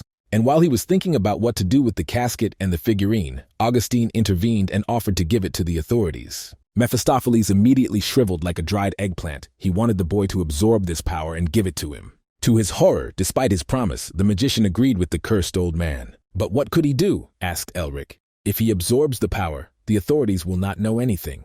And then he offered a deal of power in exchange for the secret of his seal. Of course, such an impudent trick of the demon was not to be taken. Having crushed all the devil's hopes, Augustine gave the casket to Sean. Then Mephistopheles prayed. He agreed to anything except the seal. But then the demon Hul, whose seal he recently received on his hand, stepped into the matter.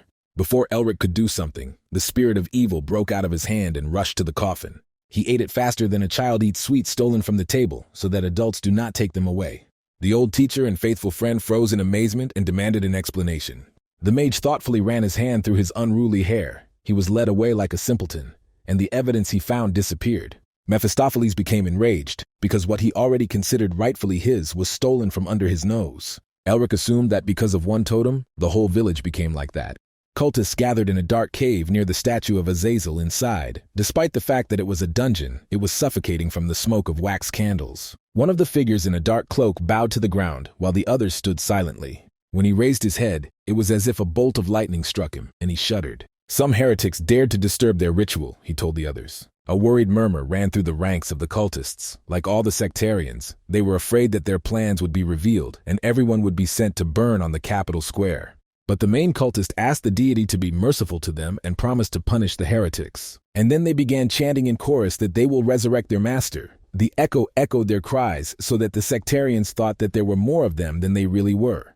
The head of the sect once again praised himself for the well-chosen place to deceive superstitious fools and told him to meet with Kai for the resurrection ceremony, and his eyes flashed ominously. Meanwhile, Hero Lassenty and his entourage were standing in a dam that was filling up with water again. Once there were a lot of fish in it. Now it is possible to launch fry again. Elric was surprised that no one noticed the tricks of the demons. The water will allow the peasants to irrigate the fields again and harvest crops, so that despite the hunger and exhaustion, smiles will play on their faces. Unfortunately, not all the weakest old people and children survived this calamity. Augustin patted the guy consolingly on the shoulder. They handed over all the found evidence to the authorities. Now they will figure it out and definitely punish the governor of this province for negligence. He himself would be glad to shake off the old and deal with everything, but now it's the Empire's business. The young wizard thought again. Now under the supervision of the Bureau, cultists will definitely not be able to act in the open, and he must find a flower garden.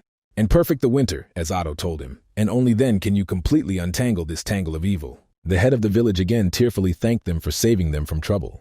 The drought will soon end, and the peasants will be able to survive on this land. But before the young duke left, the old man called out to him.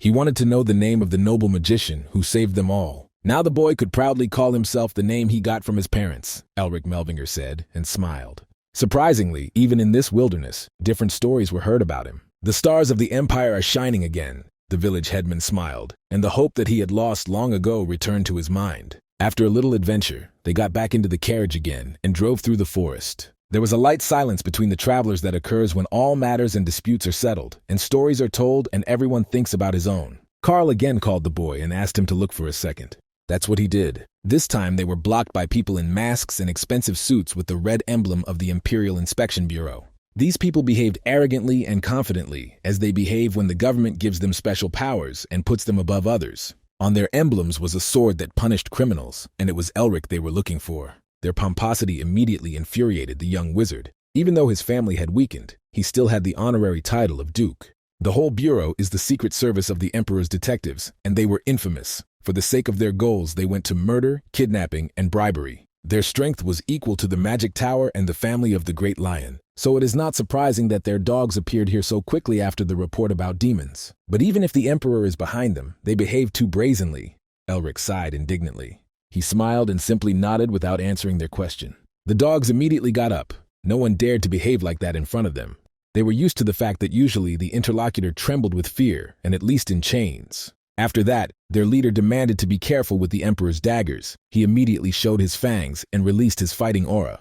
But the young duke only indifferently studied the mud under his fingernails, as if letting them understand what he thought of them. Even if they were the Emperor's dogs, there was no one among them with the rank of a duke, and they should have shown respect for that. His overwhelming aura made the dogs wag their tails and bow down. In one moment, the flock lost all its confident and fighting appearance. The black mist that surrounded the magician took the form of the demon Jules with his evil mouth. In horror, the dogs bowed down low and respectfully as befits. On the same level as Magnus, the head of the scouts thought with alarm. And then he glanced at the man in the mask standing behind him and caught his eye. As if receiving instructions from him, the leader of the dogs took off his mask and politely asked for forgiveness for his rudeness. Mephisto smiled pleasantly. The boy knew how to show himself. All because he was taken for a fool, Elric answered him.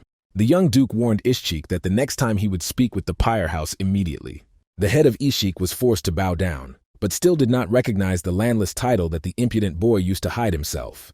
But his face darkened even more when he heard a dry old man's voice. Augustin Narister said that they were lucky today. In the boy's place, he would have put their heads on pikes a long time ago. The detective could not fail to recognize the old man White Knight. His presence alone made him shudder with terror. In addition, the arrogant boy was a student of the strongest monster in the tower. The head bit his lip and promised himself to fight against all intelligence agents when he returned to headquarters. Having finished with the exchange of pleasantries, they sat down at the transparent table on the same ghostly chairs. The agent who took off the mask called himself Patron and said that he was from the 4th Department. This department took the side of the Crown Prince in the recent War of Succession. Surprisingly, he took an interest in this situation.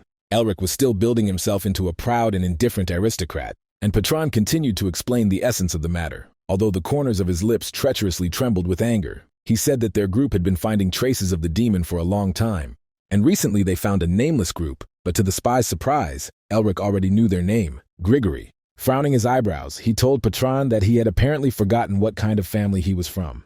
Melvinger, the detective filtered again. Of course he did not forget, but their family was considered extinct. They are the natural enemies of demons, Patron added, and the young duke scrunched up his nose mockingly. There were a total of 8 totems found in and around the village, but they were given only one. Then the spy wanted to know where the others were. Demonstratively cleaned the air ducts, the magician answered that he had totems, although it was illegal. The spy immediately read a long article of the legal code. Elric immediately answered the same with no less accuracy. Civilians are allowed to keep such items for research purposes. Herzog said that he had already received permission, and again mocked the head of the department for his incompetence. Patron decided to omit it, and first find out where the young man learned about the location of the totems. He is of the Melvingerov family, the guy waved again. Such an answer could hardly satisfy the picky inspector, who is used to meddling in other people's affairs. But Elric interrupted his indignation. These were the secrets of his great family. Again and again the impudent boy stepped on his tail, which made the inspector as angry as a dog. At this, the young duke decided to end their meeting. He said everything he wanted. The searchers had nothing left but to accept it and leave with nothing. Sean, who came up, appreciated this performance. The emperor's terrible dogs went away wagging their tails. The sister also came to praise him. If it weren't for her brother's ability to negotiate, she would have answered everyone with the help of her hammer. But these dogs, if they have taken a trail, will not let go of it for anything, Gilton objected. Of course, Melvingerov, the worst of the breed, was not going to leave everything like that. Even Augustine, who had seen a lot, was surprised by this guy's approach. If someone was hostile to him without any reason, he could not let them go, said the young duke, and lightning flashed in his eyes. Later that night, when a high full moon rose in the sky, they went deeper into the forest. Patron got on his knees and asked for forgiveness for his mistake. The man in front of him told him to raise his head. It was not his shame, he said, and the luxurious ring on his finger sparkled with blue light. The disguise fell off and the true form of his master and crown prince appeared before Patron. They relied on the fact that there were no witnesses in this deaf and dark forest, only wild animals, but one small bat watched very carefully. Elric could perfectly see everything through the mouse's eyes and hear through its ears. The crown prince was young, but older than Elric, and his movements and gestures gave off to correct training. And the beautiful face did not remain calm like the surface of a clear lake, even when he was angry. However, he knew how to admit his mistakes. It was his selfish desire to see Melvinger. Envy blinded the prince, and he underestimated his rival. Therefore, it was because of him that Patron looked incompetent and brought shame upon himself. The servant asked not to say so, but the prince continued. Until then, it was his personal business. But their priority remained the same, to destroy all traces of demons, and Patron bowed low, accepting his will. They already knew that Viscount Garant was one of Grigory's vassals. Patron has already checked everything. Without a doubt, they are a demon, and in order to get the priority of the best successor, they need to destroy the demons. Mistakes are unacceptable, said the prince authoritatively, and Patron bowed down. That was the end of their secret meeting. As the servant of Prince Patron knew that he had not yet forgotten his bride whom he had renounced, Lady Isabelle was weak, and such a union would not have been accepted by aristocrats. The prince wanted to personally see the one who saved Isabelle and about whom there are so many rumors. This meeting was supposed to cool the torment of the prince, but they were unable to press him, and in the end disgraced themselves. Let her be the former bride. She is the chosen one of the crown prince who will become the son of the empire. So anyone who interferes with him, or casts a shadow with his presence, must be eliminated. The faithful dog Patron was thinking about this now, and he didn't notice the little gray bat clinging to a branch with its claws and habitually observing the upside-down world. Then the head of the 4th Department appealed to his people. They were in the territory of demons that needed to be eradicated. The lands of the executed Gareth were engulfed in fire, just as his castle itself was engulfed in acrid coal-black smoke. At the top of the hill stood a trinity in the suits of the 4th Department of the Bureau. They began their operation and rushed into the very inferno of the fire. Following the prince's dogs, Elric found out much more than he expected. The personality of the prince who appeared here did not worry him so much as the information about the lair of demons. While the family is executed and the sleuths will shed each other's blood, Elric will simply walk in and rob the burning house. They will collect all the cream and disappear. That was the plan of the young wizard. And the old men must cover their retreat. With these thoughts, Elric took out his mask. "It's time to feed the demon," smiled Mephistopheles, and their small group set foot on the territory of the castle. A real hell was brewing in the city. The fire was raging like a drunkard on a Friday evening, and the walls were cracking from its heat. The Trinity rushed to the house with all its legs, passing by people who were fleeing from the fire in horror. Elric had already seen such a picture. Then in Licente, the flames almost devastated the entire garden. People inside fortress walls are like mice in a trap. Sean understood a friend with just one look. They changed direction towards the fortress walls. "Let's make a small passage," Elric shouted to them. The air rang from the cold in which ice arrows appeared. Their stream fell on the walls of the castle like a storm wave, and the fragile stone fell. When the walls fell down, the defenders heard this rumble and were startled. Elric prepared a second salvo and told Sean to watch carefully. This time, a rain of arrows fell from above on the defenders of the castle. But sharp needles did not kill people behind the walls. They turned into demons with sharp claws and wings because they no longer needed to hide. Such was the true essence of the cultists. "The two old men are watching the rear. Then he can go wild," shouted the mage to Sean as the demons rushed at them. Sean rushed towards these eternal enemies of mankind. 2 gusts of wind as sharp as a saber flew out of his hands. They dismembered the lower demons without any problems, but there were more of them at once. And then Hayes stepped in. She and her hammer didn't care who their opponent was. The anvil took down one fallen demon's skull at a time while Sean cut down those who tried to attack from the air. The power of Hayes was shocking. It was difficult for Sean to get used to it even after everything he had seen. He wondered where such a fragile-looking girl could get so much strength. Gracefully swaying her hips, she asked her brother to go ahead and leave the snail to her. Elric did so without thinking. Meanwhile, the demons carefully took out the totem so carefully guarded in the steel safe. Despite the rush, they worked carefully, fearing to spoil everything. All their hopes were that the detectives of the Bureau would not find this place so quickly. And during this time, the fallen cultists will manage to take out the totems through a secret passage. But then they heard a suspicious groan that a rock in the mountains makes when water freezes in its cracks. The vault could not withstand it and fell directly on the demon's head. And a man in a bureau suit stood on top of the debris. He simply made his way straight to the goal, bypassing the tangled corridors of the castle. The demons were horrified by the fact that they were found so quickly. But here the whole buffet smiled quite happily under the mask of Elric. In the meantime, a fire was discovered, destroying the city, and a terrible fiery tornado arose, which drew in red-hot air with it. The Viscount was furious when he was told that the detectives had already found the basement, and his servant asked him to leave immediately before it was too late. Gareth felt a sticky fear envelop him. They had struck him too quickly. Perhaps there is a traitorous spy among them, he thought, not noticing the flash of flame outside the window. An explosion rang out in his tower that overturned the entire office. Only the fact that the Viscount was a demon saved him from the invading bureau agents. All this time he ran away and hid from them so that the pursuers merrily grabbed their swords. Patron not only sent him a spy, but also ransacked the dungeon, maliciously filtered through the teeth of the Count. But the head of the 4th Department did not know anything about this. Then the Viscount glowed with dark malice and decided to force his enemy to talk. But Patron only tightened his sword in his hands and announced the death sentence to the demon worshipper. 2 rivals jumped towards each other at the same time. The explosion from their blows almost tore off the roof of the entire tower and brought it down. The echo of this explosion also reached Hayes and Sean. They had already finished dealing with the small bipods. And at first it seemed to them that he himself had arranged something. The sounds of the ego's voice also reached them. Using a blinding spell, Elric ran out of the castle walls. He shouted to them that the time has come. Sean thought that his friend must be joking, but Hayes understood her brother's idea and spun her anvil above her as if it weighed like a feather. And then she threw her ego into the support columns of the castle.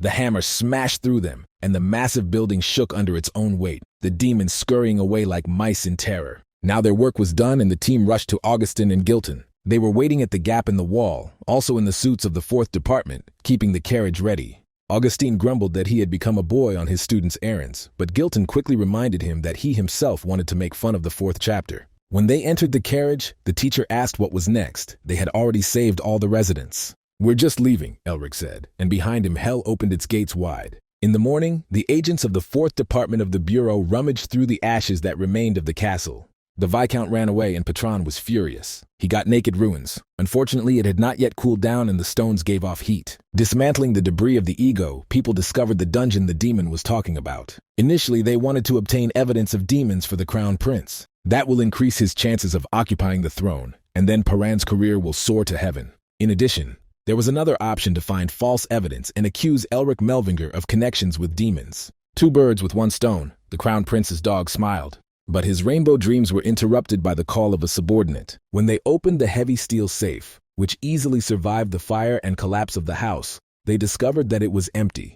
Patron thought at first that the demons had managed to carry everything away. But then even the demon Kai would not accuse them of robbery. And then Patron added 2 + 2. Someone else was involved in this matter. Now everything became clear to him. This only strengthened his suspicions that there is a demon spy in the ranks of the Bureau. Elric smiled rather after the yawn. He was happy after last night. The thought that his prank was successful and everyone in the office would be fooled sent the wizard into rapture. Augustin also rather chuckled. The scoundrels contacted the wrong person. He praised his student. But the evil spirit above his head still snorted displeasedly. Even despite the fact that the wizard allowed him to absorb the demonic energy, Mephi showed amazing pettiness for a great lord. Elric said that it would be easier to tell the demon about his seal, but the demon just gnashed his teeth harder in his ear.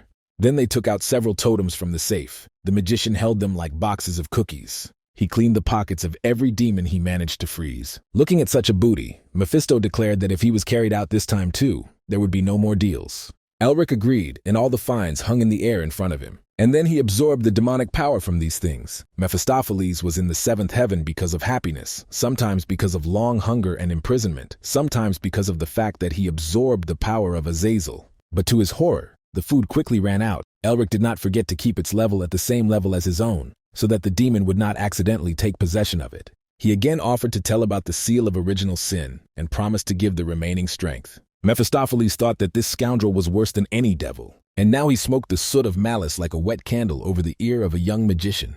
It is not easy to understand the seal. You need to know the true name of the demon, and he himself will not tell it. He could also receive a simpler seal of the same type as original sin, but the trouble is that Mephisto does not know those who are below him in the hierarchy of demons. Elric woke up from his thoughts when the familiar rotten smell of demonic power hit his nostrils. It came from somewhere outside through the window. Their carriage was still on its way through the wilderness when a demon appeared on the road. Cursed thieves wheezed the wounded Viscount Garrett, oozing malice with his whole body. He dashed through the forest like a wild animal sensing its prey. The eyes turned into fierce corners, and the mouth full of long and sharp fangs distorted into a predatory snarl. Thieves stole his relics, but they gave off a special smell that only a demon could detect. A demonic seal of smell was also carved on his shoulder.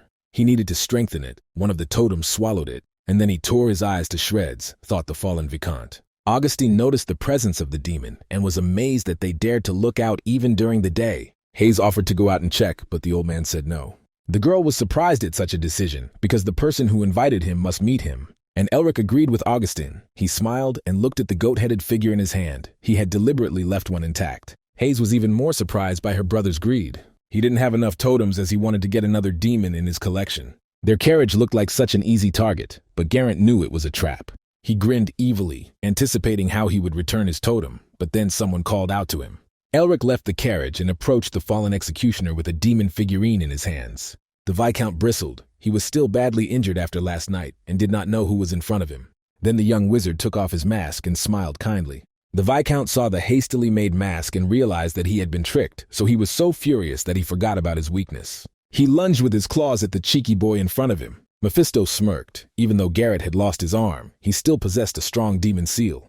He rushed like a wild forest cougar, deft and fast. Elric barely dodged his death. He just wanted to check how much stronger he had become. Razor-sharp claws flashed again in the forest twilight, but the wizard easily bowed. He landed softly away from the demon. "All demons will fall," Elric said, and showed his strength. Magic flowed in golden veins, and he gathered the spell into a dense bundle. A crown of golden and sharp crystals formed above it. The wizard said bronze, and the crystals turned with a sharp edge towards the target. The demon furiously began to smash them with his claws. Such a pitiful force could not stop him. After that, he rushed to the helpless magician again, mocking him. This time, the demon beat with his fist and gathered all his strength. But unexpectedly for him, the magician answered with the same bones cracked like snow in the cold when their fists collided. The explosion of the impact scattered sharp fragments that flew like pellets into the forest. The demon staggered back, unable to withstand the counterattack. He had to slow down with the help of his claws so as not to fly further. The mage in front of him was waiting for the dust and smoke to settle down a little. The very sight of him caused alarm in the demon. But Elric himself felt that he was playing with death. After the blow, a purple paste remained on his hand, sticky like tree resin. The poison of demonic energy was quickly absorbed through the pores of the skin and entered the blood. To stop the spread of the poison, the magician froze his hand, but from now on, he needs to be more careful so as not to get more infected. The fallen Viscount noticed this and smiled, confident in his abilities. He again prepared to attack the strange stranger. Strongly flapping its wings, the demon sent a poisonous mist towards the magician. The fog was thick as if someone had thrown fresh leaves into the fire, and the smell was like a drain in a fish shop. Now the poison was seeping into Elric's defenseless body and very quickly, and he could not freeze the wind to stop the spread. But he could do something. The sorcerer stretched out his arms and froze the ground around him with ice. And then he created his cold as an ice blizzard stream and directed the ego into the demon. Now the poison returned to its host, strengthened by the icy stream. The Viscount simply waved away from the stream, confident that he would not hurt himself. But when he looked ahead again, he did not see the impudent little man there. And at the same moment he felt an ominous presence behind him, which could not come from an ordinary person. Before the Viscount moved, magical chains bound him on his hands and feet as if they were alive. Elric immediately struck the ego with an open palm right in the chest while the demon was immobilized. It was the blow of the Queen of the Ice Mountains, piercing and powerful as the blow of a battering ram. The demon fell to his knees. The poor man possessed the powers of Jules and the Queen of the Ice Mountains, known in the world of demons. The sorcerer's hand laid a steel plate on his skull. "Leave this fuss. All the demons will fall," said the magician. His emerald eyes flashed coldly, and began to absorb the power of the demonic seal. Squeezed dry like a lemon, the demon fell to the ground in a limp shell. Elric looked at his remains with a cold gaze. Mephisto thought about the boy's words. "All the demons will fall," he said directly to him. A crooked smile bloomed on the gray face. The boy clearly made it clear that despite their forced closeness, they remain enemies. So they think about the same thing, and one day they will meet in battle. The evil spirit rejoiced. For some time, the young wizard just stared at the body at his feet, his heart still pounding in his chest after the battle. And then the lingering pain overtook him, and Elric fell to his knees clutching his chest. Hayes and the old teacher saw this and ran to him. Too much poison got into the boy's body. Augustin cast a healing spell, and Elric's back felt warm. The flame of healing gently enveloped his body, and he felt better, so that he could stand up.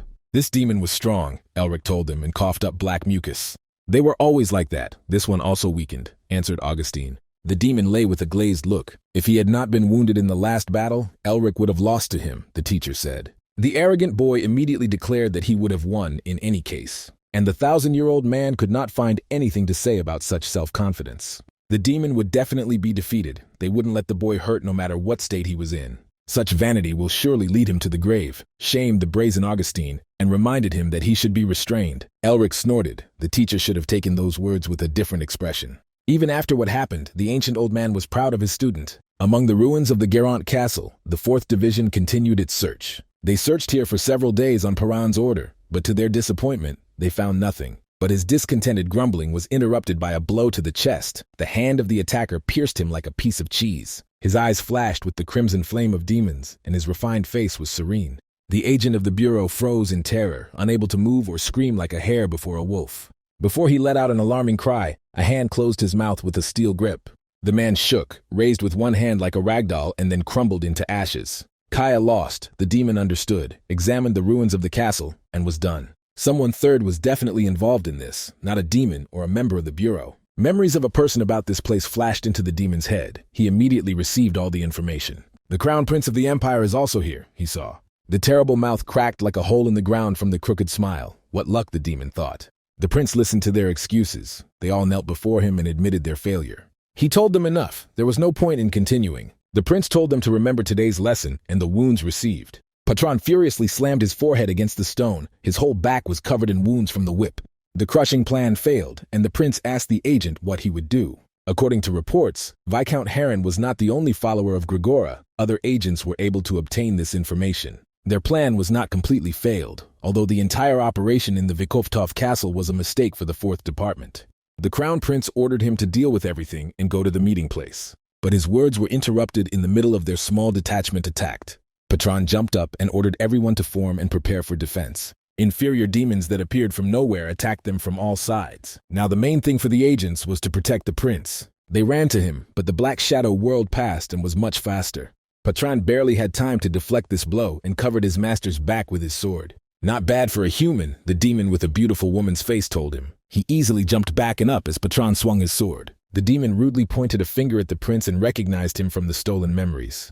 The prince kept his face even in such a position, like a real aristocrat. He did not show his face in front of the enemy. All the lower demons looked at him with twinkling eyes. They charged, their short wings allowing them to jump from above. Patron ordered His Highness to be brought in while he took the demons on himself. A red fighting aura rose around him. He was full of determination to execute the fallen who tried to kill the prince. The demon grinned at the multitude of hungry predatory mouths that surrounded him like a flock of piranhas. This man looked appetizing. They jumped towards each other. The darkness around the demon became a huge mouth. Meanwhile, many demons fought with agents in the ruins of the city. Each of the monsters wanted to get the prince's head because a generous reward was expected for it. The agents selflessly rushed into the attack. They had good training, but this did not help them.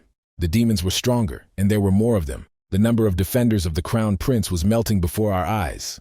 And when the demons almost reached him, a rain of blows fell on them, and all the demons turned to dust. Blue like the clear sky, the aura of the beast filled the battlefield. "Lucky people," said the demon who held his severed hand and licked it. He noticed that reinforcements had arrived. A detachment of Knights of the Blue Lions, led by their leader Hermann Weil, arrived to help.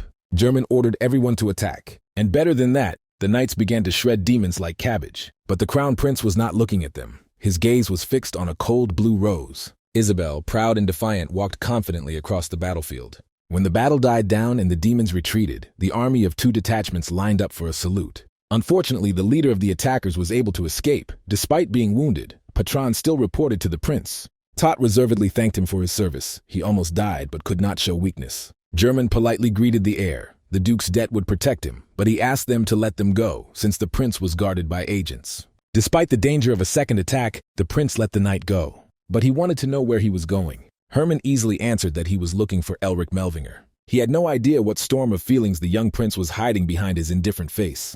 The sting of jealousy again painfully pierced the heir's rib when he saw a blush as light as the morning dawn on the face of his former chosen one. Unable to restrain himself any longer, he let the duke and his daughter go. Again, the cursed Melvinger stepped on the emu's throat. In the meantime, the carriage drove north non-stop until it reached places covered with snow for most of the year. The frosty air stung Elric's face, but he was glad to be back in a place where winter reigned. They drove until a big wall grew in their path. It was even bigger than the magician imagined. The flower temple was located somewhere behind this impenetrable barrier. 4 guards stood in front of the heavy gate. Carl told them that they wanted to cross the border, but the guard did not move from his place and did not run to the gate. He told them that this was impossible. Elric jumped from the carriage and asked what happened behind the wall when the passage was closed. The guard told him that the monsters fell into a mad rage and became too dangerous. And now the entire border guard is on alert. Despite the height and massiveness of the walls of the fortress, Elric himself had already caught the energy there. This only made his desire to get there stronger. The guy smiled. He asked Carl to get a pass. Carl did so and took out a sealed scroll from his pocket. The guard opened the letter in disbelief and began to study it. But then, almost losing his jaw in the snow, 2 large families traveled together. Then his tone immediately changed to a softer one, and the guard helpfully wagged his tail. In case of danger, the guard asked them to go to the highest tower, because that way it will be easier for them to find their corpses, said the guard. And Elric shuddered at such a change in his voice. A huge worm with a cross-shaped mouth broke out of the ground. Elric watched his long serpentine body writhe in rings. And then the monster straightened up like a heated spring and attacked the magician. The young duke did not avoid this blow and gathered his strength, and jumped to the side only at the very last moment, when the carcass of a worm was pierced by an iceberg that fell from above. But the worms did not end there. Many more such creatures lived in the sands under the wall. One of them suddenly jumped out from behind Elric with her mouth open. Elric easily jumped up like a bird's feather. After the last fight with the demon, he realized that he could not fight at full strength. Even if he possesses a large number of seals, his mana will become a limiting factor. Before the worm's mouth snapped shut, Elric impaled his carcass with ice stakes. The worm fell to the ground with its foul-smelling entrails leaking out. When he landed, he thought that he wanted to create a new type of magic that would belong only to him. After that, he will become so strong that no one will dare to even look at him. Domination is his goal. Everything was already asked by the voice behind him. Sean wasn't used to this cold and shivered even under his warm mantle and heating spell. In this place it must be as hot as in the desert, but the anomalies that the guard talked about affected even the weather. Lands covered with black snow, that's what this desert was called. They were covered with poison, and they contained such terrible monsters that the Empire gave up trying to conquer this territory. Sean asked his friend if it was true that the flower temple could be in such a place. In legends, this temple was described as a peaceful garden where people and flower gods lived together, but the reality was too different from them, noted Sean. Elric shrugged. The garden really does exist. He saw records of it in the manuscripts of his family and the Imperial Library. In order to find the place where he is located, it was first necessary to find the beastmen who guard him. Old Augustine objected that the people had been at war with the tribe for a long time, but the young duke was confident in himself. So the teacher only had to grumble in his beard. He would be calmer if he knew what the boy was up to, but since he was silent, he would have to wait. But so far he himself did not know how to find a hidden tribe in these unexplored lands. Hayes asked if they had maps or directions, but Elric, like a true adventure seeker, didn't even take a compass. Mephisto noticed how the ice crystal shone and called the boy.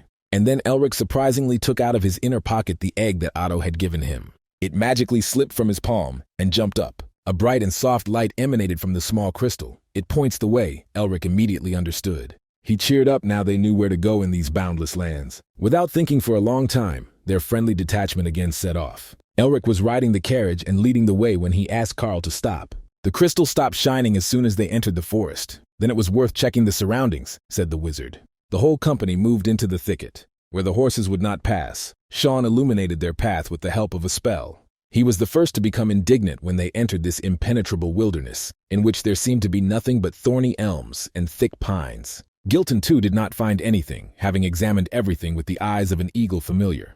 Elric looked thoughtfully at the egg, as if waiting for more answers. But there was no response, so he suggested giving up the search. But at the same moment when he did it, a loud cry came from the forest. Friends looked at each other thinking what to do, and without consulting, they rushed in that direction. While they were running through the forest, trees were whipping their branches in the face, but no one slowed down.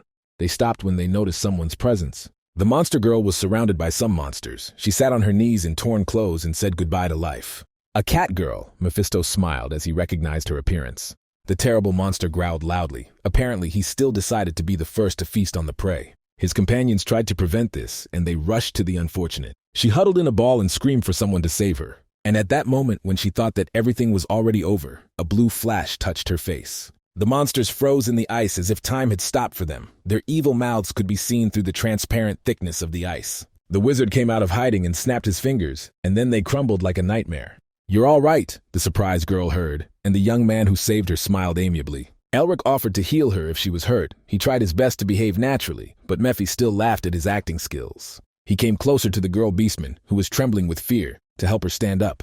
But her cat-like pupils narrowed as if before a jump.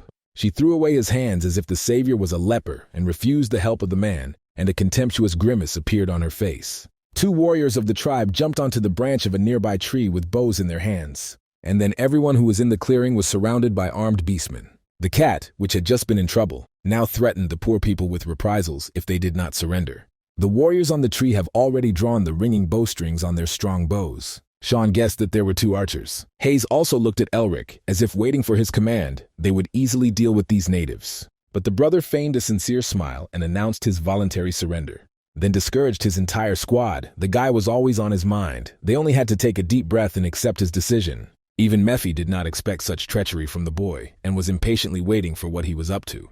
When they noticed the damsel in distress, Elric immediately understood that this was an obvious bait. With his inner vision, he saw soldiers hiding in the distance, but he still decided to play along with them, because it was the easiest way to find their lair. Antromophis, a city hidden in the distant wilderness, was the heart of their kingdom and the only large city. But it was made with taste, and in the style of the townspeople, as if imitating them, the carriage of prisoners slowly entered the town.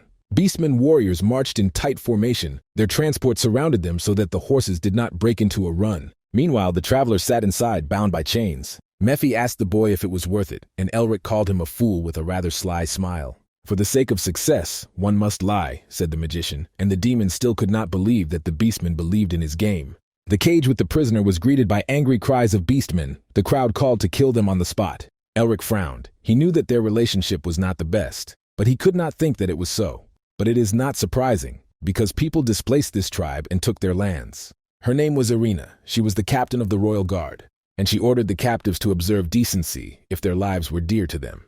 Elric nodded curtly and said nothing to that. "They will be interrogated by the king of beastmen himself. for which the captives were brought directly to his massive castle. The doors opened. Irina the cat walked in front and led them.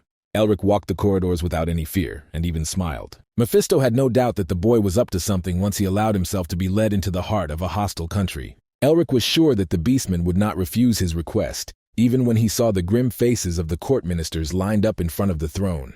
He had something to offer them, the combat equipment of the last king of beastmen, the art of body development, the basis of the fighting power of this nation in the past. The Tiger clan ruled for generations, but there are no more of them. But if martial art appears, it will give the king unprecedented authority. The demon was again amazed at how easily this little man traded such things for his own purposes. The captain of the guard bowed to his majesty's throne as they lined up the prisoners. Her eyes sparkled with determination to punish the intruders. The king's voice rang out from the throne, congratulating her on her successful mission. Despite the whole situation, this voice sounded soft, as if it had only recently begun to break. The king asked them why people invaded their lands. And then Elric shuddered. Suddenly all the plans were in danger of failure when the king came out of the shadows. The small boy threatened them with reprisals if they were found to be lying, but this was not at all related to his cute appearance. Haze's heart skipped a beat when she saw those little cat ears. It's good that beastmen have an heir, but the fact that he turned out to be a baby was a problem. One demon laughed from above. Elric got up anyway and came forward to speak for everyone, if only to try to come to an agreement. The ministers did not like his address. They moved their mouse ears indignantly. The young magician ordered the old men to stand back from him, which made even more noise. The king roared menacingly and ordered them to stop, and his gaze became domineering. The ministers had to shut up and tolerate the insolence of the captive. Then he told the stranger to speak if there is anything to say. The magician smiled. Even though the king looked like a kitten, he was still a real tiger. This gave hope. Then he immediately got down to business and talked about body-strengthening techniques. The boy was very surprised to hear about this from a person. Then the impudent captive asked how much the king would pay for her possession. The ministers raised their howl again, fighting for influence over the young tiger. The poor man interfered in their game, and the kitten worriedly asked them to be quiet again. "How much noise?" exclaimed Elric, and the iron shackles that held his hands clattered to the floor. The king's guards immediately came to his defense when they saw that the prisoner got out easily. The others surrounded the captives, thus leaving them no chance. Old man Augustin offered his help in the fight against beastmen, but Elric refused. He believed that he should show his strength himself so that he would be recognized. As if on command, the guards rushed at him from all sides. Hayes warned his brother that he would kill him if the cute kitten got hurt. Elric focused his attention on the guardsman closest to him.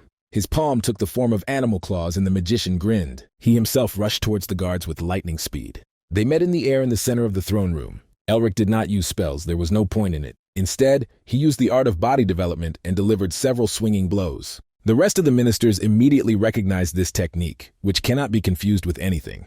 They were amazed because a person knows them, so they ordered the guards to take the form of an animal.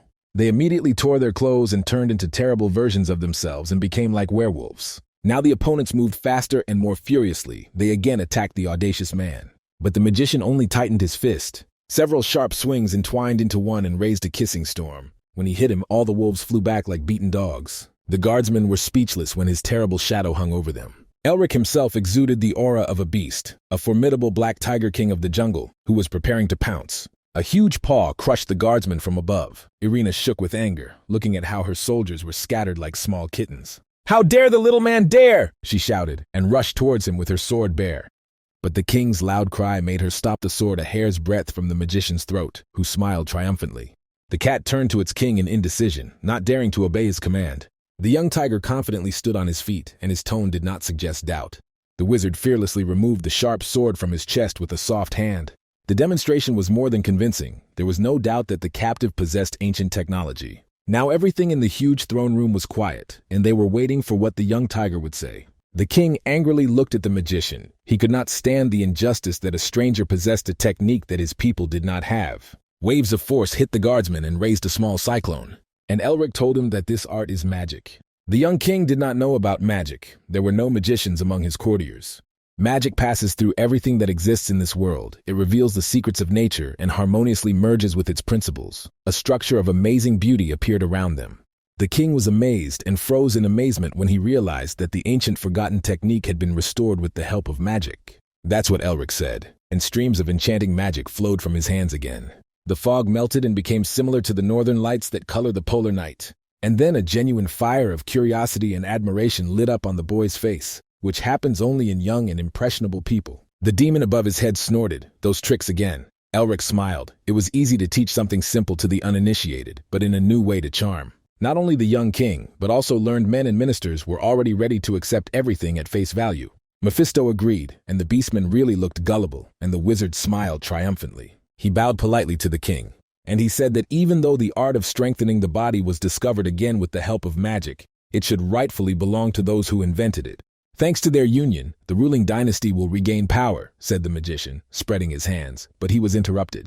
One man came last to this meeting and waited a long time before intervening. Prime Minister Norris walked towards them with a confident step full of strength, despite his age. All that the strangers offered them was to sell them their own heritage.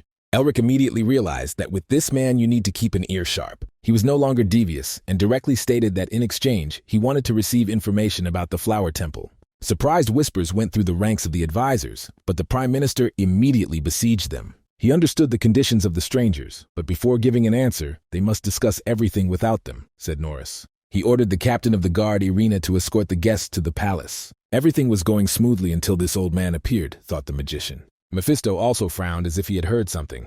A strong caustic aura emanated from the Prime Minister.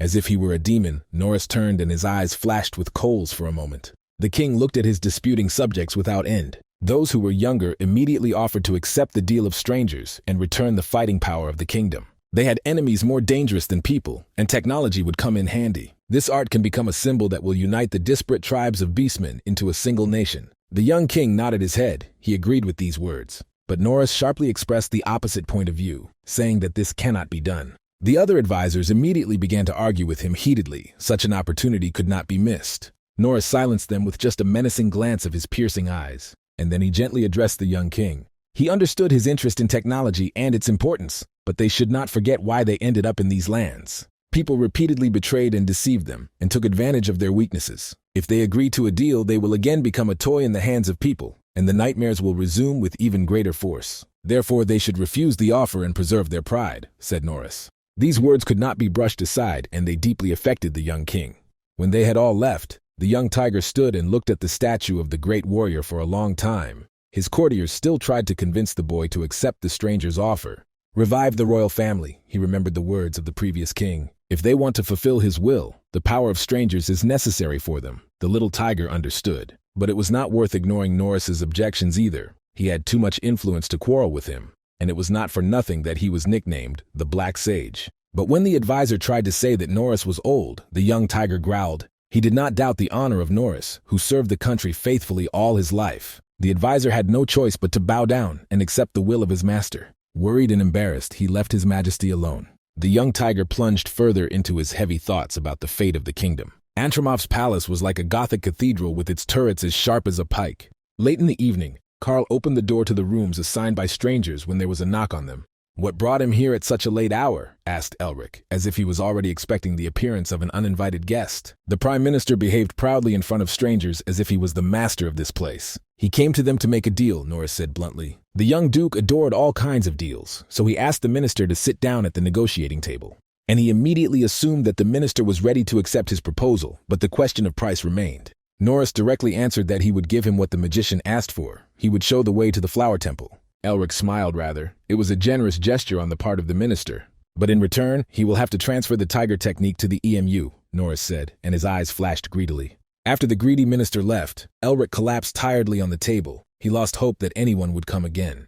That the Prime Minister, that the rest of the courtiers believed that they could occupy the throne only by having one technique. Their stupidity now confused all the magician's cards. Cunning Norris offered more than the others, but this was not the end of the bargain. Elric raised his hand and let out a golden light. There was a queue for the equipment, and the price kept rising, but the royal family has not yet taken part in them and has not put forward its applications. Later that night, the young tiger came out of the far room of the stranger's room. He had been there all this time and heard everything. His cat eyes sparkled with cold determination. Mephisto snorted contemptuously in the place of the king. He would have long ago bitten off the heads of such subjects. His power was completely weakened. The boy could not believe that absolutely all of his courtiers were ready to betray him at the first opportunity, and even Norris, whom he trusted the most. Elric stood up and approached the tiger. Everything happened as he had warned him. "But it was interesting to bring them to clean water," said the magician.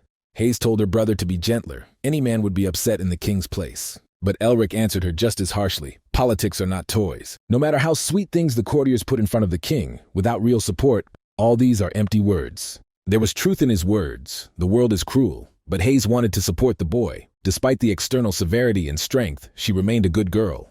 Once upon a time, they experienced something similar. They were called a great family of magicians, and they were surrounded by loyal vassals. And then in one moment they turned away as if they were strangers. None of the major forces of the empire, be it the imperial family or the magical tower, took them under their protection. The Melvinger family died overnight as soon as their parents died. But now he was reborn again like a phoenix bird from the flames. Elric became the hero of Lysenta, and his name thundered across the country. Those who had previously despised him or were indifferent to him now shouted his name in the streets. Because power rules the world, he told the young king. And so he will have to grow claws and fangs. The boy frowned at these words. And yet he hesitantly asked what the wizard meant. They must be grown in secret from everyone and use this power when no one is waiting, said Elric, and knelt before the king. And he sincerely promised to help this young tiger. The boy was fond of beautiful words, and this speech immediately touched his imagination. Mephisto was amazed, a little more, and the boy will sell his soul to him. That's how Elric should have answered him and smiled. The demon smiled. In this way, the magician pushed the king to fight with his subjects, and after all, he would have to do everything himself and would hardly become as great as his ancestors. The boy asked the ego if the magician knew about the Tiger King Julius. Julius was the very king who led the beastmen to the top, Elric remembered, and a huge treasury of his exploits has been preserved. The boy offered him these treasures and the results of their research in an attempt to restore the art of strengthening the body. However, the path to the Flower Temple was guarded by the general of the East, and without the help of the king, it was impossible to pass through it. The young tiger asked to pass on the art of strengthening the body to him. Elric bit his paw with sharp claws, and they made a pact. Now it's time to sit down and discuss the details of their agreement, he said. The boy pushed away his doubts. Now he could rely only on himself and wait for the moment when his claws would become sharper. The magician walked forward, fully confident in his success. But then the young king tripped over his own leg and began to fall. Fortunately, Caring Hayes was nearby and picked him up. Tigranok embarrassedly thanked her for her help. But Hayes tightly pressed him to her warm chest, which embarrassed the boy even more. However, when she gently patted him on the head, he stopped getting out of her hands.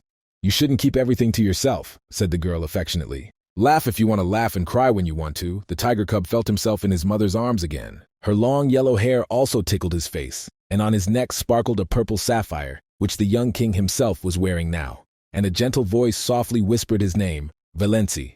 So many things fell on the boy that he could not stand it, and his king's mask cracked, and he cried like a child, longing for love. "A crown is a heavy burden, especially when you are without support," said the magician, and the demon thoughtfully agreed with him. As Valenci had promised, he personally accompanied them on the road to the Flower Temple. But the kitten did not listen to anyone, surrendering completely to the hands of Hayes, who scratched him behind the ear non-stop. Elric insisted that they must hurry to collect the guard and leave the palace before Norris or the others made their move. But Valenci replied that it was impossible to take the guards. Irina, their captain, is the adopted daughter of Norris, and he specially placed her with the king for surveillance. But this meant that the prime minister could already be aware of the king's whereabouts. The young tiger assured Elric that he left his palace quietly, so that no one noticed, but they could just guess everything.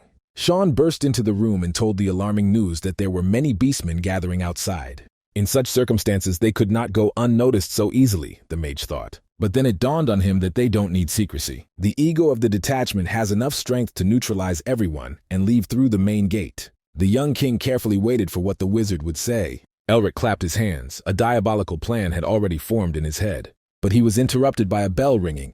Valenci knew this signal. He reported the danger. "The Furies have invaded here," he said, and ran to the window. This was a tribe of beastmen who were at war with the anthropomorphs. If they invade their lands, the king will not be able to leave the city, Elric understood. Chaos reigned outside. The fire pounced on the garden like a hungry beast that had forgotten its fear. Two enemies were approaching them through thick clouds of smoke and flames. Everyone prepared for a battle with an unknown enemy. But when he was called by a voice in which he could hear the tinkling of silver bells, Elric was amazed. He ordered everyone to stop and wait until the smoke cleared. And then the beautiful Isabelle and her proud father Herman appeared before them. The appearance of a girl in such a wilderness could hardly be called accidental, but still the magician had no idea what she was doing here. The evil spirit immediately began to scrutinize one of the continent's best swordsmen, and immediately he gave credit to Herman. Even in the opinion of the demon lord, he was a monster. The shooting star duke politely greeted Lord White, but he modestly remarked that he is an ordinary soldier who was given his title, and they are not so important for such courtesy. Then Elric suggested that everyone take shelter in the building first. Isabelle whispered to her father to go down more slowly and not jump straight from the window. Most of all, the magician was worried about how they found out that he was here. German replied to him that he really wanted to personally thank the one to whom he owes so much for the salvation of his daughter and the healing of his illness. Lord Weil went straight to the capital, but there he quickly learned that the young magician had left her.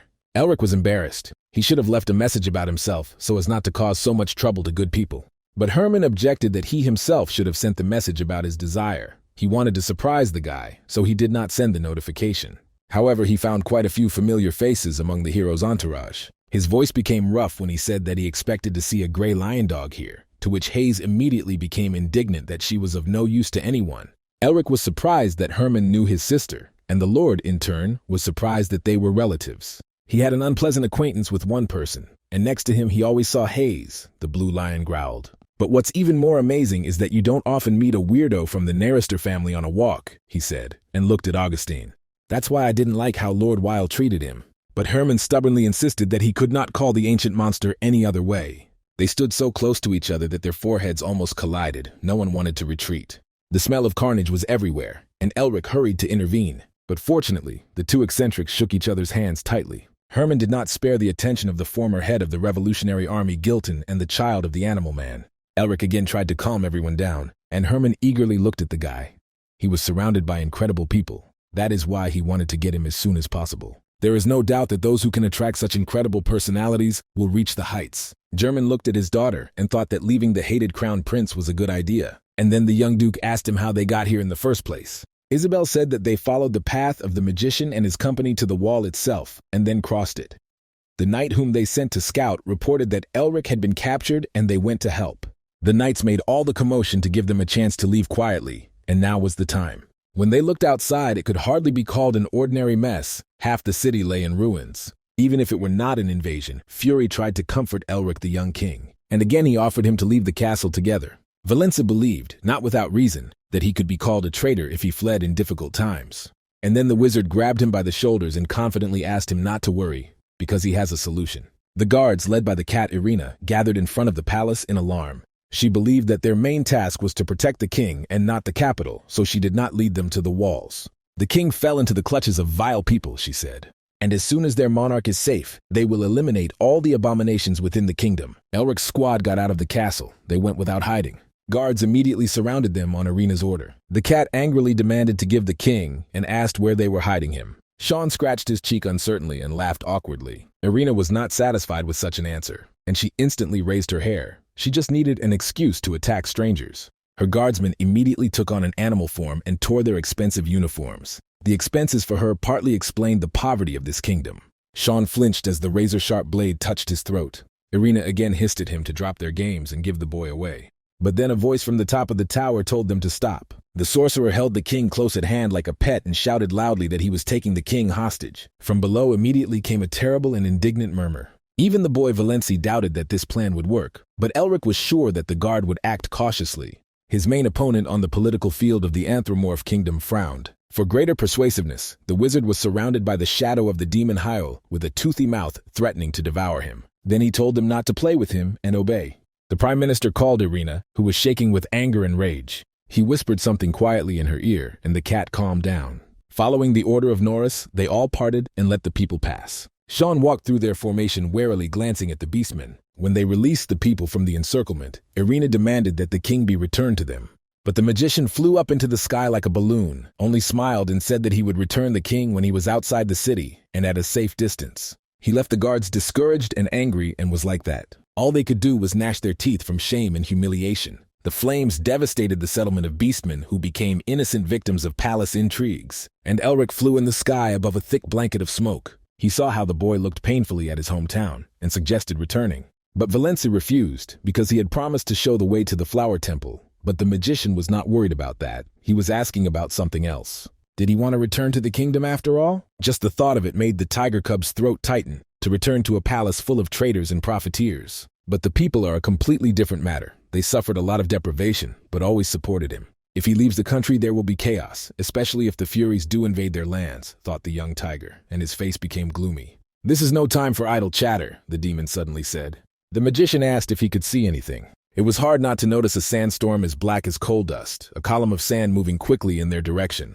But the young king was much more frightened than before, because he knew what it was. "The general of the east, the catastrophe destroyed the north," said the boy. Elric felt the power that comes from the tornado. If they go into the storm, the sand will remove the flesh from him and polish the bones to a shine. Something more ominous moved with the wind. The magician used his inner vision and looked through the sand. Under the dust curtain, he saw a huge black spot in the distance. It resembled an anthill on the march. It was an army of beastmen with many horsemen on wolves, and they marched under the banner of the nine-tailed bald fury tribe. The bald eagle on their banner was the banner of their leader. The Tiger King who ruled the anthropomorph tribe had an old enemy. These beastmen went against his authority and long ago lost the art of body development. The Furies long dreamed of capturing anthropomorph. They had many skirmishes, but it never came to war. The news of the sudden invasion made the heart of the young king shrink. Elric assumed that most likely Furia's spies had already brought the news about the return of the art of strengthening the body, and it was naive to think that this was a coincidence. How else to explain their invasion precisely at the moment of arrival of people in this country? The young tiger sadly thought about the wizard's words and realized that he was most likely right. But the magician took his ego in his arms in front of him and asked him to answer the question he had asked earlier. Does he want to return to the kingdom after all this? The faces of his poor subjects flashed before the boy's eyes again. And this time his eyes were full of determination. He wanted to return and protect his people.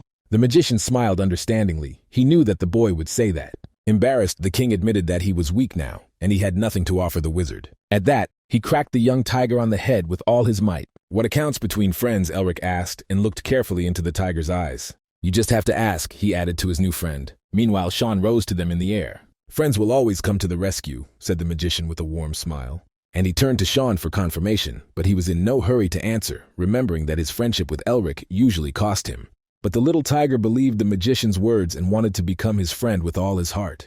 "Friendship doesn't need anything special," Elric smiled again. "It is enough to be near," and the eyes of the tiger cub shone with happiness. And when a friend is in trouble, he, like a real hero, cannot turn a blind eye to this. The magician surveyed the battlefield, which was filled with warriors like a huge sea. Smiling, Elric asked Sean to tell the others that they were changing the plan. The leader of the hostile tribe drove them forward. Rather, they wanted to take the capital from the start. The city was already close, and their army had not yet encountered resistance. They were driven by the news about the recreation of the art of body development. Even rumors alone were enough to start a war, although the warriors themselves hardly believed that someone could recreate it with the help of magic. Even if the rumors are false, the moment for the attack on the anthropomorph was a good one. And if this is true, then they will destroy their enemies before they become a threat. Slender rows of animals marched across the desert, their boots reflecting black dust that gave the march an ominous appearance. 40 years ago, a mage with golden hair and green eyes stood in their way. If it weren't for him, a great empire would have already blossomed on the corpse of a dead tiger. "But now he will return the art of strengthening and return his ninth tail," said the figure on the throne menacingly. "And no one else will stop him," roared the voice of the angry fox. His warriors were kneeling before him. The fox growled at the whole hall and told them to get art, and then the whole world would fall at their feet. His beastly roar shook the entire throne room and everyone in it. And now the beast carried the will of heaven of the bloody king into battle. They believed that the nine-tailed fox was their patron and lord to protect them in battle. Bloodthirsty furies approached the garden and wanted to tear off the head of the Tiger King. Their roar merged into a deafening storm, and the living sea almost rushed into the city. But in a few moments, a glacier grew on their path and became a wall. The horsemen fell to the ground after their beasts stopped abruptly, and the whole army was thrown into disarray. The rear ranks pressed on the front ranks and threatened to simply trample them. Then the commanders began to shout stop. A stampede began and many soldiers fell ingloriously in the first clash. The sun peeked through the thick smoke and illuminated the plain. Only 3 people approached the great army, but each was worth an army. 2 old men took positions at the gate of the main fortress of Antromorpha. Gilton was unhappy that they were left behind, surprised that Augustine agreed with this. But there were not enough enemies for the eccentric old man. Besides, the boy himself wanted to gain experience and asked them not to interfere. "So there is no cause for concern," he said, looking at the plain, which swayed like a grassy meadow, while they wanted to enjoy the harvest prepared by their student. The Trinity climbed the glacier, which the wizard raised with one spell. The confused warriors of Furia did not know what to do and how to overcome the blockage, as well as what was waiting for them. Their captain brought the soldiers back to their senses with shouts. The opponents simply used magic. So their enemies entered into an alliance with the vile little people because of which their tribes ended up here. "These sorcerers and their enemies must be destroyed, and then the anthropomorph will be left behind," shouted the winged captain. Meanwhile, Elric patiently waited for their actions with a bored expression. The soldiers gathered their spirits again and restored the lost order of their army. However, their second captain still harbored memories of the old battle against the mage with golden hair and green eyes. 40 years ago, this scoundrel showed them what domination is and drove them back into their holes. The arrogant sorcerer single-handedly stopped the entire army. But now in front of them is a completely different mage. He is younger, although outwardly they were similar. This could be a trap, thought the captain. He ordered the winged man to lead his men into battle and take the boy's head. With the sweep of a black wing, a whole squadron of birds rose into the sky. Elich looked at the flock of crows that quickly approached him and covered the sky with their wings. Opponents used special feathers in their wings, which when swung metal like daggers. Sharp and strong as steel, they rushed towards the wizard standing alone below. But the magician did not even bow down. He summoned a tornado around him for protection. The ferocious wind swept away the entire flying squad and reflected sharp feathers into them. They fell to the ground like autumn leaves, pitiful and listless. The fighting spirit of the army fell again. They had never before fought against mages and suffered such losses. And all this was Sean's handiwork. Maybe the guy didn't stand out so much against the background of a brilliant friend, but he was still the third heir of his great family and managed the heir perfectly. Now Mephisto understood why the boy was dragging his simple idler friend with him, and Elich smiled for good reason. His main attribute of wind was perfectly suited for combat with an aerial enemy. Sean was only glad to get rid of the accumulated tension. He was already tired of being an unrevealed character in supporting roles. A hurricane broke out of his hands. The whirlwind streams of the stinging wind did not drive the winged ravens away. Their fighting spirit was completely exhausted and they fled in disgrace. However, the magician was not going to let them go so easily and used a wind cutter. At that moment, he noticed a heavy hammer flying by. He whistled close to his ear, almost smearing his head like a ripe watermelon. While he was busy defending the front edge of the ice wall, minotaur-like beasts with heavy hammers in their hands approached it. The tribe of the demonic bull was not afraid of the wind. Their warriors were the heavy infantry of the Furia army. The bulls stamped their hooves and exhaled loudly through wide nostrils. They walked in a tight formation so that they were not blown away like birds. Hayes gently patted their captain on the back. It was the first time she had seen a cow with a weapon, and even with her favorite hammer. She gracefully swayed her hips like a cat before jumping and offered to play. The bull only snorted contemptuously in response to what a thin figure of a man with a pitiful stick in his hands could do to him. But at the same moment, the heavy anvil turned him into minced meat. He flew over his squad already unconscious, and then for many years he stuck loudly into a stone lying on the road. Having left the strongest leader, a panic ran through the ranks of the animals. Their instincts prevailed over reason. The hand slipped, the girl apologized and smiled sweetly, holding a bloody hammer in her hands. The warriors felt fear, but it triggered a second reaction in them than in birds. They preferred a furious attack instead of flight.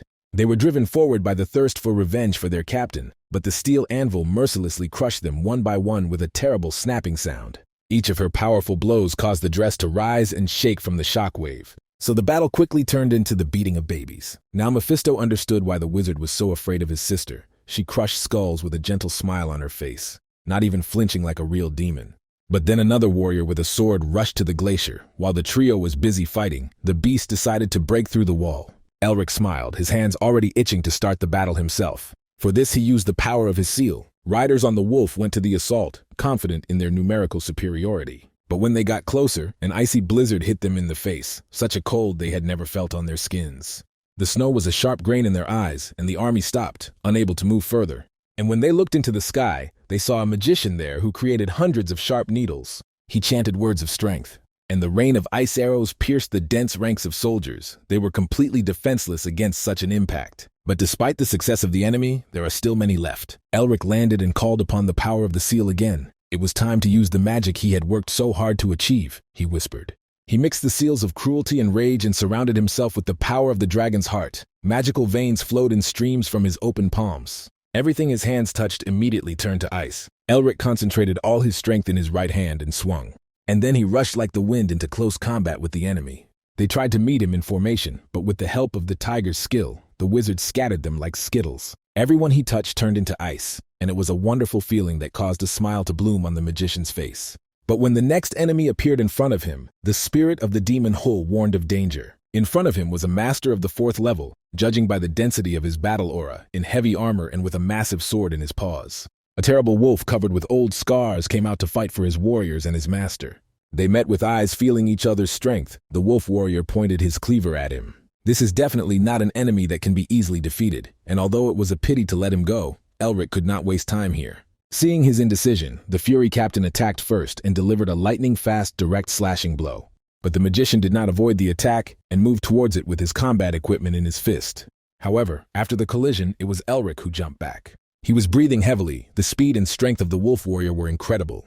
After hitting the magician's fist, a spiderweb of cracks appeared on the blade of the sword. The warrior looked at the damaged blade. He did not want to let go of the wizard so easily and stomped his foot. Ego's aura quickly spread across the earth and reached the magician. Now he was deprived of the opportunity to leave by air. The wolf ordered the feathered captain to lead the army into the garden, and he himself promised to join them as soon as he cut off the head of this young man. The warriors started moving again in the area where there was no ice wall while the mage was immobilized.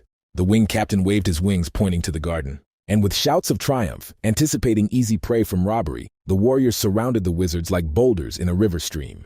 Mephisto laughed again as he always did in such cases. The boy underestimated the power of beastmen. Even demons had a hard time with them. Now they were face to face with the warrior without any further distractions. Even though the beastman tribe had weakened, there were still strong leaders among them, because the anthropomorphs were always waiting for an attack from Furia.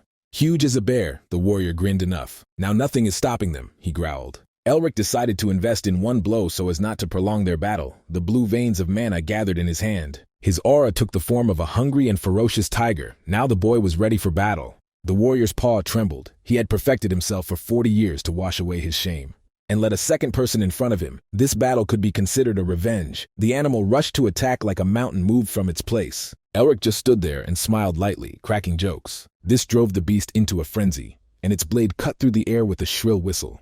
However, instead of the sound of slicing flesh, his sword knocked out sparks from the sword of the second warrior. Lord Wilde politely introduced himself and gave his name and title. He invited the boy to go further and promised to sort things out here. Without hesitation, the magician left the two swordsmen to find out whose skill was better. Hearing about the title of the blue lion, the warrior bear became interested. The pitiful lion will not be able to defeat him, he said, and increased his pressure on Herman's sword. But he was also not so simple, and an aura blue as the winter sky flowed along the blade of his blade. Elric hurriedly chased after the warriors who had slipped into the garden. Behind him flashed flashes of a heated battle. Even if Father Isabelle was not at the peak of his form, he would not easily give in to the beastmen. Elric hoped that everything would be fine with his sister too. Sean held his defense section and allowed the airmen to pass the wall and attack their rear. Hayes crushed skulls, terrorizing enemies. Their duet with Sean was doing great, so the wizard could leave them. However, the enemies separated, and the part simply passed by Hayes, which could not hold back such a number of enemies. But then someone quickly slipped past the magician. The Lion Knights arrived on the battlefield after their master. Each of them was an experienced and skillful swordsman, so they easily dealt with enemy soldiers. They were formidable opponents who brutally chopped enemies into cabbage. The knight saw the sorcerer and shouted to him to leave this place for them, calling him the bridegroom. They waved amiably to him, who had already proposed to Isabelle in absentia, and promised that not a single-eared mouse would slip by. Elric frowned in embarrassment, as if he had heard something he shouldn't have heard. He looked around the battlefield again, thinking of what to do. But he noticed that the enemies had already gathered near the walls of the city and filled the entire suburbs. The gates were firmly locked and the walls were high so that it would take some time for the Fury to cross them.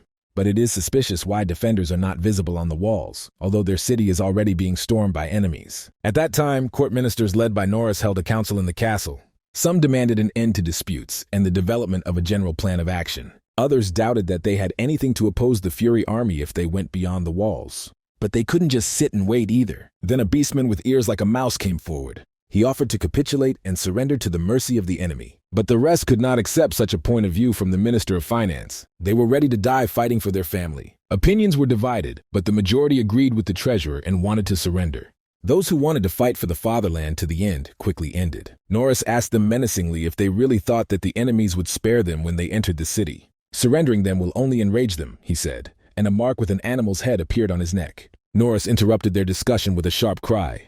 He came forward and told them that he had listened to all the opinions. Looking at the treasurer, he agreed with him, and he smiled rather. Now the majority of votes were on the side of the capitulators. The minister screamed in horror at such a decision, which meant betrayal of their people. But then the rest changed strangely under the influence of the dark forces of Norris. The last minister loyal to the state shouted that it was treason, but the corners of the prime minister's eyes flashed fiercely in response. He ordered a handful of selfless fools to be locked up in prison and actually usurped power. Meanwhile, the enemies rushed to attack like an avalanche, but a steep wall grew on their way and blocked the way again.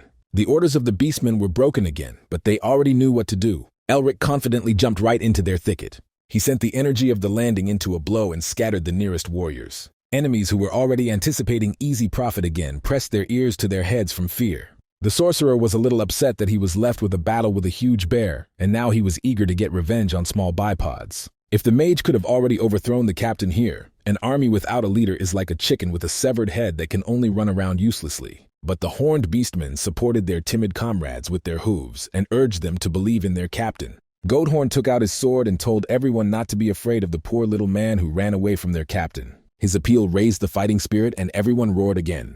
Elric waved his hand and his aura took the form of a wild beast again. And he used the art of the wild beast. A huge tiger burst onto the battlefield, shaking everyone with its might. The aura of the tiger inspired fear, as the animals had heard stories about the king who was the strongest of all time. Mephisto asked him how this would help him deal with the whole horde of beasts. The magician had something else in store for such a crowd. He slowly gathered strength between his palms. Razor-sharp shards of ice flew into the irregular ranks of the animals with a fan. Everyone who got hit turned into ice as if from the kiss of the Snow Queen. And then they melted like smoke before the almighty magician. The battlefield became as smooth as an ice rink and completely covered with ice. The army again lost its fighting spirit and wagged its tails ready to flee. In order to save his strength, the mage went into close combat with martial arts. At that time, the blue lion was fighting with a bear, and the shaggy one had more than just a chance when the blades collided with thunder in the air. After exchanging blows, the animal was forced to retreat. Herman thoughtfully clenched his fist several times. His movements still felt unusual because he had fully recovered from his illness.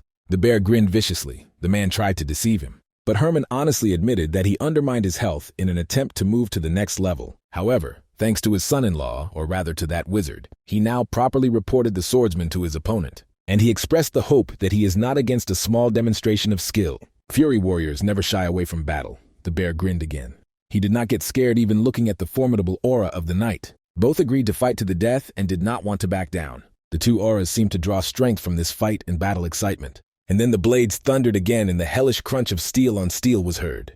The ground under their feet cracked and groaned, unable to hold these warriors. But in the end, only one was left standing. Herman's face softened. He said good fight to his opponent, paying due tribute to his skill. "People are incredible," whispered the bear, coughing blood. Before his death, he asked for forgiveness from the bloody king and admitted his defeat, and he hoped that the king would reach his great goal. Herman heard something was wrong and rushed to the bear. But he already raised his hand with a burning fuse in it. Before Herman could swing his sword, the signal fire rose into the sky like a red flower. In the light of the falling rain, the fiery sparks of the warriors fell. Elric saw a flame in the night sky. Their battle lasted all day, and the stars were already visible in the cold sky. This signal told the beastmen that their captain and leader had fallen on the battlefield. Now they were obliged to carry out his orders. Death was inevitable. The animals snorted and their eyes filled with blood. They roared furiously and rushed into a furious attack. To stop them, the wizard again threw his ice needles. But there were too many of them to take everyone and stop the influx. The heavy armored rhinoceros hit the ice wall and cracked it. Magic could not hold everyone back. The wall collapsed and the first beasts seeped into the crack. They widened the roadblock to make way for the others. There was only one reason why the Furies decided to attack without siege weapons and encirclement of the fortress. They were waiting for the gates to be opened from the inside. The wizard only delayed their arrival for a short time, but it didn't matter because the ministers had already decided to surrender, so the Furies thought. On the tower at the gate they noticed a standard, which they took for a flag in the dark. However, approaching, the army noticed that this was not a conditional signal, but the heads of the traitors on pikes, and the look of the Fury lieutenant darkened.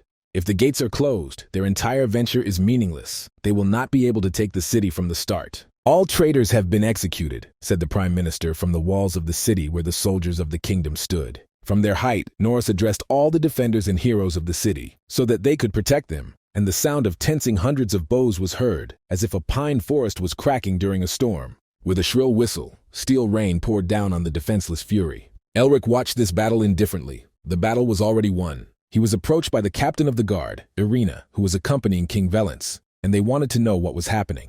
And the magician answered them that everything is simple. He made a deal with Norris. This happened on the first night of arrival in the kingdom of Beastmen, when they were taken to the guest rooms. The prime minister wanted to learn the art of strengthening the body first. But this was not the only condition of the deal, said Norris, and his face softened. He suggested that they go out first and look at something. Elric thought about the young tiger standing next to him under the cover of invisibility magic, but agreed. The boy behaved like an adult, like a real king, and waited patiently. And then Norris led him to the majestic statue of the last Tiger King.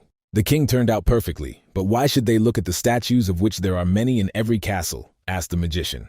There were too many hyenas in this palace, Norris suddenly spoke. An age-old weariness could be heard in his voice. He looked again at the king whom he had served all his life. And he asked the magician to protect the young tiger from his servants of intriguers. It was a sincere request for help and friendship, and Norris bowed. Elric thought, not so long ago Norris wanted to betray his monarch, but the demon also threw up his hands in bewilderment. In exchange, the Prime Minister offered his friendship and even the inheritance of their country's royal treasury. But the magician was interested in the secret techniques that the minister also mentioned. Norris clarified that he only partially controls them because they were lost. The sorcerer could not complete the development of the body, but with the knowledge of the beastman it becomes possible. But the sudden change of mood from hostile to friendly could not but arouse suspicions in Elric. Norris sighed and nodded his head several times, and then he asked the wizard if he knew what his grandfather looked like. Golden hair and emerald eyes, you should see such a person once, and you will remember them for the rest of your life. Norris's hand touched the hidden button on the statue, and a soft rustling and some sort of vibration was heard when the stone slabs and counterweights moved.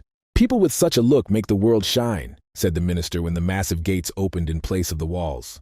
A bright light struck from the passage and blinded the mage's eyes, and when he opened them, he saw a beautiful stained glass window. Pieces of glass of different colors forever imprinted the ego of Euston's grandfather. This image was not inferior in beauty and grandeur to the royal one, which spoke volumes. When Euston first came to these lands, around his neck rested exactly the same medallion as Elric's. Then the mighty magician came to them and helped without asking for anything in return, said Norris, and the boy touched the medallion where the cross and flower were intertwined. If it weren't for Euston, there would be neither the kingdom nor the Tiger King now. They were looking at the great wizard. Then the beastman asked him why he was helping them, and he answered that it is in the name of the power of friendship and love. But why are they friends? The magician was asked. And he said that the Melvingers were always friends with beastmen. Elric knew this story more precisely. He had read various records about it. This meeting happened 3 centuries ago, nodded Norris. Then they themselves did not expect that help came to them not from an enemy. Melvinger stood on the fortress wall as the army of the nine-tailed fox moved through the garden. That moment was remembered by Norris for the rest of his life. The magician regretted that he came too late. So when his exact copy appeared in their kingdom, all doubts disappeared immediately. Norris regretted that the news about the troubles of the Melvingers reached him too late. They always had enough of their own problems in this wilderness. Elric understood that everyone has something that is precious and needs to be protected and patted the minister on the shoulder. I know that this is the highest impudence to ask for help for the second time, but the minister did it because again their country was on the brink. In this way, the minister dealt with traitors within, pretended to take their side, and Elric protected the king from external enemies. The result eloquently stuck behind the minister's back. All the rats were caught. Valenci was indescribably glad that his old friend had remained so, and tears appeared in his childish eyes. Then Sean came running and reported that the eastern general had changed direction. The sandstorm was moving away from the city. The young tiger rejoiced like a child at the good news. All the troubles were behind them. The Duke of Falling Star also smiled quite a bit. Now it is possible to put an end to the senseless war, he said. He unleashed all his might on Furia's army. Having lost their commanders and suffering huge losses under the walls of the city, the enemies trembled and began to flee. The Prime Minister and Elric fought back to back, and Norris's skills were quite good despite his age. After the defeat of the enemy army, Valenci came down to them with the help of the faithful captain of the guard. Maybe the young king could go down himself, but he liked riding too much. Norris and Mage bowed politely to the king. The minister gradually returned to his human form. The boy walked past them on firm feet. With such allies, he was no longer afraid of anyone. He went out to his subjects, guards, and ordinary citizens who had gathered at the gate. And he raised his hand victoriously. This battle remained behind them. The army picked up his victory cry in unison and chanted the name of the king. After that, the boy approached the wizard and thanked him for his help. In the world of stars, they shook each other's hands, but not like a king and a magician, but like friends. After the day's battle, a quiet night fell on Antramoth, disturbed only by the shouts of the victors, who did not tire of shouting the name of their king. The entire team of the hero gathered in the throne room, and the king and the prime minister. The boy asked forgiveness from Norris for not trusting him, but the minister gently replied that he was to blame, because he should have warned him in advance. He has already become a worthy king, the ministers told him gently, and shook his hand. Moreover, he has acquired excellent friends, and now he will be able to cope with everything even without his support, assured Norris. As someone who has betrayed his master's trust, let him pretend he is obliged to leave his post, he said. But Tigranok firmly grabbed the hand of his old friend and mentor with his paws, who needed him as before. He asked him to help and be with him as long as possible. The minister also wanted this, so they comforted each other for a long time, and touchingly, like relatives after a quarrel. The ministers introduced the holiday. The city was decorated with ribbons and flowers, and the king went out to the people. The minister has already introduced the tiger cub to adults. What a noble king he will be, but by this time he himself will no longer be around. Darkness surrounded him, and he had to keep this secret so as not to disturb the boy's tender heart. Elric asked him why he contacted the demon, and the minister shuddered at the surprise. The young king looked at the wizard in surprise. The magician laid out everything directly. The demon would soon take over the minister, and Valencia was alarmed. That is why the minister cannot stay close to the king. Mephisto was the first to notice that the minister was undoubtedly possessed by a demon. Elric read the thoughts of the evil spirit, and himself became nervous at their first meeting. A minister whose heart was enveloped by a demon, cunning and influential, the second person after the king, such a figure could not but cause fear. His obsession is close to completion. A little more, and he will cease to be himself, said Mephisto. There was a long, awkward silence in the throne room. Elric broke his ego first and asked how the minister met the demon. When the previous king died, there was no hope for the kingdom, Norris began to tell. He only wanted to protect what was dear and found a demonic tree. Norris's gaze darkened when he remembered that terrible-eyed creature. Elric and Mephisto were startled. The magician believed that his family had long ago destroyed all the trees that spawned demons. But apparently, they did not get to what grew in these lands covered with black snow. To gain strength, Norris ate more than one fruit of this tree. He swallowed them all. With each fruit, he strengthened his capabilities, but he had to pay a high price for this. An essence that absorbed his vital forces settled in his soul, and soon it will capture his mind. And then Norris will become a real demon. That's why he wanted to go and die. Then the demon will die with him. The boy was ready to cry again at such sad news, but the minister believed that this was the only way. But then Elric asked them what they would do if they found out about the method of healing. The tiger cub was ready to give anything just to save his loyal friend. Norris cautiously replied that it is better to forget about risky things. If the demon feels threatened, they will have problems. The mage looked at the demon behind him. He was sure that once they got control over me, they would be able to safely separate the beastman and the parasite. Elric needed time, but the minister could not last that long. Then the magician resolutely turned around. There was only one way left. He looked at his teacher and asked him for a favor, and Augustine smiled contentedly through his mustache. It was only because of this that Elric bowed to him, and the old man agreed to help.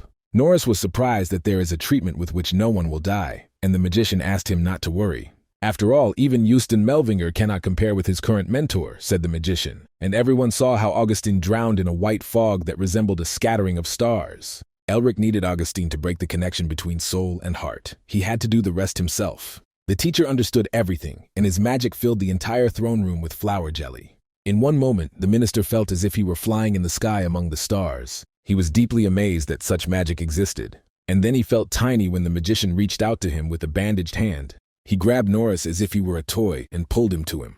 The demonic essence desperately resisted and did not want to break away from the body it loved. But under the skillful hand of the dark elf, the demon managed to be pulled out. He snarled viciously and thrashed about like a rabid dog that had been dragged out of its kennel. But Elric quickly grabbed him by the throat and activated the power of the seal. Then everything went like clockwork. The power of the demon began to be absorbed into the ego's hand. He smiled quite a bit because he not only replenished his strength, but also left the kingdom of Anthropomorph in debt again. The demon Hool also grinned carnivorously. The magician wished him a good appetite. The main thing is to keep the seal. Hill's seal had finally evolved, Elric thought, as he suddenly found himself in crimson space. It was as if he was immersed in a vision like then in the dragon's cave. Before him again was a throne made of bones, and the Lord of Demons on top of it. He made a speech before a huge army of demons who were standing below. Everything unknown is born, the master of original sin told them. The fiery seal of the beast glittered on the blade of the monstrous sword's ego. The magician watched everything from the outside and realized that he had penetrated the demon's memories. But it was surprising because he simply absorbed the power of the second demon. A horde of winged, toothy, multi-armed, and multi-legged gnawed and growled after the words of the master. But then the demons rushed to the bone throne. Flashing his animal blade, Mephistopheles jumped forward. He called those who dared to attack him fools. With one stroke, the entire plane turned to ashes along with whoever stood on it. The shock wave carried away the rest like a sea wave. Mephisto mercilessly slashed enemies with an animal sword. The fools decided that they could defeat the king so easily, he shouted to them. An unusual longing could be heard in his voice. He relentlessly chopped, cut, stabbed. Elric had already forgotten the original power of Mephisto, because now he was an evil spirit. In front of him was the greatest and most noble of the demon lords who walked holding a severed head in his hands. For reasons unknown to him, the magician could feel everything that the demon felt. And right now, Mephisto deeply regretted what had happened, despite his triumphant laughter. He just followed the path that fate prepared for him. A sinner who lives and breathes in sin, and cannot depart from this path. That is why the lonely king of demons was called the original sin. Evil got out of Mephisto's shadow and his aura took on its true form. But then the magician felt the gaze of a pair of hot coals. And the vision ended at the same moment. He was again standing in the middle of the throne room. When the absorption was completed, a weakened Norris fell to the carpet. Augustine noticed the guy's worried look and asked if everything was all right. The others were also surprised by his silence, but then the magician took himself in hand and hastened to calm them down. In reality, much less time has passed, he noticed, and looked at Norris, who was lying unconscious. And it seems that Mephisto already felt that they looked into his soul. His gray face frowned more than usual. Elric did not know why this happened. He simply absorbed the power of the demon with the help of the Seal of Jewels, and Mephistopheles was drawn into the seal. Now their souls were connected, and the demon was as surprised as a human, because now he was just an evil spirit. The magician asked him what he thought about it, and Mephisto haughtily twisted his face. He is not an all-knowing old man. The power of the seal that Elric absorbed seems to have once been subordinate to the demon lord himself. This explained the wolf-like shape of the seal, the wizard thought, but it was strange that Mephisto did not immediately recognize it. That's because he's a king from birth and has always lived at the top, the only one of his kind, the noble demon said again in a haughty tone. It's just that no one wants to be friends with him, said Elric jokingly, and the demon got angry. And at the same time, he asked Mephisto what he saw in his memories. But Mephi just snorted like a stubborn horse and turned away. After everything, Norris was put to bed to rest. The king and adopted daughter Irina were afraid to move away from his bed. The minister took the magician's hand and sincerely thanked him. Then the wizard wished him a speedy recovery, and Norris declared that he would try for the sake of his majesty. Everyone smiled at this touching scene, and the magician was already thinking when the main story would begin. He looked at Irina and the young tiger and thought that now is the time. The demon behind his back snorted contemptuously. The worst Melvinger always showed off in front of people, but his thoughts were full of calculations. Elric answered that this had only happened a couple of times and asked the demon not to read his thoughts anymore and not to spy on him, as if he were some kind of abnormal person. While the demon was hissing and indignant, Valenci handed him a small trunk. As promised, the magician received a map of the treasures of King Julius and the results of their research on strengthening the body. Inside were indeed the indicated things, and the king also asked to look under the fabric. The magician was surprised but picked up a red handkerchief from the bottom of the box. Under it he found the roots of the rarest plant of the East. This thing was incredibly valuable, so he could not ask why such a royal generosity. And then the boy told him the ancient legend of Beastmen. When this world is about to fall, the hero king with the art of the body will lead everyone to prosperity, appearing at the right moment. Then a harsh winter will come. The earth and hearts will freeze. But a hero will appear, and the ice will melt, and spring will return again. After reading these half-lengths, the king told the wizard that Elric is now confident and is a hero from this legend. Having heard about winter, the magician touched the pocket where the frozen egg lay. He remembered the words of Otto, who told him that he would end the winter. These words came back to him from the legends for a reason. Euston regretted that he had returned late, so he had come to Anthropomorph at the behest of the Beastmen, Elric assumed. The king said that the magician is a hero and deserves such a gift, and the magician humbly accepted it. Having settled all matters, they headed to the flower temple in their carriage. The feathered servant bowed to the ground, trembling with fear before his terrible master. He asked for forgiveness and croaked something about the next time. But the dark power of the nine-tailed fox lifted him into the air, squeezed his thin throat, and the gloomy sound of broken cervical vertebrae was heard. His place was immediately taken by another servant with deer antlers, and told that Melvinger was going to the flower temple. Then the Lord ordered to burn this temple to which Melvinger's ancestor once went. "And burn everyone in the temple too," roared the demonic fox menacingly. Meanwhile, the carriage climbed further north to the mountain ridges that were covered with black snow. Fortunately, its internal space allowed all the noble guests and a squadron of knights to be comfortably accommodated. The boy king rode with them and kept trying to tame Gilton's tiger, but the white and proud animal did not give in. They created more noise and fuss than they ever entertained Sean. Tot shifted his gaze to Elric, who was talking about something with Herman Weil and his daughter, the beautiful Isabelle. German felt the boy's hand and asked if he was thinking of learning fencing. The magician was surprised to hear such a proposal, but did not rush to answer out of consideration. German noted that the young duke quickly learned martial arts and was even able to improve them. This is an extraordinary talent. Swordsmanship skills will not be superfluous for battles with the use of the art of body development, Lord Weil declared. But as soon as the question of apprenticeship came up, he was interrupted. "Not so fast," old Augustin told him, and let out a battle aura. The knights immediately grabbed their swords. Gilton menacingly urged them to be prudent and stay put. "One wrong move and their heads may explode," the former commander of the revolutionaries told them, flashing predatory eyes. The two elders surveyed everyone with a look as if they were ready to bury anyone who dared to contradict them. Even the boy king rushed to the warm chest of haze just in case. Herman urged the elders to calm down because there are children and women here. And they really came to their senses and moderated their teacher enthusiasm. Herman assured the old man Augustin that he did not want to introduce a student to him under any circumstances. It's just that the guy didn't look like an ordinary magician, and he could become stronger if he taught him fencing. It sounded convincing, but the old man again took on a crazy look and declared that he was not a fool and did not believe in this nonsense. A strong shadow aura pressed on Herman, but he did not retreat and mockingly asked the old man if he was afraid that his student would be stolen from him. All this time, the servant Carl faithfully and tirelessly guided the horses in the light of the echo. Suddenly, the carriage jumped on the spot along with the horses and almost overturned. The old man and Lord Weil moved quickly in the cold sky. Augustine collected mana in his hand to impale the knight. His power formed a terrifying hand of God in the sky that covered the moon and the stars. But Herman only tightened his grip on his sword and filled it with aura. Lightning flashed, and Augustine's divine hand was severed with one blow of the blue lion's sword. Meanwhile, Gilton decided to exercise with the knights and stand in front of them astride his tiger. He politely invited them to fight, and his tiger snarled and growled. The knights understood what a dangerous enemy was before them, so they attacked all together. The snowy plain on the edge of the forest suddenly became a field for a heated battle. The demon did not understand why the madmen were fighting. Elric immediately turned up his nose. The whole point is that he is incredibly talented, he told the demon, and the demon scowled contemptuously at the undisguised narcissism. In their dialogue, they again switched to mental speech, stopped looking into each other's souls. The demon asked him if he was going to interfere, because the battle of the two old men was pulling him to sleep. And the Magus intervened. His spell of weakening in a blink of an eye cooled the battle ardor of the combatants. He asked them to calm down and promised to learn fencing. They decided on this, after which they returned to the carriage and sat down at the negotiating table. Augustine believed that the guy still had something to learn from him. Gilton also had many excellent skills. But the magician's answer was simple. He wants to become stronger. No matter how much he improves his body, without knowledge, his enemies, demons, are very strong, and additional skills will come in handy. But this does not mean that he will abandon the path of the magician. Fencing will only be his support. German confirmed his words, said that he does not want to drag the guy into the world of martial arts. Then Elric turned to Augustine and Gilton and said that if they were against him, he would refuse, because he was their student, and humbly put his hand on his chest. The teachers looked at each other as if making a general decision. Once they did not object, after all, he is a young duke. And after the fight with Herman, it became clear that he has something to learn.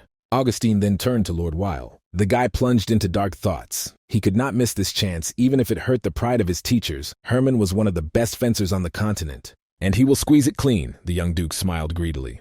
But after a short training, he became the first to feel a rainbow on his lips. The magician was squeezed dry like a lemon. Herman laughed, holding a wooden training sword on his shoulder. He did not think that the guy would stand up so quickly.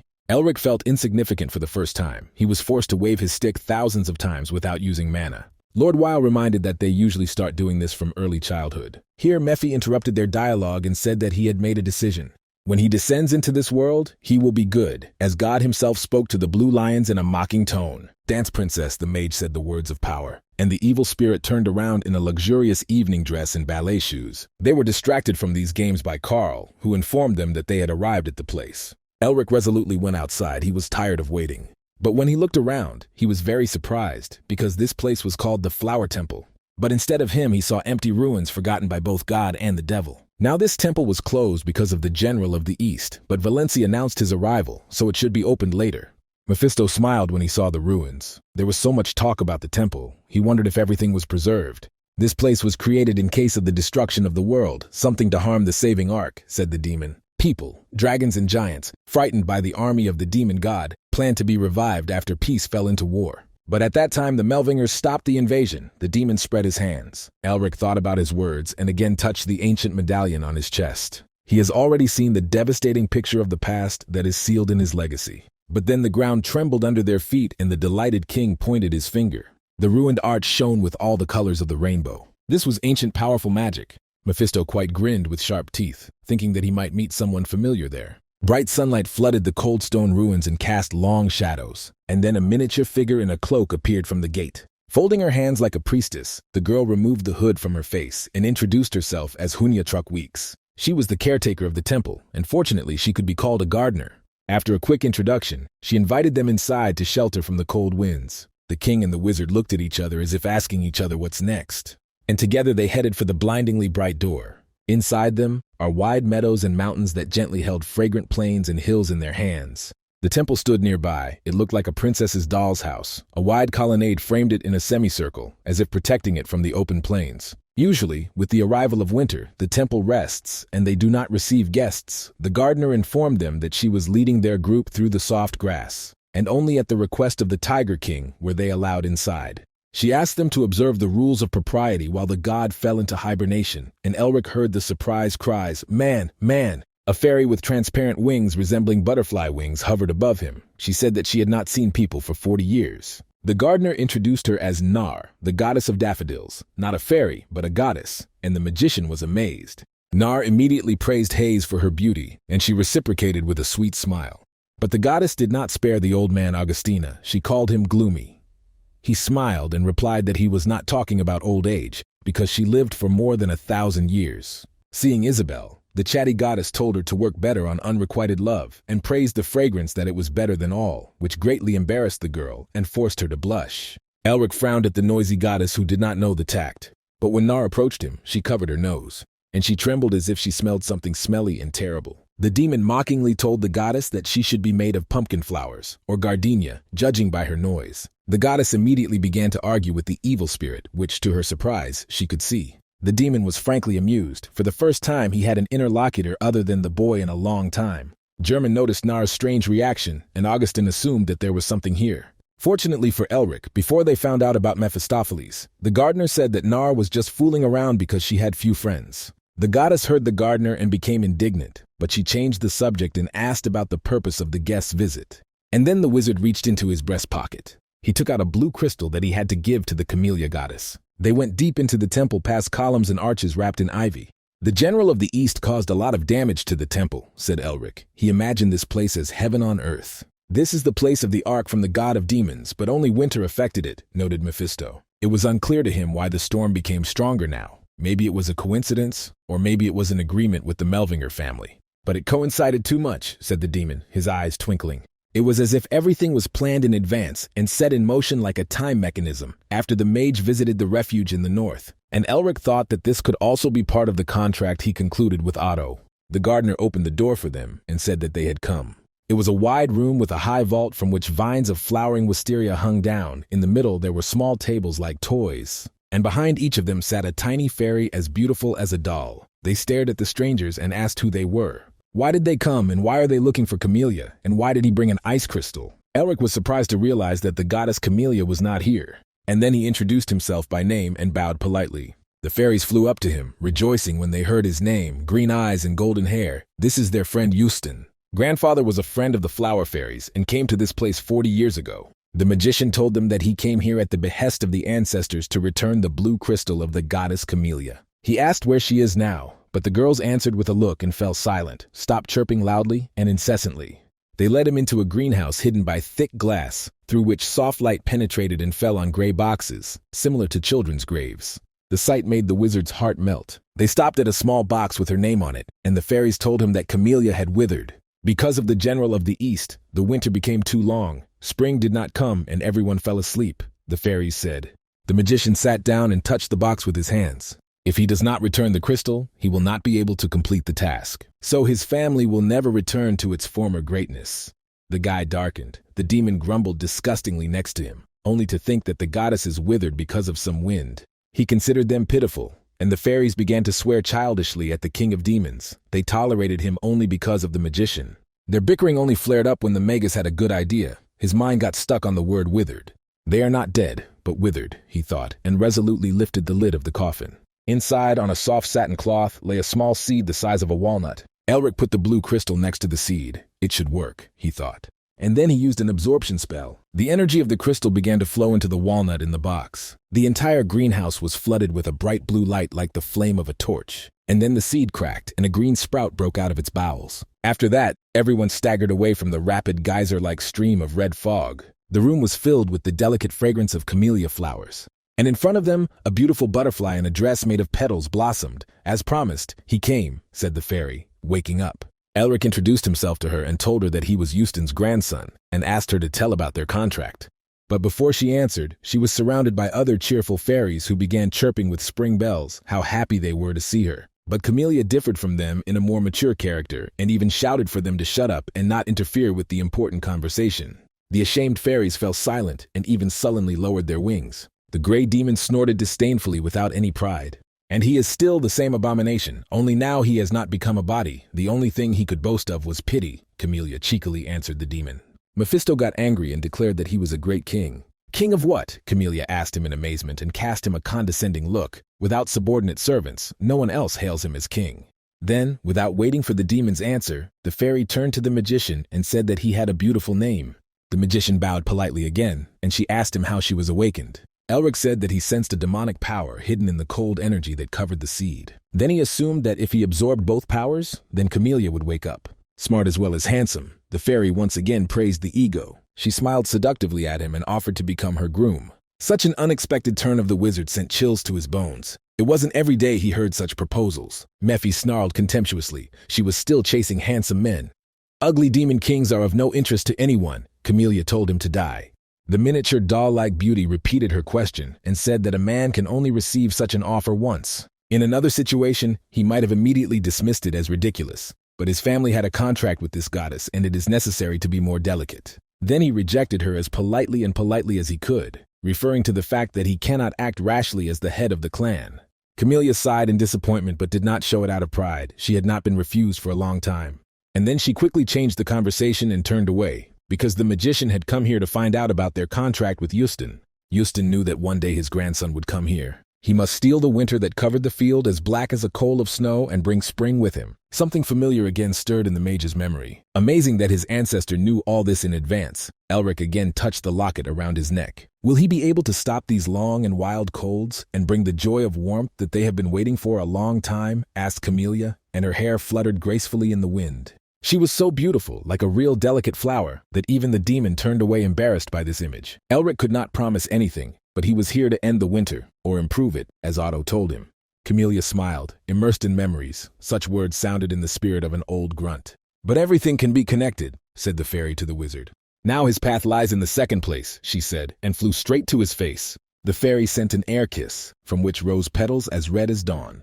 In an instant, the room was again filled with the aroma of camellia and petals. She told him to go to that place and find out how to stop the cold.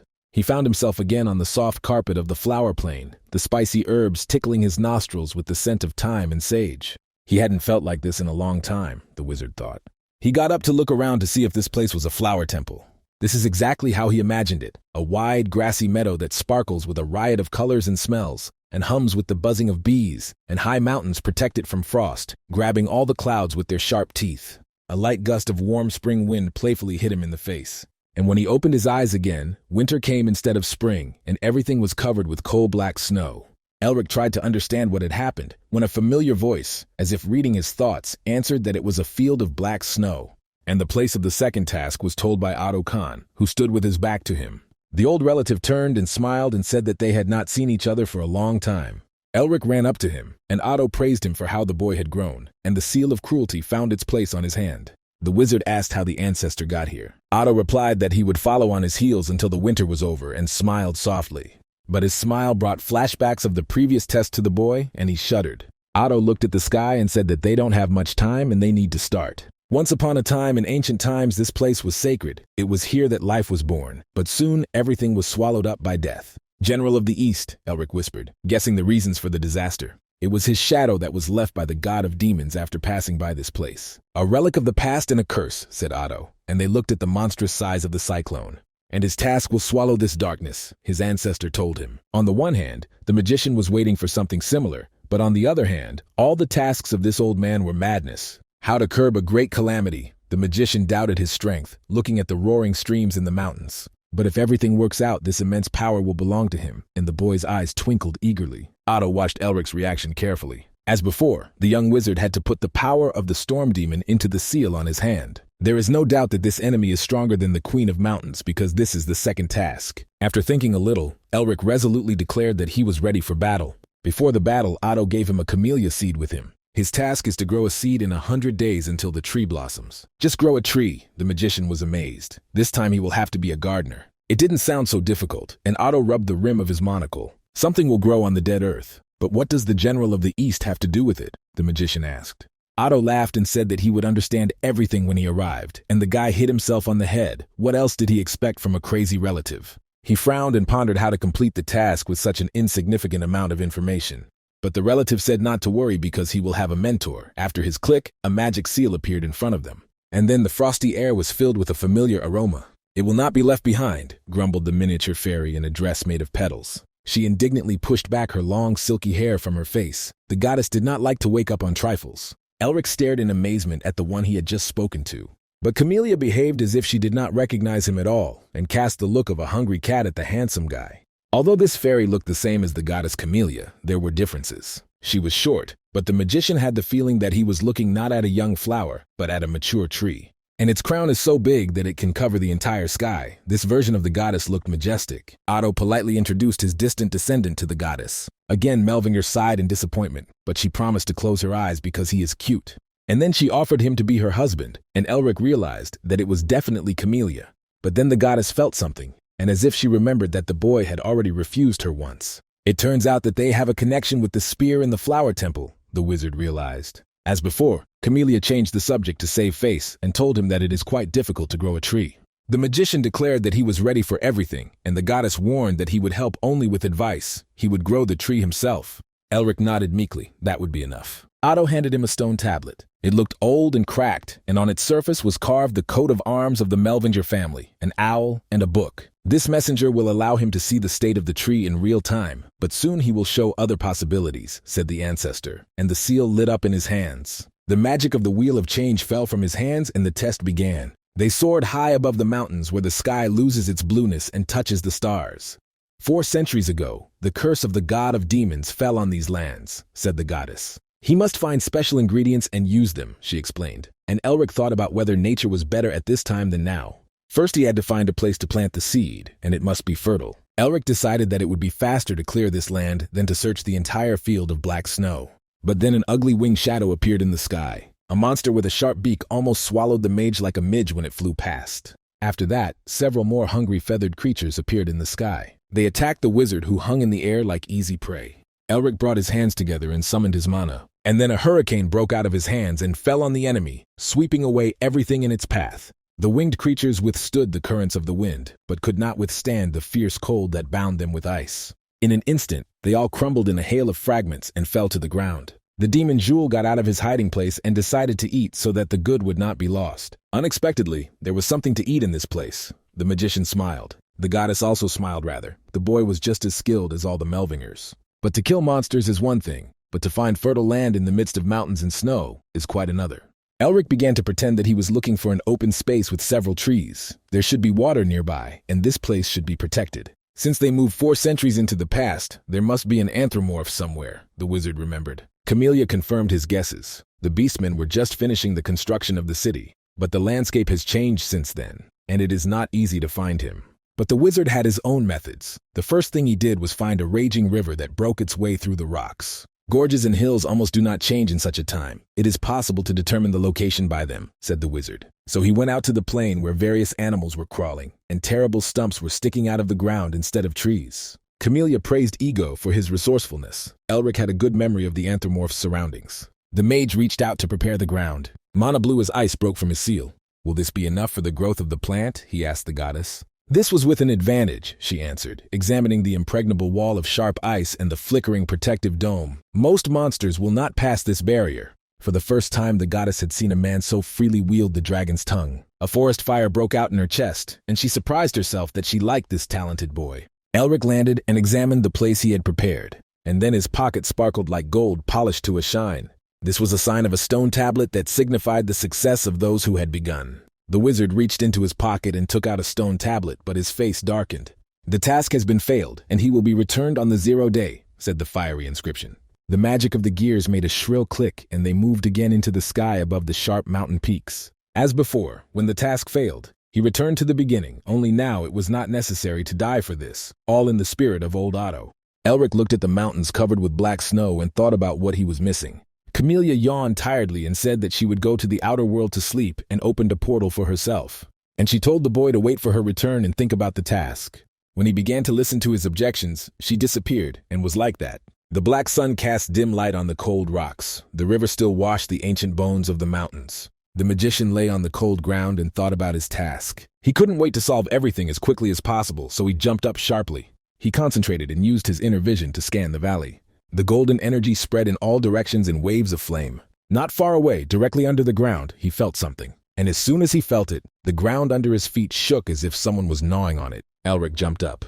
And in the same second, a sandworm in scaly armor broke through the crust of frozen soil. Deathworms are so big that they can swallow an elephant alive and are dangerous even for experienced magicians. The Encyclopedia of Monsters in the section on sandworms gave only one piece of advice. If you see one, run away. Below him, a black hole opened, full of sharp points like the needles of teeth. Everywhere you looked, there was an abyss. Elric collected ice crystals around himself. Apparently the last request failed because of this worm. But in order to defeat the ego, one must first break through the ego's skin. The needles have turned into hundreds of swords. The worm clung to the ground and wrapped itself in rings to protect itself. Hundreds of swords clattered against his sturdy armor. But the magic did not break through this scale, so Elric moved straight to the cracked mouth. But before reaching the monster and hitting him, he managed to spit a shower of green liquid. Elric did not expect such an attack and hastily put up a honeycomb shield. The contents of this monster's stomach was such a strong acid that it burned through even the energy barrier. But at the same moment, the worm decided to return to the cozy bowels of the earth again. Elric chased after him. If he let this bastard go now, he wouldn't be able to complete the task. The worm fell to the ground and the frozen crust cracked again. And then he suddenly turned around and again tried to grab the magician. His retreat was feigned, and this time the magician got a cunning opponent. The guy darkened, if only a little, and everything would have to start all over again. This time, green acid rain flew into him again. I had to quickly hit it so that it would not dissolve in it. The magician did several dizzying somersaults in the air. But the animal did not stray from its goal and was preparing to spit at him again. Then Elric used a weapon spell, and his body was surrounded by veins from different forces. The blue lion taught the ego this trick. It is necessary to concentrate all the energy in one point. He threw all this away together with the art of strengthening the body. The world lost its colors for a moment because of such tension. After such a blow, the magician fell to the ground and barely covered himself with a shield. If he had not used his ultimate attack, he would have turned into minced meat a long time ago. But I didn't want to do such a feat a second time, he thought, looking at the seal. The tablet told him that part of the task was completed, and the first restriction was removed. The tablet in the ego's hand suddenly shone brightly. The power emanating from the tablet was absorbed into his seal on his right hand. And then everything calmed down. Even the wind around it calmed down its daring gusts. Elric did not think that he would receive the fourth seal so quickly, and thought that with its help it was necessary to swallow the Eastern General. But the guy didn't even know the real name of this demon, so he scratched the back of his head in annoyance. Mephisto would surely have laughed at him now. He remembered the gray-faced demon. This only added to the wizard's eagerness to figure everything out on his own. Once the cleaning was finished, he decided that it was time to take care of the beds, but then the demon jewel gave him a warning. It would not have been Otto's test if everything had ended so simply. The ground under his feet trembled again. In the Encyclopedia of Monsters, there was a note that sometimes worms gather in groups, and before the wizard's eyes, the earth foamed up like a sea and uprooted a dozen hungry leeches. They became like a monster from ancient legends with 1,000 heads on long necks. Several long and obscene words addressed to the ancestor flashed through the wizard's head. He grabbed his head and screamed, because for some reason he was constantly failing tasks of the devilish level of complexity. For the first time, he wondered how the Tiger King's ancestors were able to build a city here above the dwelling of sandworms. Only Elric's teacher could handle such a group of monsters. But their abundance meant that the land here was truly fertile. Therefore, regardless of what he must try to complete this task, the magician decided and slowed down his heavenly run. He laughed when he was struck by the crazy thought that he would fight a couple of freaks and then go fishing. But reality was merciless and an easy walk was not possible. After 34 requests, he was lying on the ground completely broken. He tried everything he could, but it was impossible to kill these monsters alone. Each time the wizard went through incredible torture. During the battle, he even found another place to plant a tree, but it never grew. In this way, it was possible to get stuck here until old age, he thought, while the monsters again surrounded him. There was no longer either Camellia or Mephistopheles, and old Otto was probably watching him and laughing quietly. And only then it dawned on him that no one forbade asking for help. At that time, the Tiger King lived here, Elric remembered. So you just need to find his family, in the hope that at least at this time the king can fight and not be a child or an old man. Camellia was dozing under a beautiful tree like a cat curled up in her silken bed. The wind softly played a lullaby on the leaves of a tree, from which petals as delicate as snow fell from time to time. A harsh voice as dry as desert sand woke her up, but Otto spoke quietly. Camellia sleepily rubbed her eyes. She was surprised that he had entered here because no one could do it without permission. Otto smiled again once he was begged to come here. The little fairy indignantly answered that such a thing had never happened in the blink of an eye. She proudly sat on her bed and asked him why he had come. Otto was worried about how the goddess copes with the curse that was blocked 40 years ago. Camellia was recovering, and it was better, but it would be better if it didn't happen again. She asked Otto how the young hero was doing, and he offered to take a look. The magician ran away from some wild beastmen. They shouted after him, "Poor little man, their enemy." Camellia was scared for the guy and asked Otto what was going on there. But he only laughed again. He liked to subject the guy to interesting tests. The goddess demanded to help the magician immediately, but Otto calmed her down and asked to just take a look. The boy's face did not say that he was scared, rather he was enjoying the chaos. He jumped like a grasshopper, making the animals run after him, but the Tiger King never appeared. For the task, he definitely needs the help of those who will build a whole kingdom here in the future. When the wizard stopped, the beastman thought that he had lost his strength and finally fell into their clutches. In these places, it is difficult to find one specific beastman, so the magus decided to attract his attention and used a secret art. The beasts shuddered in fear at such an unprecedented power. Their instincts told them that there was a real leader in front of them.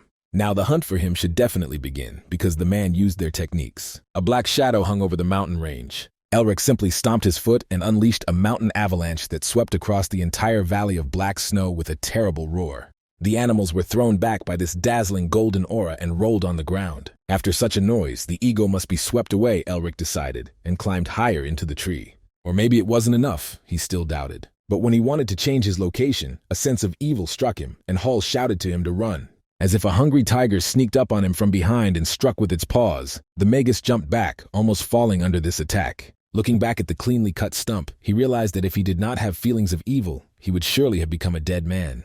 A warrior who quietly came out of the shadows to him praised him for his attentiveness. This was a being that united all beastmen in the Valley of Black Snow, the great ruler of the north that made the entire empire tremble with fear. The progenitor of beastmen asked him menacingly who he was. A ferocious aura surrounded his body, and his name was Tiger King Julius. When he came closer, he noticed that there was definitely a man in front of him, and again asked the wizard what was happening. Other beastmen surrounded them from all sides and loudly scolded indignantly. Yuli's eyes twinkled and asked them if he was forbidden to be here. So the wizard realized that not all tribes were united yet. The Tiger King had not yet reached the peak of his development, but his aura was monstrous. He was overwhelming with his presence alone. The tiger growled for everyone who did not want to fight to move away. The animals ran away, held their tails, and promised him revenge for taking the side of the human. When they left, the future king breathed a sigh of relief. He didn't like fuss. Elric was surprised that he had only been protected, so it was not a mistake to come here. He politely bowed and thanked for the help, but did not finish. A strong paw squeezed his throat with a steel grip.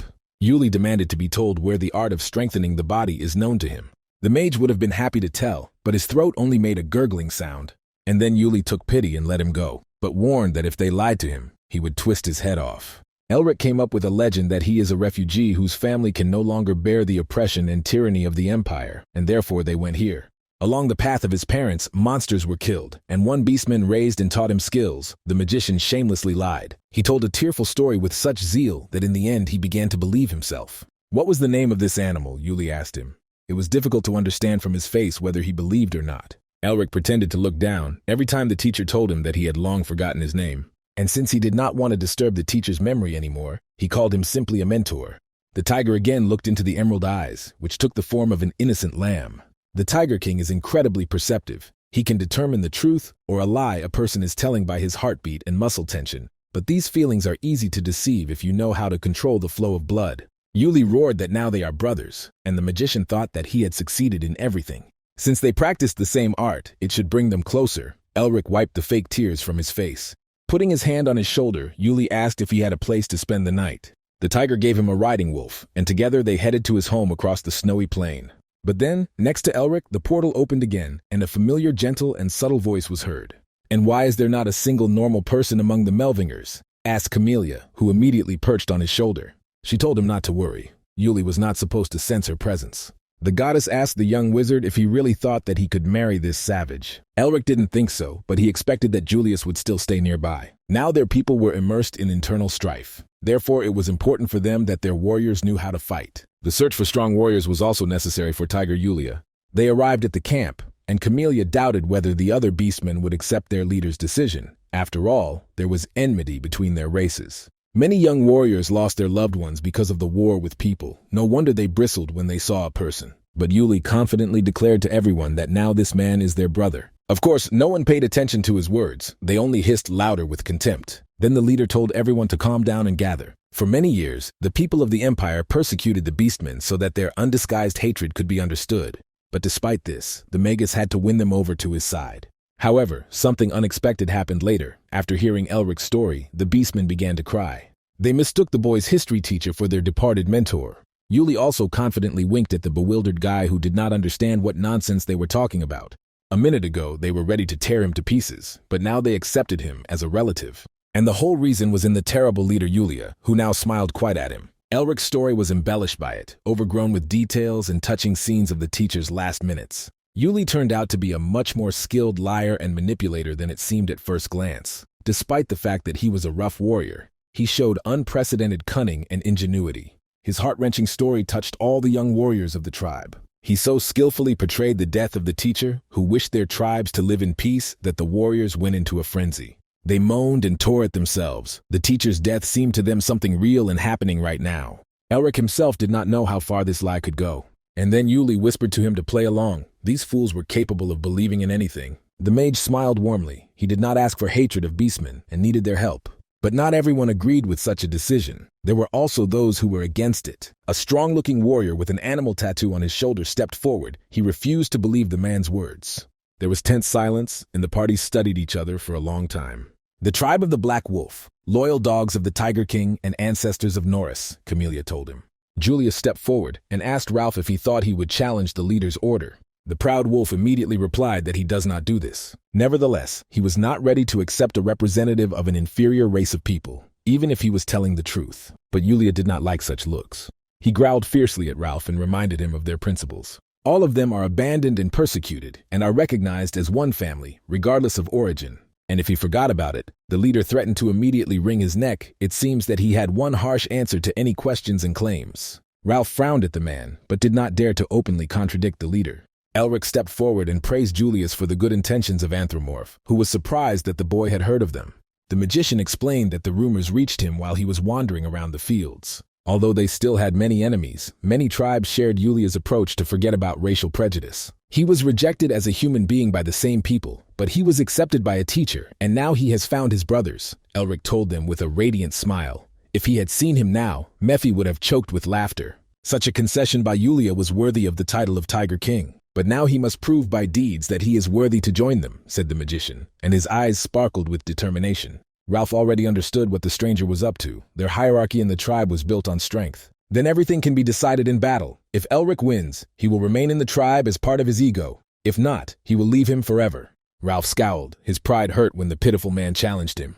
But Elric answered him with the same contempt. Did the dog shake the leader? His good-natured image of a simpleton and a naive guy quickly evaporated, and he began to laugh at the wolf. Of course, he could not contain his anger and immediately bared his claws. Elric used the art of strengthening the body, because that was the only way he could win their authority. But here they were separated by Julius himself, powerfully stomping his foot on the ground so that both rivals could not stand. They rolled over and both tried to keep their balance. Julius asked them before the battle whether they would accept the result even if their lives were at stake. Then the Black Wolf confidently declared that if the person wins, he will recognize him. Elric also swore to honor his non-existent teacher. Julius gave them the command to start, and Ralph immediately assumed the form of an animal and attacked the stranger. Ego claws could tear apart any monster no worse than sharp swords. Elric had no doubt that soon his invented legend would be exposed, but he needed to prove himself to Julius. He dodged the claws and prepared to attack himself. The Black Wolf howled terribly and showed his bare fangs. Elric quickly approached and gathered all his strength in one blow. His palm slid along the wolf's ribs, but the damage was crushing, and Ralph's breath caught. After the first missed one, Ralph realized how much he had made a mistake in this life and whined. But before he recovered, a fist flew into his face. The fight quickly turned into a one-sided beating. Elric was moving faster than his opponent could see. The rest of the soldiers shuddered, because Ralph was the strongest soldier of the Yulia Guard. And then the proud wolf fell to his knees, broken as never before. Yuli briefly praised him for a good fight. This was more than enough. But then Ralph's eyes flashed with malice. He seemed to explode with anger. His fur stood on end and his eyes were bloodshot. When anger overwhelms a beastman, he becomes several times stronger, but loses the ability to control, the wizard recalled. It was dangerous to fight face-to-face with such a beast. Then Elric was forced to use magic and shouted words of power. A stream of ice hit the berserker. He knocked the wolf onto the ground, which became slippery with ice. And then magical chains rushed at him like snakes. They securely shackled the deranged wolf, which tore metal as well. The wizard gave him a strong crack on the back of the head so that the boy could rest a little. Having lost consciousness, Ralph again became like an ordinary dog. A murmur went through the ranks of the soldiers that only the man had applied magic, so his words were a lie. But for Elric, it was the only way to save the wild wolf's life. In any case, his deception was revealed sooner or later, and the guy looked at Yulia guiltily. It was time to come up with a new excuse before the tiger said anything. But then Yuli laughed good-naturedly, no matter what happened. The boy was much more interesting than it seemed at first. He not only knew the art of strengthening the body, but also magic. Elric told him that he didn't want to use magic, but it was the only way to keep Ralph alive. But Julia did not care about such trifles. On the battlefield, the strongest wins. Such are the rules of a merciless world. And just now, the leader Yuli became interested in the name of the stranger, and the magician introduced himself. According to the duel, he could be accepted into the tribe, and the leader asked if anyone had any objections. There were none, so everyone solemnly greeted the new member of the tribe with a loud shout. Meanwhile, the board on the mage's chest caught fire again. He took it out to read, and Camellia appeared next to him. The second restriction was removed. The tablet seemed to confirm that he was on the right path. That's how he found out the name of the stamp that the tablet contained. It was called Northern Wind. This seal was of rare rank and similar in strength to the one given to him by the Queen of the Mountains, but Elric did not yet know how to awaken it. The goddess Camellia disappeared again, apparently decided to keep silent about the power of the seal. There was nothing to be done here, and the boy decided to focus on the second part of the ancestor's task. Later, they gathered in the tent of leader Yulia together with all the soldiers of the guard who were in the camp. They called him inside, and he entered as befits a warrior of the tribe. Julius officially introduced the new soldier of their army to everyone. Elric adopted the clothes of the tribe's warriors and became a member of the royal guard. The king laughed as he greeted him and said that he had the first task. Since Elric has wandered a lot on this plane, he must find a good place for their permanent camp. Fate itself was on his side, the magician thought, because he just had a place for the omen. This valley is surrounded by hills and mountains, so that it is easily defended against foreigners, and there are rivers nearby, and the land itself is more fertile than in other places. But there was one problem. Too many worms lived there. The leader and the magician came to the same conclusion at the same time. They were both worried about monsters, but there was no better place to find, Yulia the wizard assured. The tiger plunged into heavy thoughts about what to do with it. But he was not one of those who liked to plan, so he simply agreed to do it. Elric was amazed at the speed of decision-making, and then he understood why everything was resolved so quickly. Yuli threw this task at his guard. Now he had to cooperate with Ralph. Even if his character was not the best, they were still the strongest warriors of the tribe. Perhaps Julius wanted to test them and made those who felt mutual hostility work together. His twin brother Ralph agreed with the fact that the task is not easy. Worms hunt in groups and therefore very dangerous. Ralph immediately supported him and blamed one little man for all their problems. He began to mock the magician, who decided to choose a place next to the worms. That's how audacity the wizard thought while listening to this chatter. Ralph ended his speech by calling all the people pitiful again and smugly threw up his hands. But at the same second he received such a crack that almost half of his face was torn from his skull. Yor was the oldest in their group and could not stand it when someone stepped in front of him. He again warned the brat not to mix personal and business, otherwise his head would be torn off. After all, their lives depended on this task. Because of his formidable appearance, the others immediately stood up and shouted in unison. No one wanted to contradict the young captain. Now it was clear why Julius sent his guard with him, and Ior was able to hold back any strife. As a sign of gratitude, the magician bowed to the captain. But Ior quickly turned away. Perhaps he was just doing what he had to do, but his true thoughts were hidden deep inside. Worms will not come out if they feel a threat to themselves. They had to be lured out, and Elric asked the captain if he had any ideas. Ior told him about the flower of death, to the smell of which worms are extremely sensitive. If they get it, the worms themselves will climb to the surface. Unexpectedly, Elric could hardly contain his laughter, so that he turned red like a metal billet in a blacksmith's furnace. He hastily apologized and asked to continue, because Ior reminded him too much of his descendant Norris. The captain was worried that the flower was rare and difficult to find. But Elric said that there was nothing to worry about, because he had already found this flower. Eor's face showed that he would believe it so easily because these flowers were quite capricious. Not only was it difficult to find and pick flowers, but then Yor's face changed. Elric took out a flower from a secret storage in his pocket and solemnly presented it to everyone. Then the wolves froze in bewilderment, holding woven baskets full of flowers in their hands. The magician ordered them to move faster and get down to business, and even Ralph, without noticing it, obeyed the order. In the labyrinth of the blue fog created by the teacher, Augustine Elric found many of these flowers. And since the magician saw demonic energy, he easily found them even with his eyes closed. In addition, he could also absorb all the dark energy, and in this way, the seal will be filled very quickly. The mage's eyes will glow greedily like a demon's. He was so excited that he ordered all the dogs to move their paws, which made the proud wolves immediately raise the fur on their necks. They began to complain to Yoru about this attitude, but his face remained unperturbed. He just kicked Ralph and told the dogs to get to work since they couldn't do anything else anyway. So the conflict was resolved. Elric and Yor looked quickly at each other. The captain's face softened. He seemed to say that this is how it is with these wolves, and you need to behave. When the collection of herbs was finished, all the warriors of the tribe gathered in front of the leader. He praised them for their good work, and in a short time they harvested a good harvest. True, young wolves had to work until complete exhaustion. When the preparations were finished, Julius ordered them to begin. They lit a fire and threw all the grass there, so the sky was covered with a black curtain.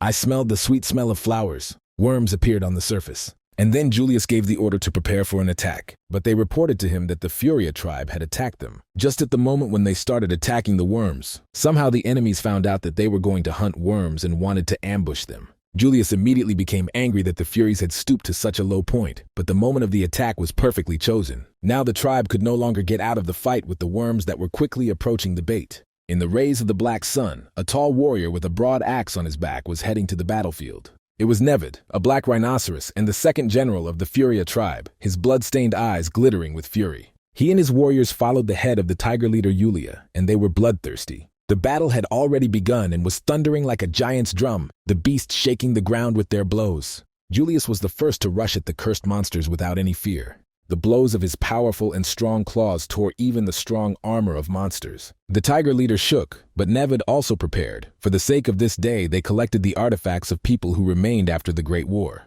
No matter how strong the tiger is, it will not be able to fight with monsters and defend itself from cannons. Their cold mouths of barrels looked in the direction of the battle. The rhinoceros grinned greedily. He was sure that today is the day of his triumph, after which he will become the king of all beastmen. But then a strong wind that rose up from nowhere forced everyone to close their eyes. A sharp gust brought a familiar smell, which Nevid's keen nose immediately recognized, the flowers of death. The ground around him foamed like the sea in a storm as the worms rushed for the bait. Many of them had already had their entrails ripped out, Yuli killed without any mercy, but the worms were not finished yet. Julius praised the magician for his good work. Thanks to the fact that he transferred the smell of flowers to the Furies, he managed to neutralize their ambush. It was a devilishly cunning and unexpected plan for Fury. The wizard smiled, rather. Yuli also laughed at the whole valley. Now they could collect trophies. Many worms and Furies exterminated each other. The fallen would become excellent fertilizer. But the rhinoceros was still in the line and raised all the survivors to battle.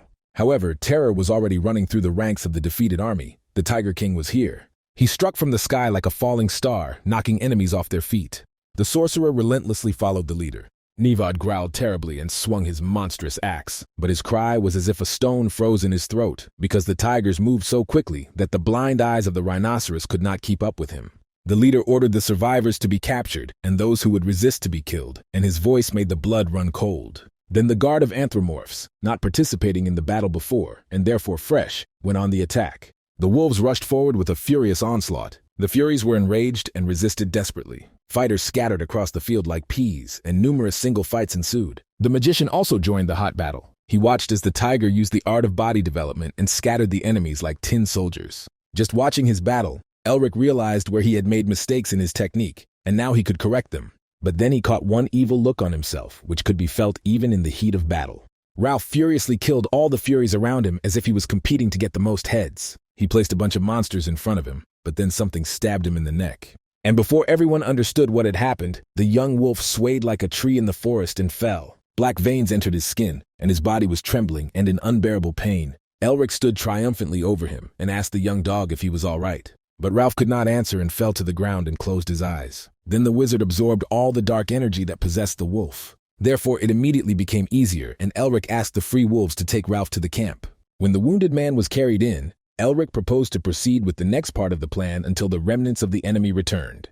But first, Yuli Hotel will thank the wizard for saving his warrior. He and all the guardsmen struck their chests as a sign of recognition and smiled at him. It is possible to say that he was indeed accepted as part of the tribe, and his brother. Elric sat on the carcass of a worm and watched as the captive Furies were brought into the camp. They would all become good slaves for hard work. His nostrils were tickled by the sweet smell of the goddess Camellia. She appeared very close and was amazed that he had reconciled so quickly with beastmen. The sorcerer reproached her for the fact that she appeared only now, but the goddess justified herself by believing that he would do it himself. Elric nodded and began to harvest. The demon Hull in his seal had been asking for food for a long time. There was much more demonic energy here than he expected, and the wind seal increased several times at once. After a hearty meal, the demon let out a satisfied belch and returned to his abode. At least Elric will no longer need to clean up. All the worms have disappeared, leaving behind a clean land. Now, when the monsters no longer threatened the seed, he could plant it. The failure message no longer appeared, which means he did everything right. The magician sat down in front of a small hill and began to wait. After some time, the seed, watered and warmed in the ground, gave a sprout, and the tablet in the magician's hands lit up with a message. The third limitation was removed, the understanding of desire. The wizard moved to the Temple of Flowers, which stood in the middle of an ice plain as smooth as a mirror. It was very different from the one that stood on the green meadow. Inside, the walls were covered with a thick layer of frost. And when he entered the spacious hall, he saw on the throne a figure from a distance reminiscent of Camellia. It was only from her that the demonic power emanated from her, like that of the Queen of Demons. She herself was majestically spread out on the throne. Her long hair flowed over her shoulders like a frozen waterfall, and her skin shone with the whiteness of snow. Elric could not imagine that the goddess Camellia was once the ruler of demons. Given her energy level, she must have been very strong. The goddess fluttered her eyelashes and looked at him only with eyes that shone like bloody rubies. The mage wondered how they could exist at the same time, a light as a fairy goddess and a dark demon lord. But then his vision was interrupted, and he was again sitting on the cold ground with a tablet in his hands, and Camellia called him anxiously. She was worried because he suddenly fell silent and did not answer her. But now the wizard knew that the seal of the wind originally belonged to the Camellia. The goddess lowered her gaze and asked where he got it from. Then Elric told her what he saw in the tablets. She was alone in an empty castle, beautiful as a winter dawn, lonely and sad as the northern sea, and her strength was similar to the strength of the wind seal that he swallowed earlier. Now it's just a forgotten story of the past, Camellia answered thoughtfully and looked off into the distance. But this meant that the cold that spread over the valley of black snow belonged to her. But he no longer obeyed her, because she became Camellia, the goddess of flowers. Elric wondered if the purpose of the test would be to correct the traces of the past. Camellia avoided a direct answer. All she could do was give him gardening advice. I also remembered the words of Otto Hahn. From this moment on, he must absorb the general of the East. In order to grow a tree, you need to take away all the cold of the storm, the wizard understood. Camellia warned him to be careful with the general, because this is the biggest obstacle in this test. A moonless, quiet night descended on Antrimorph. The city slept peacefully under the warm roofs. 3 months have passed since he planted the tree, during which time a whole city of beastmen grew up around it, which served as additional protection for him. Heavy poured camellia buds were soon to open. Elric was admiring his work when the wolf Ralph ran up to him and said that the leader was waiting for him. The magician darkened. He already knew what was waiting for him and was not at all happy about it. The moon peeked out from behind the clouds and became a little brighter. And the magician found himself on the ground again after he was knocked off his feet as a boy. The mage grumbled with utter mockery and tried to get to his feet. The Tiger King laughed. The boy himself asked him to train together as a reward for saving Ralph, and now Elich tried his best. The magician wanted to practice the art of body development, but now he was simply beaten every day. Elich smiled and told him not to give up so easily because now he is one of them. It was true. The training gave its results so that they were not in vain. Elric in a combat stance. The leader pounded his fists and offered to return to the technique of the appearance of a ferocious tiger. But he sensed something, and his cheerful mood immediately changed. The training must be postponed, said Elich. Before the guy understood what was going on, the leader jumped in the other direction. To the open gates of the fortress, a row of beastmen stretched. Among them, there were women and children. They looked like ragged people and were most likely refugees. The king and the wizard met them from the high walls of the fortress. These people lost their homes and loved ones when they faced the disaster of the Eastern General for the first time. A stream of refugees crawled into the city, and there was no end to them. At that time, the storm was at its peak and weakened only centuries later. King Julius was able to gather and unite people. He subdued chaos and terror, but he was powerless against the storm. Julius ordered Ralph to gather all the captains in his tent. He told Elric to put on his combat gear and follow. Then the king jumped off the wall and rushed to the border. Ralph reluctantly called the man over and gave him some kind of bottle. Embarrassed, he thrust the bottle straight into the magician's hands and said that he could do whatever he wanted with it. And then he also quickly ran away. Camellia explained to the wizard that this is a special medicine made by the Wolf clan in limited quantities. Elric was very lucky that such a remedy happened to be in the possession of a cute wolf, she said. The wizard did not expect such a former rival. Soon a council of animal people gathered, led by King Julius. Many captains told him that their tribes were ruined, and they had lost the lands that their ancestors had fought for and cultivated. Elric waited at the entrance to the tent until he was called. Elich wanted to ask him for a favor in front of everyone, and the guy already knew what he was going to talk about. He wanted to find the cursed Eastern General and asked the magician to illuminate his path with his spells. The beastmen warriors looked at him with hope. Elich did not rush the boy with an answer, giving him what he should think. And then Elric resolutely agreed, and his voice did not waver. Then the king clapped his hands on the table with satisfaction. and he ordered all the leaders to gather the best warriors for the next day's campaign. The inspired leaders immediately left the tent and rushed to their soldiers. The magician was amazed at their harmony within the king's army, and once again did not regret getting close to him. A joint battle could also be part of Otto's plan. The next day, even before the dim sun rose in the sky, they left the fortress in a friendly formation. Elric moved together with everyone, keeping pace. Together they were a formidable force. To lead the army, he held lamps, and so they went to distant lands where there was no sun even during the day.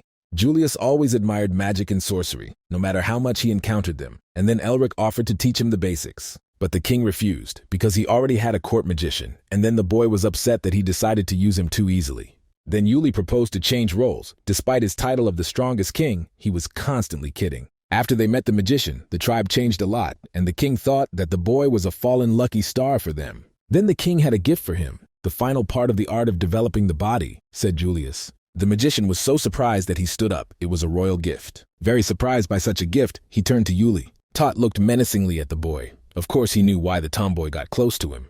The light of the lantern illuminated only them. The whole army was drowning behind the curtain of darkness and snow, so it seemed that there were only two of them here. How long ago did he understand everything? The magician asked. Then Elich stepped straight to the guy. A person who had learned their art met a hermit could still exist, but magic cannot be learned so easily. From the very beginning, Elric provoked the hostile tribes in order to trust them, said the tiger, and glared fiercely at the boy. But if he knew everything, why did he accept it? Then the magician was surprised. But the king suddenly became enlightened. Everyone has their own interests. In the end, he accepted the guy for his own good. From the powerful blows, one of the mage's shoulders became lower than the other, and rivulets flowed from his lips. Camellia laughed as she saw everything. From the very beginning, it was Elich who used the mage, not the other way around. But even so, he had no reason to pass on the latest secrets of technology, however. The king patted the wizard's golden hair in a paternal way. He has been through a lot, and it will be unfair if the guy dies defending a foreign people, Elich said. Elric was touched by this kindness. He again received it from those whom he did not expect. The king wanted to pass on knowledge to him so that the boy would survive on the battlefield. Even if all this could turn out not to be what it looks like, because Elric did not live in those times, but he still thanked Elich. But here he was distracted by the goddess Camellia, who said that now is not the best moment for such conversations. The sorcerer also felt the energy that the demoness Camellia emanated from his vision. The great malice that ate away at the soul was rapidly approaching their army. This malice could only be described in one word: demon. Elric flinched from the black shadow. And then everything disappeared and the wizard was left alone in the middle of the wasteland in darkness. He could no longer feel either the goddess Camellia or the army of beastmen. The general's demonic power cut off all his magical streams. And now, if they fall into a trap, the Tiger King and his warriors will easily perish if the magician does not get rid of this darkness. Elric looked at the seal of the icy wind that was associated with the goddess and the general of the east. With her help, he could open the way, but for this he had to wake her up, which was a difficult task, and the magician grabbed his head. And apart from this seal, he had nothing. He clenched his teeth in annoyance. Otto's face and his words about him having to swallow the darkness flashed again in my mind. He had to put the demon in the seal as in the first test. And then the wizard concentrated and threw away all unnecessary thoughts, stretched his hand forward. He whispered words of power and began the absorption. Elric hoped to absorb the cold with the seal of cruelty, the darkness slowly drawing into his hand like water into a funnel. The seal of cruelty shone brightly on the ego's hand. And the wizard began to absorb the demonic power with the seal of Hyul, and thus tied the new power to his own. When this power entered his veins, he cried out in exasperation, feeling his ego burst open like ice in a crack. Suddenly, the magician appeared in a vision. People around rejoiced and were happy. He looked at his hands to understand whose vision he was in.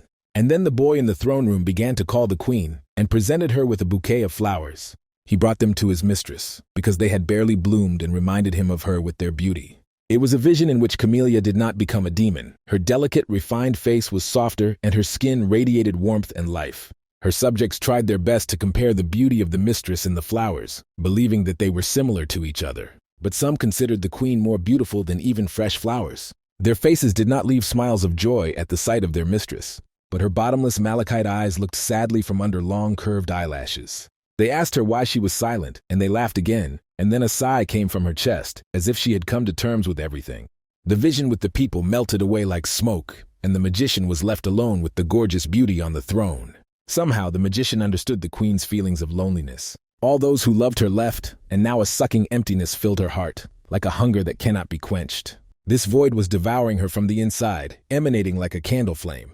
The people for whom she lived have disappeared, and now she has darkness and oblivion ahead of her as soon as the wick burns out. The queen went to the window, her hair falling down her back like a stormy waterfall. Once she had vassals and people, she looked into the distance, and the wind seemed to try to take away her heavy thoughts and sadness, but only picked up the silky strands with its transparent fingers. Now the queen is left alone, imprisoned in the cold stone of the palace in the middle of barren lands where nothing grows. The snow buried under it, the empty houses in which the family hearths no longer burned. The smoke did not hang from the chimneys, and the sparks of laughter did not sparkle from the windows. She thought of just falling asleep, and the wind howled louder as if echoing her sorrow and continued to shake the thick web of her hair. She hugged her knees and continued her conversation with the wind. But then a shadow of a smile touched her face, and the queen thought that she would definitely not have to be bored.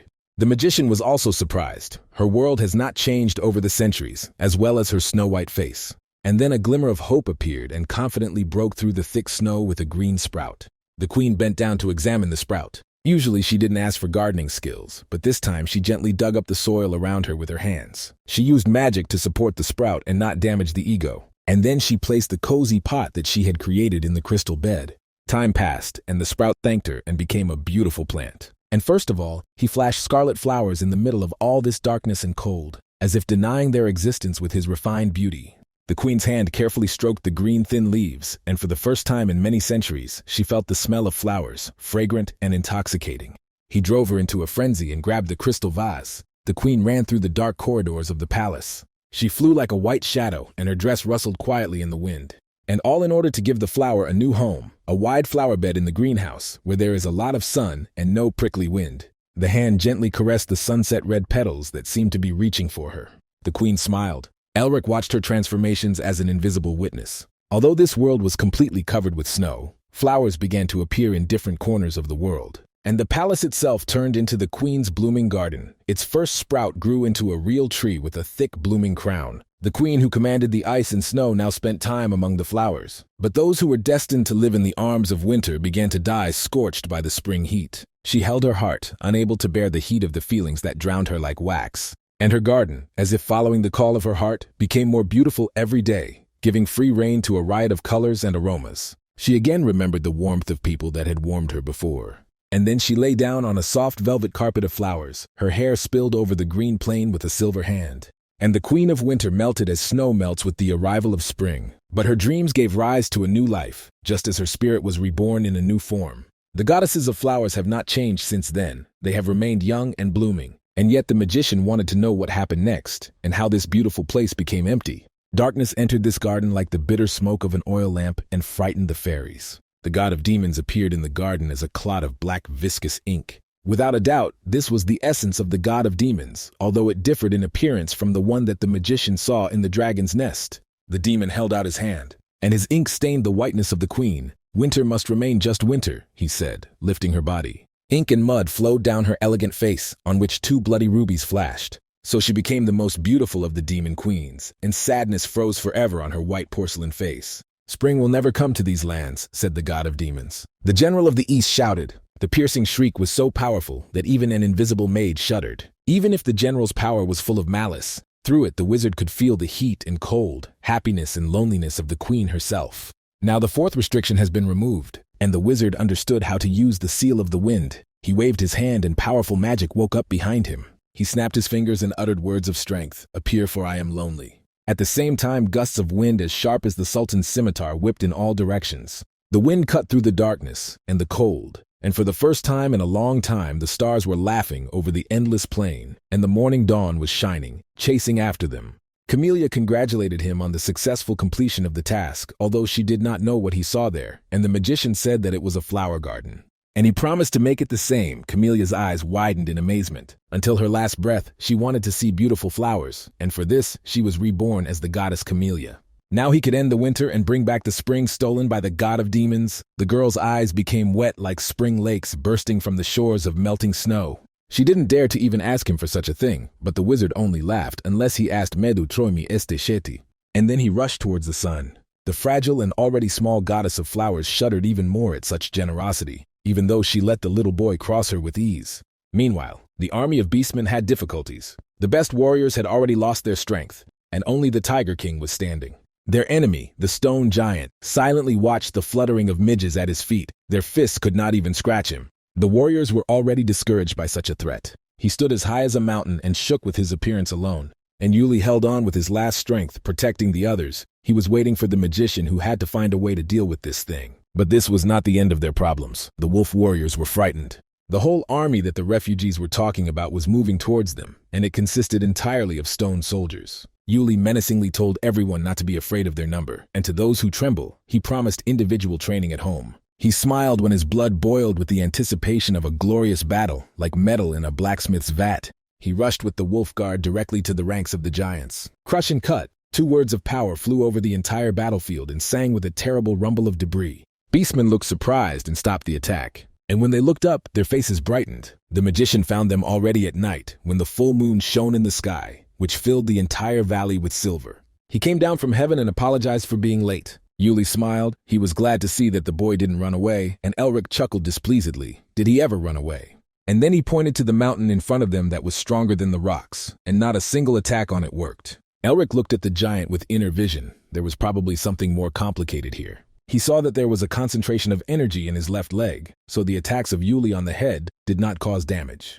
The tiger wanted to defeat the giant with his art of strengthening, he said embarrassedly, covering his mouth with his fist. And then he got into a fighting stance and offered the guy to repeat after him. He started from the spot like a crossbow bolt after the descent with a dry clang. And then Elich followed the example of his mentor in everything, imitating him. Together, they quickly soared into the air towards the stone titan's head. On the way, Elich explained that the art of body development should not be considered based on the instincts of learning. This art requires knowledge of the basics and precise movements, he said, while the hand of the giant mills swept over them. It is this that allows the technique to release maximum power at the right moment, and the strength also depends on the sequence of movements. Elich made several sharp throws and swung a paw with sharp claws. The fierce tiger's ego paw exploded with a shockwave. These were not simple movements, although their principle was clear, but their application required skill. What was his surprise when he saw how the boy repeated his movements with complete accuracy. The wizard's fist penetrated the stone giant and cracked it. The stone flesh could not withstand and was pierced through. It was more than just imitation. The magician copied his technique and combined it with his own. Together they unleashed a hail of blows on the enemy who seemed invulnerable to it. While the mage repeated after Elich, the disparate methods of his martial art were formed into a single system. The 3 seals also began to connect with each other. He concentrated all the power he had on the edge of his attack. When they landed after the attack, Elich felt the giant's energy leave his body. He smiled because now they could attack any part of his body. King Julius also smiled. Now it was time for the final part of his mastery.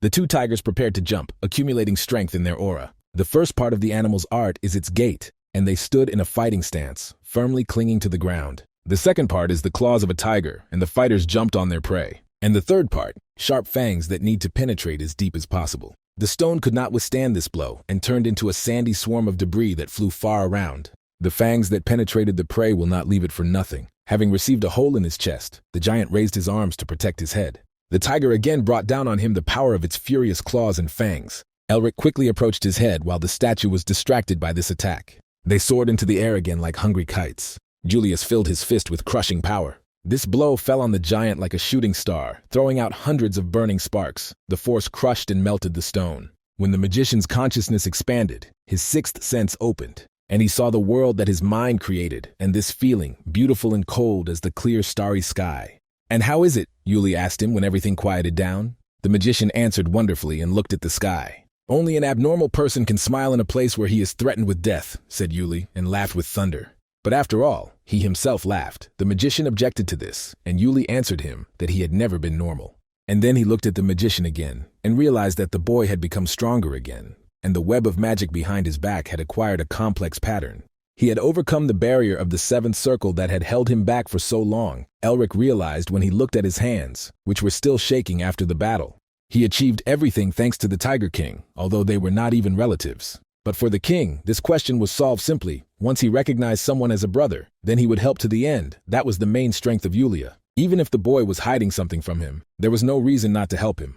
A clawed paw stroked his golden hair, almost in a paternal way. Elich knew that you have to be careful with trust. The wounded loved ones hurt the most. But if he planned to lead others, then perhaps he should have become more open like King Julius himself. But then they heard the grinding of stones again. The giant, who was already considered defeated, rose again and walked towards them. Elric pumped his fists. He was ready for another round. Meanwhile, his friends and associates were waiting for him. They were sitting in the flower temple in anxious anticipation, despite the late night. Isabelle couldn't find her place and nervously bit her nails as she constantly walked around the room. The father tried to calm her down, but he was still worried that nothing would change. 4 days have passed since the wizard left them. Her knights also expressed their anxiety and wanted to do something because waiting is usually worse than any poison. But Hayes invariably answered everyone that the wizard was busy with family matters and hoped for their understanding. Apparently, the Melvingers didn't want anyone to know their secrets, and besides, Augustin and Monster King Gilton were with the magician. But then the ground trembled under the feet of the knights and they shuddered at the surprise. Isabelle ran to the window and quickly opened its shutters. To her horror, the beautiful garden was engulfed in flames. The fire licked the marble of the columns and left black soot on them. The heat caused by magic danced an eerie carnival on a green meadow. The servant of the lion with the horns of the deer reported to him that all the breath of the bloody king was used up. "So this is the last," said the lion, and a hungry lump of fire appeared in his hand, so he wanted to lick something down. The flame illuminated the hooded soldiers behind him, and then it was torn from his fingers by a predatory animal and pounced on the palace. Herman shouted at them directly from the window, "How dare they attack the sacred place?" The beastmen of the fanatics growled only louder when they smelled the people in the temple. They rushed inside like a stream of mud coming down from the mountains. But then a shadow ran over the backs of the fanatics, and then a real wild animal fell on them. Gilton's tiger crushed several fanatics and caught another with its teeth. On his back sat a terrible horseman and master of a tiger, and he was terribly angry. Isabelle froze in place. The enemies must have known about their strength to attack them so simply and recklessly. Gilton riding a tiger destroyed all the beastmen who dared to invade the temple. The knights also wanted to join the battle to reduce losses, but then Isabelle threw up her hands to stop them, saying that it was dangerous. Her father's veterans only waved off her warning. They were confident in themselves. But the main danger threatened Elric, said Isabelle anxiously. Everything else is a distracting maneuver, and the main goal is the young magician. Taking advantage of the noise outside, the lion and the deer entered the inner premises of the palace. With one ferocious blow, the lion punched a hole. Apparently, the cat's paws did not allow him to simply pull the handle. Inside, they met the indignant hum of tiny fairies who, in their childish, thin voices, told them to go away. The lion politely bowed and asked for forgiveness, promising that he would see the punishment of the goddesses. Ego's keen nose caught the scent. He pointed to a door on the other side of the hall. His target was there. The little fairy stood in his way and told him not to approach. But the lion answered her with all malice and fury. If she does not leave, they will not have a second choice. The goddess shuddered with fear and trembled. They could not let the beastmen inside. Camellia clearly warned them that if the world is destroyed from the outside, the descendants of the Melvingers will be stuck in it forever. Then she had to stop the animals at any cost, and the goddess summoned her strength. Long creepers rushed sharply to the captain of the invaders. But he grabbed his sword, and to the greater fear of the fairies, cut down all the creepers as if they were made of paper. Then he rushed at the defenseless fairy with a sword at her head. But the blow did not happen. Instead, the lion flew back and had to defend himself. Herman Weil blocked his path with his tall and proud sword, and his eyes flashed with the sharpness of lightning. He looked at the dazed fairy to see if she was okay. And then he pointed the blade at his enemy and said menacingly, "No one will pass." The battle of the magician and Yulia against the giant continued. No matter how many times they crushed him, he rose. Worse than that, the giant seemed to be getting stronger every time. They definitely won't be able to cope at such a pace, the warriors realized. The anthropomorph army had already suffered considerable losses, and the battle was far from over. They found the Eastern general, and it is possible to say that their goal is accomplished, but the stone giant will not let them go so easily. Before Julius gave the order, Elric refused. He didn't need to hear him to understand. Obviously, the king wanted to give them time to escape by sacrificing himself. Julius pointed to his soldiers. The magician was the only one who could save them. But the boy himself wanted to be a hero. In case of defeat, he will simply start all over again, but he did not want Yuli to fall so easily this time. Could the leader run away, leaving his ego here, Yuli asked. This is the fee for his lessons, he told the magician. He pounded his fists and said that he himself would punish the boy for violating the order if he did not obey. And then Elric promised that he would soon return, and until that moment the tiger must live. The anthropomorph troops moved back. The mage hoped to lead them to a safe place in return. The Tiger King smiled after them. Behind him, the giants started to move, seeing how their goal eluded them. But Yuli stood in their way with a fierce flash. This time he went all out and took on an animal form. All the fighters reached the fortress, carrying the wounded in their arms. They were happy to return home alive. Ralph also wanted to return to the leader with the magician, although he did not know how he could help. But the wizard looked at the beautiful camellia flowers that opened in the middle of winter like a scattering of fires. He touched the stone tablet of his ancestors. Now all the restrictions have been removed, and the contract has been fulfilled, his test has ended, and the tiger Julius has gone into eternity. He flew like an arrow capable of piercing time because he never said goodbye. The goddess Camellia appeared nearby and asked him where he was rushing if the contract was fulfilled. All the same, it was an imaginary world, she said. From childhood, Elric remembered the faces of all those who betrayed his family, all those who turned away from them in a difficult moment, those who chased her sister when she desperately asked for help. These hyenas pretended to smile, but all they could think about was how to snatch away the remains of their heritage before others did. Among them were many of those whom he considered friends and relatives of their families. After he passed through hell, he became colder than ice and closed himself off from everyone. But after each new meeting, his comrades poured ice into his heart. There was another one who completely trusted the magician and called him brother. He did not care that this is the mental world of the past that cannot be changed. For him, he was real, and he wanted to say goodbye. Camellia froze in place, admired by the Melvinger family. When he arrived at the place, he saw the traces of a terrible battle there. Julius sat majestically as if on a throne. He received heavy wounds, and his body was already covered with a thin, furry hoarfrost. It was worth asking about his wounds, but the magician did not dare. His friend was too proud of his feat at this moment. He won, and because of this fighting spirit, even death was in no hurry to take its toll. Elric was amazed at the warrior's confidence. Someone could even find such self-confidence unbearable, but Elric wanted with all his heart to become like him. There is no word defeat in his dictionary, even if he looked pitiful, but the creature left, which means it's a victory, Yuli declared. Elric regretted not seeing this battle with his own eyes. Yuli already knew that the boy had come to say goodbye, and the magician froze in place. The king suddenly realized this and asked him why he was studying martial arts. He pointed his fingers at the sky on which a web of cracks was crawling. Now the king saw something that he had not noticed before and understood who Elric was. That's why Julius was so calm after the terrible battle. He overcame his limit, and the truth was revealed to him that this world is not real. Elric wanted to say something, but the leader raised his hand and stopped him. In the end, he didn't care what would happen after his death, or who the magician really was. All they can do is focus on the present unfolding right in front of them. They watched the sky fall to pieces. Yuli asked him to name the real names. Elric Melvinger, said the wizard. As if he understood something, the tiger laughed with all his might. The king got up. The magician fulfilled his request, and once again saved his family. In gratitude, he will show him something interesting. A parting gift from my brother, said the tiger. This is what he used to drive away the giant. Despite the wounds, the king moved easily. He slowly showed the magician the correct movements and postures. Elric memorized every movement of his whole body like a sponge absorbing water.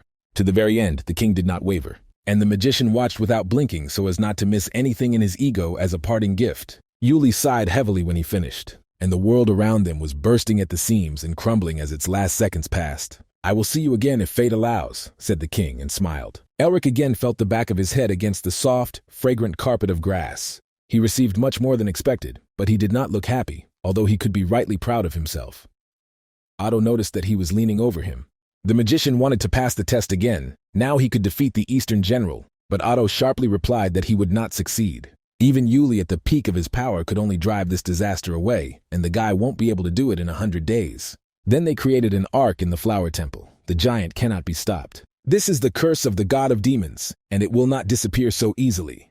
The wizard frowned as if refusing to recognize it. Euston helped create these trials in order to raise a good offspring in the future. Elric was surprised to hear his grandfather's name. Now he had to know how to absorb the giant's power and fight him. Otto fell silent, letting the guy think it over. Now he had to solve all the problems that he had not completed in the illusory past. The mage's eyes shone with determination to do it. All these days he sat in the greenhouse, and the goddess Camellia protected his sleep. Under the cover of night, the dark tentacles of evil were creeping towards him. A horned sorcerer came out of their shadows. All this time he was looking for a magician. He pulled out a dagger and threw it with all his might at the defenseless man who dared to stand in the way of the bloody fox. The knife flew into his throat, but the magician did not move. But as soon as he opened his eyes, there was an explosion. Meanwhile, Herman fought with the lion. If he had been younger, he would have cut off his head, but Lord Weil had not yet recovered. He has one more ace up his sleeve, a secret technique that led him to illness, but also gave him new insights. Even if it was dangerous, he had to protect Elric and looked again at his ferocious enemy, baring his fangs as if laughing. And then the Lord anxiously looked behind him, where the wizard was sitting. The deer sorcerer could not do anything. The ice bound his ego faster. He dug into the skin and every moment penetrated deeper into the body with hundreds of thin needles. The mage punched the diarrhea killer as the horror of unexpected failure swept through his ego. This is the end, the magician told him and smiled. A moment ago he was immersed in another world. The impenetrable darkness of the carnivorous and ever-hungry demon Hyul filled the room.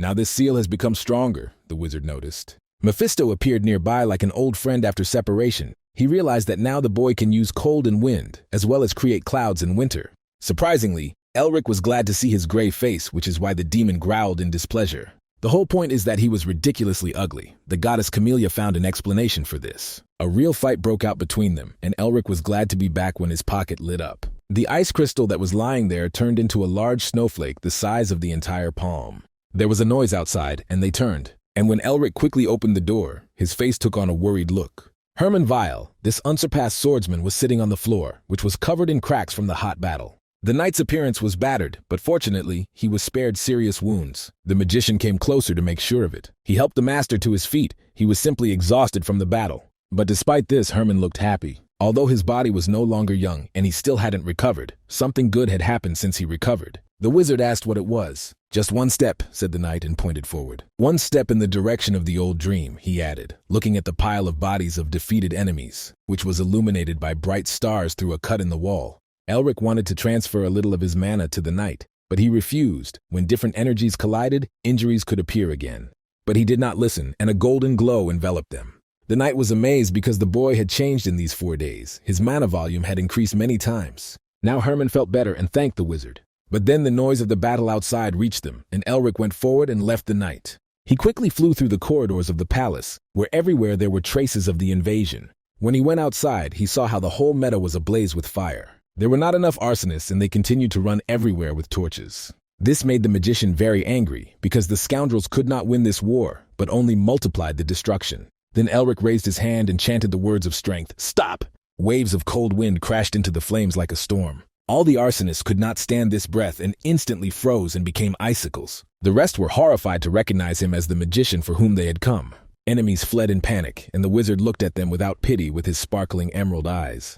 "Let them come here themselves. It's not up to them to decide when to leave," he said angrily. "Shake!" commanded the magician, and the enemies trembled in terror. A wall of ice grew in front of them, through which they could not break. And then they turned and saw magic that had no equal. It swirled like a mighty cyclone. Elric drank everything and twisted his spell harder. And then a wave of freezing cold went wide and engulfed all the remaining scoundrels. Even the allied knights were struck by the ego's power. The entire green meadow turned into a valley sparkling with a scattering of precious stones. Snow white as a sheet covered their flowers, and the fairies got out of the castle to see the new beauty. The frost gently embraced every branch of the camellia tree. Elric watched the result of his efforts from heaven. Later he informed his squad about his plans. He wanted to use the power of the crystal to absorb the energy of the cold and awaken the winter flowers and imbue them with the divine power of the fairies. In the exactness of how he woke her up, the goddess Camellia noticed. If they gather the power of flowers, winter flowers will grow. Then they will be able to plant an ice general in this place and call spring,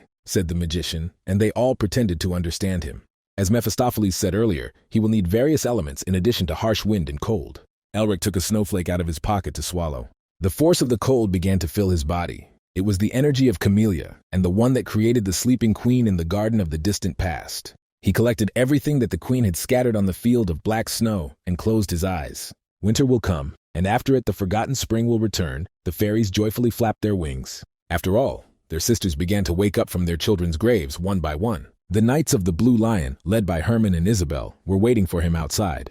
Isabelle was the first to notice him and smiled like a snowdrop that rejoices at the first warm sun after a cold winter. The beautiful green meadow came to life again after the recent fire, as if it had never been there at all. Elric told them that they should kill the icy general, and Sean began to get angry because his friend was in no hurry to tell him how to do it. As always, he insisted on caution in actions, and it was necessary to find her first. But the magician already knew where the ice general was. He was in the Fury tribe. Sean sighed heavily. He had long since come to terms with the fact that his friend was a reckless lunatic. Nevertheless, everyone was ready to follow him. Sean scratched his head and agreed to help this time as well. Inspired together, they set out to solve the age-old disaster of these lands. Somewhere far away, the nine-tailed fox was going mad with anger, having learned that his subordinates had failed the task again.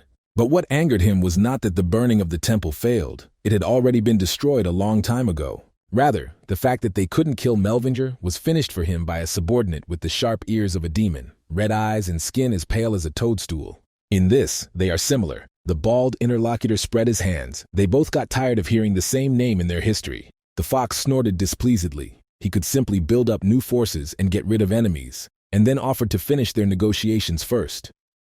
The guest needed an ice general, and if he got it, the Furies would take over the entire valley. But then the fox jumped up from the throne and started tearing and throwing hatred. He felt his tails disappear, and it was definitely Melvinger's handiwork. "He needs help," said the demon, and gave a wry smile like a bat. A fierce hurricane capable of tearing down even the walls fell on the city under the rule of fury. The hurricane tore off roofs and destroyed stone houses like straw houses. The magician was amused by the sight of the confused and panicked Furies. Since they attacked the flower garden, they had to be prepared for the fact that trouble will come to their house too. Camellia also laughed as if her age-old sadness had disappeared. Elric held a blue communication sphere in his hands. At the other end of the team's ego, the knights who were already anticipating the fun were waiting. "Crazy people," the demon snorted. The mage answered him no better. "But thanks to them, everything will go well," the wizard added. After all, the knights destroyed the protective stones, and the Fury tribe remained without the blessing of the fox's tail. In a panic, the beastmen ran away and begged their bloody king for salvation. But the people of Furia were an alliance of many tribes in the valley, and they had many cities, so they will not be destroyed easily, Camellia noted. Of course, the magician agreed with her, but this was not his only plan. The tribes bowed before the bloody fox because he was strong, and because he gave protection from the eastern general. But if the tribes and cities understand that there is no more protection, they will fall into rage and mistrust, and after that the Fury tribe will be absorbed by the anthropomorph. "And then they will take everything they want," said Elric confidently. Late at night, no one slept in the castle. The beastmen held a council. The deputy commander-in-chief bent over the map and plunged into heavy thoughts. The enemies would not attack them if they were not sure that they would defeat the king. He tried for a long time to understand what they were up to, and then he drew a line on the map and a disturbing guess came to him. The attacked cities were part of the defense of the domain of night. A black polygon appeared on the map. It was in this region that the Ice General's real body was hidden. If the beastmen find out that the Furies hid him there to rule over everyone out of fear of disaster, the whole kingdom will fall like a house of cards. And then the general gave the order to mobilize the entire army. During the test, Elric learned about the domain of the night, but he did not know the exact location of the body of the disaster, so he began to attack around it so that the Furies themselves would lead them to the right place and gathered an army. And now, from a bird's-eye view, he saw the long caterpillar of the army on the march, crawling on the ground. Camellia was glad that they were fighting on the same side. The demon also appreciated the hero's treachery. Elric passed information about the enemy to the Blue Lions, and they were ready. They agreed to proceed according to the plan. Herman briefly agreed. And yet he hoped that the guy would not risk in vain. But the magician asked not to worry and wait for the signal. Elric returned the ball to his bottomless pocket, and it was time to move on too. The Furies set up camp in the forest, confident that nothing threatens them here. The commander of the fourth group, Temple, gathered everyone to read the order. He saw a soldier at the very end of the formation and called him. This lion looked frightened and unfamiliar, so they immediately stepped aside as if he were a leper. The lion called himself Rick L. and said that he appeared on command. Although he looked like a newcomer, it was still suspicious. Temple did not receive orders for a new fighter and looked at him grimly. But then he decided not to pay attention, because most likely again, the lazy people from the office messed everything up and ordered the rookie to return to the formation. He will tell them the essence of the task along the way, and now it's time to move forward, said Captain Lviv. Mephisto grumbled again. He knew that beastmen were stupid, but it was the first time he had seen such fools. Elric answered him that he learned to pretend a long time ago, and through the magic of the transformation of the seventh circle, no one will find him a liar. And then he warned the demon that he missed his dances and would watch them if he continued to mock him. Captain Temple led them to the place and told them to protect it so that not a single fly escaped. Elric carefully watched everyone right behind the enemy lines. And then, using the magic of concealment, he went deeper to the rear, where he felt a powerful energy. So that's where the Ice General should be. Without any problems, he made his way to a place far in the thick of the forest. There he saw the real body of the ice giant. The demon is standing there chained. This was unexpected for the magician, because she had been chained for quite some time, judging by the rust on the chains. Mephisto laughed. He could not imagine that the curse of the demon god would be in such a pitiful position. He thought that this could be related to the fact that Camellia fell asleep 40 years ago, because the flowery smell was coming from this chain. He and Houston were connected 40 years ago in exactly the same way, although the seal was not strong. Someone renewed this seal all the time. They watched the curse that seemed to tear into the sky and was held only thanks to the chains. Inside the seal, Elric caught the blessing of the tail, the power of the blood fox. He could not even think that he would be grateful to him, because before that, he did not know how to defeat the ice curse. But now, thanks to the fact that she is bound, he could approach and sharpen her strength into an ice crystal. As if feeling the ego of the demoness, the chain rattled. Elric handed her a snowflake and said words of strength to swallow. But then a portal opened near the body of the demoness and black lightning struck. Elric jumped to the side to avoid being hit. When an unexpected enemy appeared, Mephisto immediately recognized him. Azazel, the demon of madness, sent his servant belonging to Grigory, who appeared before them like a noble vampire. When he approached, he was surprised that a simple soldier of beastmen was not afraid of his seal. And only then did the demon realize that one of the Melvingers was in front of him. "Not bad for a demon," said the boy smugly when he was examined under the mask. The demon had already heard about the boy who was spoiling all the plans of the Furia tribe. The organization instructed him to help the Furia tribe unite all the Black Snow tribes and then take the Ice General. And if it weren't for the impudent boy in front of him, the task would have been completed a long time ago. The demon's crooked mouth cracked and exposed the sharp saws of its teeth. It was even better that way, because if he destroys Melvinger, he will receive the gratitude of all those who hate this family. An ego seal appeared on the demon's hand. The organization had already recognized the wizard's power level, and he was definitely no match for him. The demon confidently waved his hand, gathering the darkness around him. "Cruel Gale," a bloodline demon said Mephisto as he unleashed a whole hurricane. The difficult opponent smiled at Mepha, anticipating a heated battle. But Elric was only happy. He was looking for copper, and found gold compared to the totem. This demon was the highest reward. Gale thought that the boy was just smiling in front of him like crazy. Then he simply decided to show the fool his power and swung at the darkness. The shadows hit the mage like whips along an unpredictable trajectory. The demon saw how the wizard was torn to shreds like a rag doll. And then he smiled triumphantly. The enemy of non-humans is not so strong. However, the wizard tore the shadows, and then the demon saw that the boy was safe and sound. He managed to be surprised by such an unexpected turn. Elric smiled and could not think that he would find someone like himself, and hit the enemy with a discharge woven from different forces. A golden beam struck like a sword, piercing the darkness. Gale raised 3 walls of stone in front of him to block this attack. But the magic projectile pierced the ego like a knife through butter. And then the demon recognized the abilities of the Icy General and was again amazed by the power of the magician using the northern wind and winter blizzard. Elric took a step forward, his crystal eyes glinting menacingly. The wind absorbed and crushed everything, met with a blizzard that forged ice. This was one of the great forces of the demon god that they needed to destroy the Empire and resurrect the Master Azazel. No matter what, they had to get an Icy General. The boy easily used powers with which even a demon had problems. He was the most dangerous of all enemies. Elric broke through the veil of darkness and growled, "They are fighting, so why is the demon thinking here?" And then right away he used the lunge of a ferocious tiger, which Julius had taught him. The demon staggered cowardly but immediately lost his hand. He did not expect that the magician would go into close combat. To protect himself, he jumped even further and released a barrier in front of him. With the help of magic, he quickly restored his hand, but the boy was much stronger than he was told. So now Gale was thinking hard about what to do. The level of an archmage, even with the art of strengthening the body, he will definitely not defeat such an opponent. Then he decided to use escape magic to warn his superiors and tore up the scroll. But to his horror, the magic never worked. Gale froze in bewilderment. The magician appeared behind him and grabbed his head. Of course, he made sure that the enemy did not run away. The demon's head hit the frozen ground with a battering ram so that it cracked and cracked. The wizard smiled. This victory was too easy for him, even though he was worried, and Mephisto snorted that a follower of Azazel could not be strong. But in fact, he was amazed by the fact that in 4 days the boy became stronger. It is not clear what he was doing in his test. If he knew that Grigory's influence would spread even to these lands, the magician was amazed. There was nothing more to learn from the dead man, so he simply swallowed his seal. But here the eternally hungry demon Hull warned him about the danger. A black shadow broke from the hand of the decapitated Gale and hit Elric so that he flew away. He landed on the side, trying to understand what happened.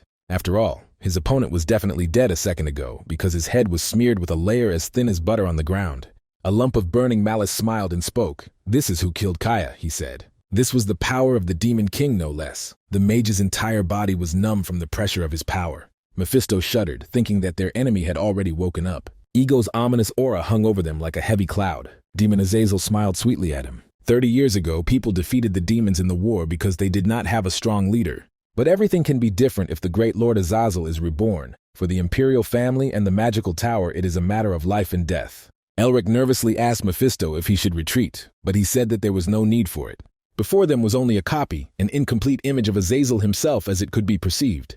All 4 great demon lords are either sealed or dead, but as long as their names live, they continue to exist. So somewhere there is Azazel's true name, Elric realized. Otherwise there would be no Grigory. Mephisto smiled. Azazel's minions are constantly experimenting with his name to revive him. So behind all the incidents in the world of people, they stand as if with that totem that stole the lives of peasants. Elric frowned as he assessed the depth and obscurity of their problem. He would definitely have to face Grigory in the future. Then Elric called out to the terrifying shadow. The guy decided not to run away, and the demon smiled rather, and summoned the power of the seal. He unleashed several powerful tornadoes at once that pierced the earth and writhed like mad snakes. And then this violent storm fell on the boy. Elric imitated the demon's words in his own way, that he must die. And he answered him that he raised his tornado bigger and more powerful than those that the demon had. The two protuberances collided with a deafening howl. And at this time, ice chains broke out of the ground to bind Azazel's shadow. But the demon repelled them by simply breaking the magic links with his aura. However, Elric used this to go behind his back while he was distracted. The image of a tiger appeared behind him when he struck King Julius with his art. It was a monstrous blow from which the earth's crust burst, but the shadow of the demon lord only smiled and playfully stopped this blow. Elric was amazed that his tiger claws and fangs were blocked so easily. He combined them with a spell and chanted words of strength, tear. The belly of the demon was distended like the belly of a fish. But the darkness covered the deadly slit with liquid ink, the demon said uselessly, and then he himself gathered energy in his fist and swung. Elric shouted two spells, cut and block. The honeycombs protected him from the blow. The shield barely held out and cracked, but his enemy was just an ordinary possessed person. With the passage of time, the body and soul merged more and more, thought the magician, and threw away the hand of the demon that he had managed to tear off. The demon has already grown a new limb as if nothing had happened. He will soon become even stronger. Even if it's a copy, it's the demon lord's guise, Mepha smiled. It would be a shame if he lost to an ordinary person. Although the evil spirit and irritation in his words made sense, in his current state the boy could only draw the fight. But he also had other problems. Elric turned around. At the noise of their battle, beastmen came and surrounded the whole area to catch the spy. The plan to secretly absorb the ice giant failed, and many portals appeared in the air.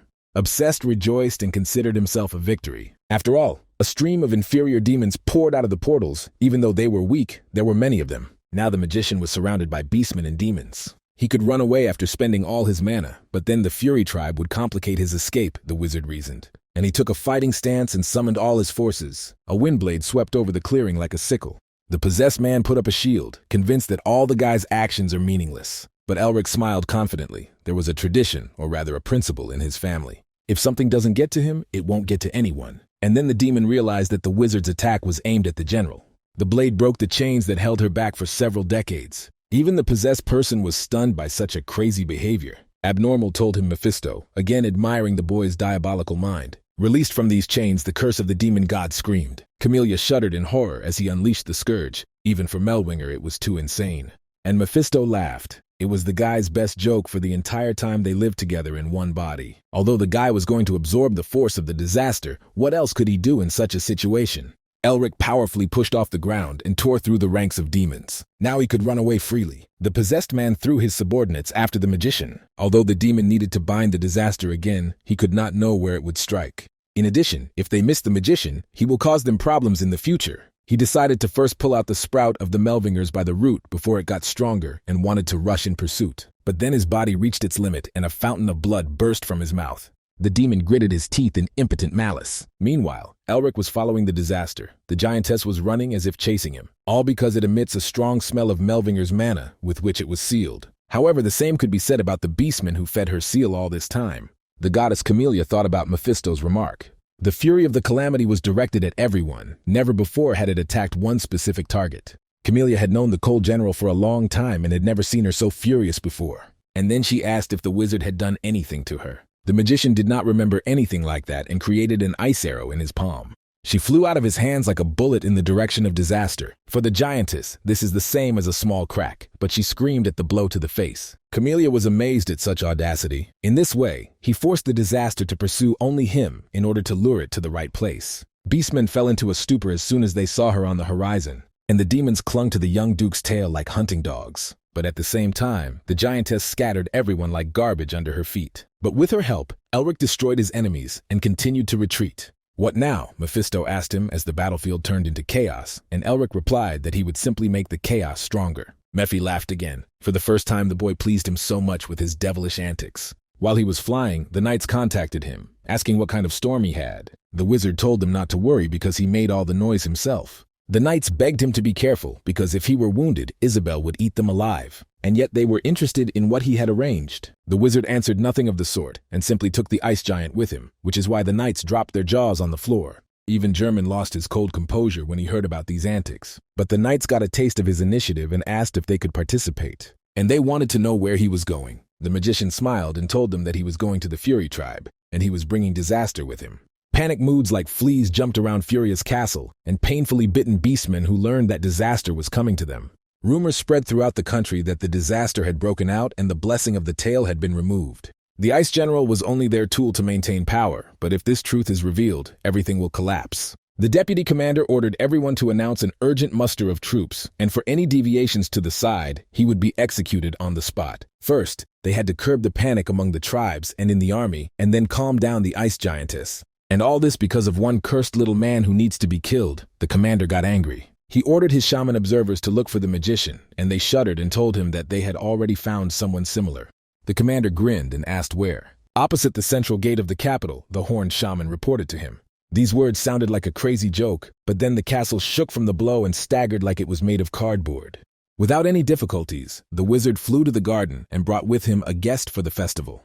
The commander saw his crazy enemy face to face for the first time. Gusts of fury of the giantess burst into the castle, but the commander did not know what to do with it. The magician wiped the sweat from his forehead. He was tired of endless running. Mephisto once again sympathized with those who fought against the boy. He brought the giantess out of him with a single crack, and now she unleashed her fury on the defenseless beastmen from the Furia tribe. And now he prepared a real fun for everyone, and collected many ice arrows around himself. These shells struck like spears, ramming the protective honeycomb dome that hung over the city. The commander left his headquarters and jumped outside, shouting for them to catch and stop the wizard. But the lions were already on their way, and they entered the fortress without any obstacles because the guards ran away in panic. Then the commander of the beastmen sent them to attack the knights. But at that moment he looked at the sky and saw how it was collapsing. The protective dome was falling apart, and now nothing protected the city from the ice giant. Meanwhile, Elric decided to lure the giantess into the very center. But here the ground under the main square cracked like ice on a river, and a nine-tailed fox rose from under the ruins and brought down a couple of neighboring houses. He let out a loud cry that echoed throughout the city. Standing up to his full height, the bloody king was taller than even the city walls. His warriors immediately fell to their knees before his figure. He was covered in a strange aura that repelled the ice giantess's coldness, but this power was not mana or demonic energy. Green eyes, golden hair, and a foul stench mean Melvinger, growled the nine-tailed fox when he saw the wizard. Elric prepared for battle. He was even glad that he didn't have to look for this monster. The giantess did not stop her run through the garden, destroying house after house along the way. She saw a bald eagle and shrieked so that her eardrums burst. The bald king growled in response, as if rejecting her cry. The pitiful, mindless monster did not frighten him. The giantess gathered around herself a dense aura of cold. From the other side, the fox responded with its strange aura. They encountered a terrible grinding of glass on metal. And then there was a huge explosion in which everything disappeared for a second. The wizard had to summon his honey shield to survive. The clash of two titans was unexpected for him. Camellia assumed that this was because the fox strengthened the restraining goals, and therefore was an enemy for the giantess. The two giants stood ready to attack again, Elric thought, and Camellia asked him what was the matter. The sorcerer didn't say anything and rushed in the other direction. He took out an ice crystal from his pocket, and Camellia showered him with questions, not understanding what the guy was up to. Green fire engulfed the giantess from all sides, and Elric took advantage of this and flew straight to the disaster. The bloody fox rescued him. The magician could not miss such a wonderful opportunity and held out the crystal in the direction of the giantess. Cold energy whirled around the crystal in the mage's hands. Mephisto smiled when he understood the boy's idea, as he usually stole what he wanted and defeated his enemies without moving. With the help of the crystal, the magician absorbed the power of the calamity and smiled quite. But the nine-tailed king also did not sit idly by and looked in his direction with hatred. So that he did not come closer and did not interfere with him, Elric hit him with a ray of light. The fox staggered back. This blow was quite powerful. Looking at his reaction, Elric laughed because the fox didn't think they were allies. Everything looked as if the wizard wanted to deal with everyone at the same time. The fox went into a frenzy at such impudence of the little man. He snorted and growled with hatred, but he could do nothing without his ninth tail. One of the tails separated from the main body and attacked Elric himself so that he had to duck quickly. And then the magician saw in front of him several exact copies of the nine-tailed fox. "Pathetic tricks," said the young duke. He boldly went to meet a whole pack of bloody foxes. And then he ordered them to freeze in the dragon's tongue. Razor-sharp spell waves sliced through all the clones like a sickle. And then they all dissipated like a fog. Such tricks did not work on the magician. But then he noticed a movement in his direction. Elric tried to use anti-magic and dispel the spell. But before the fox's spell penetrated his body, the sorcerer went limp and dropped his hands. The fox intended to steal the art of strengthening the body from the boy's memory, and thus regain his ninth tail. So the Bloody King entered the world of Elric's mind, serried and lifeless as the old ancestral estate. It is surprising that the soul of such a skillful magician lived in such a poor place. The fox was amazed, sneaking up to the boy from behind. But it was even easier for him. You just need to tear your soul to pieces, he thought, and saliva dripped from his gaping mouth. He stretched out his paws to take all of the boy's knowledge. But then the Bloody King felt that someone was closely watching him and shuddered from this look. The fox shuddered, but it was too late because a shadow with sharp fangs pounced on him. The king was instantly thrown out of his inner world by the magician, and he clutched his heart painfully. Elric was also breathing heavily after someone seemed to disembowel his insides. But the magician did not remember what happened to him and asked Mephisto about it. He turned away embarrassed and said that he didn't know anything. Meanwhile, the fox became even more enraged and fought dirty. He unleashed a green flame to burn the boy to the bone. Looking at this rampage of terrifying fire, the beastmen rushed to run. They knew that if this wave touched their end, Elric put up his golden shield. He did not know what was happening and what the enemy was up to. And then the green flame became as dense and bright as the sun, and it became painful to look at it. The fox took a deep breath. He couldn't remember the last time he used so much force at once. However, even his fierce fire did not damage the ice giant. He hoped that he would at least incinerate the cursed Melvinger. However, then he heard the mocking voice of the magician who asked him to show even more strength. Antramafri Castle was drowning in the rays of the sunset, but there was no peace within its walls. The young Tiger King was breathing heavily and clutching his trembling heart. To calm him down, faithful Norris knelt down and reminded him of the tiger's dignity. But the boy was still worried. The beastmen betrayed them and attacked the garden. Their peoples have been at war for a long time. Could the words of the king really change something? Everyone will look down on him, the boy was worried. But then he heard the voice of Hayes, who reminded him of the desire to restore the kingdom of beastmen and help everyone live happily. And only the Anthropomorph King can do it, she was sure. Sean agreed with her and told the boy to be calm because they would be right behind him. It worked. He nodded several times, confident that everything would work out. He just has to do it, he decided, looking at everyone who supported him. Valenza also remembered the magician who gave him a chance to make this dream come true.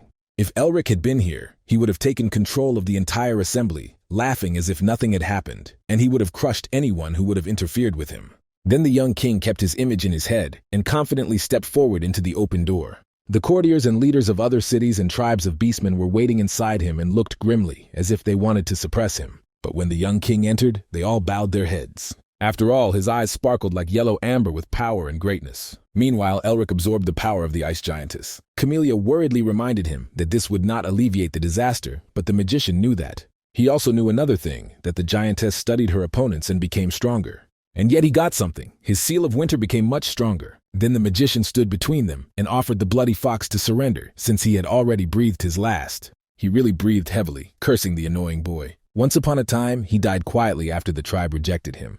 But fortunately, he met a master with a mysterious power that saved him. He asked for a century, and the fox learned the secret techniques of this master. And so he got a formidable power that no one else had. And then he was able to gather an army under his banner and fight for the royal throne. He dreamed of going beyond the valley of black snow and bringing the empire to its knees. But an insurmountable wall stood in his way. A man named Melvinger, arrogant and self-confident, asked them to leave. The fox did not listen and led his troops to attack this fortress that they dared to resist. The defeat was not long in coming, leaving bitter soot on the face of the fox. Despite this, he did not give up and gathered a new army to seek happiness again. But this time another scoundrel stood in his way, who even worse corresponded to his ideals even more than himself, the Tiger King Julius. And again he was broken and abandoned like a ship after a storm. The fox pounded the ground with his fists in impotent rage. Why he lost every time to a mere mortal. He needed more power that no one else could get. And then the fox abandoned everything that he had studied for centuries. He got carried away by a force that was considered forbidden and entered the territory of demons. He thought that no one else would be able to stop him, but another Melvinger appeared again to put the brakes on the wheels. The fox exploded with bloodlust as his pent-up rage erupted. His power was so great that he pressed the wizard to the ground. The fox clenched like a spring for a jump. He gnashed his teeth and wanted to tear the magician apart. But here the magician's spell cut off all the tails of the fox like grass with a sickle. Elric appeared from above. The fox had always had a bad relationship with his family, and he offered to end it here. The magician applied the element of ice over a huge area, and there was a loud bang, after which everything was covered with snow fog. When he dispersed, it became clear that a huge fox was lying on the ground, bound by ice.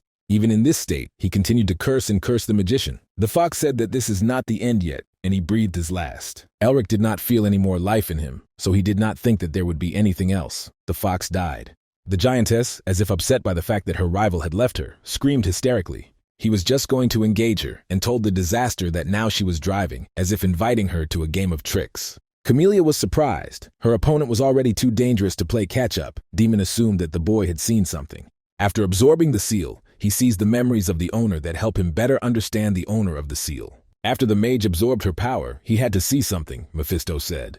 Camellia understood what he was talking about, because it was the same with her. However, it could not be so simple with the giantess, that secret that is impossible to comprehend. Even Camellia could not understand what she was thinking. At first, Elric thought that the giantess was the body of the goddess Camellia, filled with evil intentions. But the memories that opened up to Elric completely changed his opinion. Her true nature that he saw was a lonely child. Initially, she was not mean to people. She behaved like a newborn and was full of curiosity about the world and people.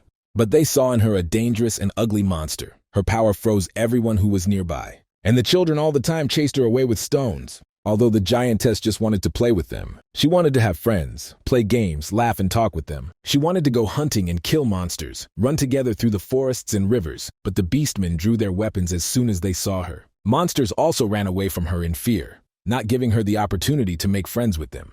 The trees she touched died, and even the rivers froze to the very bottom and stopped running. She wanted to have friends, but not wanting that was a disaster for everyone. And so her mind developed in complete solitude, knowing nothing but destruction. And this unfortunate creature began to think that the whole world turned against her and hates her. Like a capricious child, she decided to make everyone suffer. So she became a monster full of hostility towards everyone. However, one simple desire remained in her heart, nothing serious. The first children she saw were merrily playing in the sandbox. It was so great that she wanted to play with them again, even if it was not on purpose. The way in which she was brought to the City of Furies reminded her of a chase. Although it seemed that the giantess was furious, after swallowing the fragment, Elric felt that she was enjoying the chase. Then he hoped to play with her one more time, and said that since she did not catch him, this time he was driving. And he warned that if he catches her, she will lose. As if she sensed the danger, she rushed to run, shaking the ground and losing her head from ecstasy. Mephisto grumbled habitually. He could hardly believe that this disaster wanted to play such a primitive game. Camellia also couldn't believe that to save the Temple of Flowers and Fairies, you just had to play a game. This decision should have seemed obvious to her after all. The giantess was created from her shortcomings, thought Camellia. The giantess was as lonely as she was, and felt as lonely as winter. And as a result, Elric became her friend, which eased her loneliness. The magician absorbed her power with the help of a crystal, and gradually the disaster returned to its original proportions. She continued to melt like snow in the spring and run happily, until he touched her back and the crust of ice and shackles cracked, and before Elric stood a sweet little girl. And then this image also disappeared into a pile of flower petals. The aroma of flowers collected in an ice crystal saddled the winter wind and scattered everywhere. This aroma flew over the mountains of the Black Snow Valley. He drove away the darkness that filled these lands, melted the frozen earth and awakened the sleeping earth. And let the air still be fresh and cool. It brought the feeling of resurrection that everyone was waiting for. Streams of joy flowed down Camelia's face. After all, spring has come. The young tiger could not believe his eyes. Their enemies were defeated. The bloody king was defeated, and the ice giant disappeared. Norris was also shocked by the fact that in one night their age-old dream came true. However, even for the Furia tribe, the task of unifying the Black Snow Valley was not easy, the minister warned. Valencia agreed with him. Now he had to be collected like never before. Flower fairies flew over the valley for the first time in a long time. They chirped merrily, rejoicing in spring. Elric and Camellia were the first to notice. He walked through the ruins of the city, which unwittingly became the field of a fierce battle. The goddess Narcissoff asked him how he did it. Elric replied that it was all thanks to the aromas that they gave. There is nothing better to chase away winter. The fairies were confused, not understanding what he said now. Camellia sternly explained in chirping that everything was fine thanks to them, and if they didn't understand, you just had to accept the gratitude. Then the fairies began to dance directly in the air with the joy that they drove away the winter. And the magician asked the first persons of the new kingdom if everything went well with them. Valencia nodded. Thanks to the wizard, they were able to convince the others. The magician smiled. He just arranged a meeting. The young king himself convinced everyone. Norris saw in him the shadow of Elric Melvinger at the moment when the young king spoke with the leaders of the beastmen. This person was born with qualities worthy of a king. The actions of his family definitely affect the future of the continent, Norris thought. He understood that they must enter into an alliance with this wizard no matter what. The body of the fallen leader of the Furies was guarded by guards. In case of vandalism, even dead enemies should be treated with respect. But the guards did not see the inky shadow that crawled on the ground in their direction. They died before they could understand anything. The demon-possessed corpse gnashed its teeth in anger. Again, Melvinger ruined everything. To support life in this shell, Azazel sacrificed the lives of his minions, but when he arrived here, the Ice Giant and the Blood King were defeated. It took them decades to grow a fox capable of controlling the disaster, and now I'm letting it all go. The demon sighed heavily. They should have gotten rid of young Melvinure when he was still a sick child, but they believed too much in his insignificance, and now complacency has gone sideways. In that case, there was only one way left, to awaken the demon implanted in the Bloody King. The possessed fell to his knees and began the rite. He tore out his heart and began to pray to the god of demons, life in exchange for a loyal subject. The possessed melted into the acrid sulfur smoke, and this darkness of his ego seeped into the corpse of the Bloody King. The darkness pierced every dead cell of the ego, filling it with life again. Elric looked at the crystal in his hand. Now he had all the attributes that created winter, and he understood that he must end it. He didn't know how to do it yet and asked Camellia if she knew, but she only spread her hands and gave an evasive answer. However, at that moment, the magician was struck by lightning, and an ominous feeling came over him. It seems that the nine-tailed fox was not lying when he said that it was not the end yet. The magician understood when he saw the terrible shadow that rose over the garden. He accompanied his awakening with a bloodthirsty roar. Camellia shouted to the magician that someone had performed a resurrection ceremony and revived the fox. If it was left like that, a new disaster would appear. Elric frowned. Everything was going too well to be true, he thought, putting his hand in his pocket. He got a layer of communication from there and ordered Hayes to immediately remove all beastmen from the city. The bald man was surrounded by ugly shadows and he himself spewed flames like a demon, but the mage still rushed towards him. Mephisto bewilderedly asked the boy what he would do alone, because this was clearly not an enemy that would be easy to deal with. Once upon a time, Camellia agreed with the demon, because last time the wizard was helped by a giantess. But Elric had one idea, although he wanted to study this thing first before using it. Camellia did not understand what he was talking about, and then the magician put the crystal in his mouth. He wanted to end the winter right now. What a fairy and what a demon, at odds, began to shout at him so that he would spit out the filth. Led grabbed his face with tenacious fingers as if he wanted to tear him from his bones. And then the mage's eyes were filled with blue light and lightning discharges. Elric ordered winter to come. Powerful gusts of cold wind surrounded him. Mephisto grumbled. This fool was causing trouble again. The ice crystal itself was a mystical object, and now an ice giant was locked inside it, which made it even more dangerous. That very essence plunged the valley of black snow into darkness and cold for a long time. Elric simply could not stand this raging mana that was tearing him to pieces. From the incredible amount of mana, all his seals grew rapidly, absorbing this power, but his channels could not withstand such pressure. And the demon, as if he felt this sharp leap of strength, growled, and then his heart was filled with bright light. When the magician opened his eyes, he saw that he was standing in a familiar winter world. Otto asked the little girl, the spirit of the ice giant, if she would go with him. And the girl energetically nodded several times. The old man was surprised that she agreed even without knowing him. But Otto smiled and opened his arms, surprising that they considered such a good girl an enemy. And then the little girl threw herself on his neck and hugged him tightly. And then she saw Elric and ran to him. He told her not to thank him, but rather to think about what she would do on the other side. Otto praised him. The boy did better than they and Houston could have thought. They assumed that he would simply defeat the ice giant and imprison him in a crystal. But he managed to understand what she really is and calmed him down. The old man thought that he should try to understand this essence himself first, then the baby would not suffer so much. It's time to give him winter, Elric demanded. But Otto replied that he needed to continue training and study one season after another, at which the magician was indignant because he had already done so much. Otto scratched his beard and told the boy that he was not worthy yet, but he would get everything in due time. Then Elric leaned over to the little girl and told her that the old man was a bad person in front of her and invited her to him. And the girl obediently ran away, leaving the bewildered ancestor. Elric understood that Otto wanted to check something, took the baby with him and told him that he would not allow it to be done, taking her by the hand. Otto shook his head. Every day the boy became more and more insolent, to what point their family had just fallen. But Elric objected that he was not talking about bullying to the old man, and again asked if they would give him the winter or not. Possession will not give him anything. First you need to build a solid foundation, said the ancestor. Elric himself was happy to build his ego, but the situation outside did not contribute to this. Camellia supported the boy as best she could with her own strength and shouted at him to wake up. The demon rushed towards him with a terrible growl. All this time, the magician was in a mental world, fortunately. Time passed differently here, but if he was late, he indicated with a gesture. Otto started grumbling again and grabbed his head. He let the guy go, but told him to look into the residence when everything calmed down. The magician accepted the gift, which contained all the elements to summon winter. The ice on the mage's face slowly disappeared, and he returned to normal. The raging forces found their equilibrium point.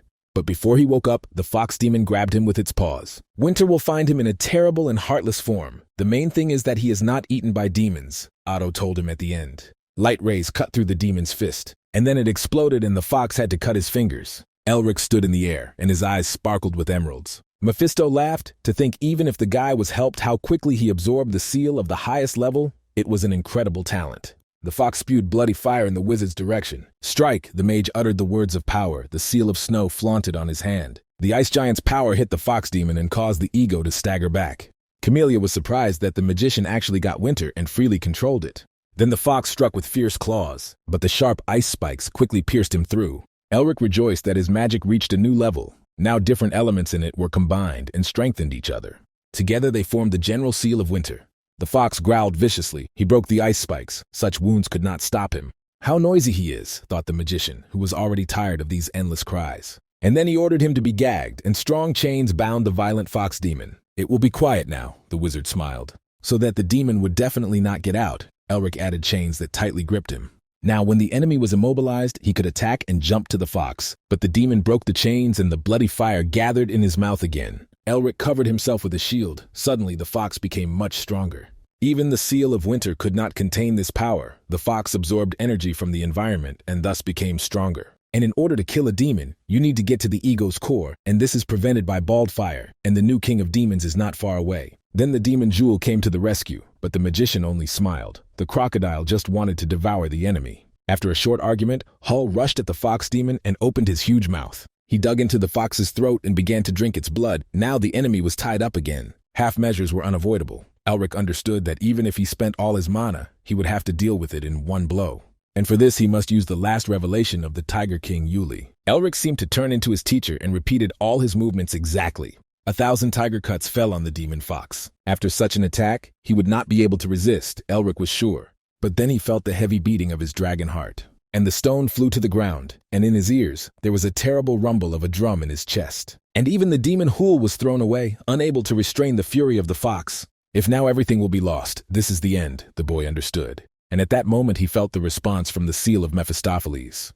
The demon explained that his seal reacted to the absorbed demonic power, and also because the dragon's heart mana that was holding him back was depleted. I hope we don't meet again, said Elric, holding out his hand again. From his blow, the core of the fox cracked and crumbled like a crystal vase. The force that was released at the same time covered the entire city and scattered debris hundreds of meters around. Those who went outside the city turned in horror towards its walls. Flames covered the sky as if the sunset had happened there. Valence was afraid that this fire would spread further and drought would come to the lands where spring had just begun. Norris assumed an animal form and growled that everyone should protect the king. A tornado of devilish fire flew in their direction like a protuberance. Norris clenched his fists. They couldn't use magic to stop this red-hot wind. As long as the king was alive, they could revive the kingdom, so he ordered to protect the tiger cub even if they themselves burned alive.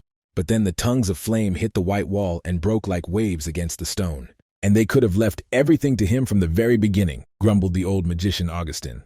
Earlier in the flower temple, the boy asked the ego not to interfere. He could not rely on his help all the time, although the teacher did not object. In addition, he was the head of his kind. No one will follow him if he continues to ask for help from others.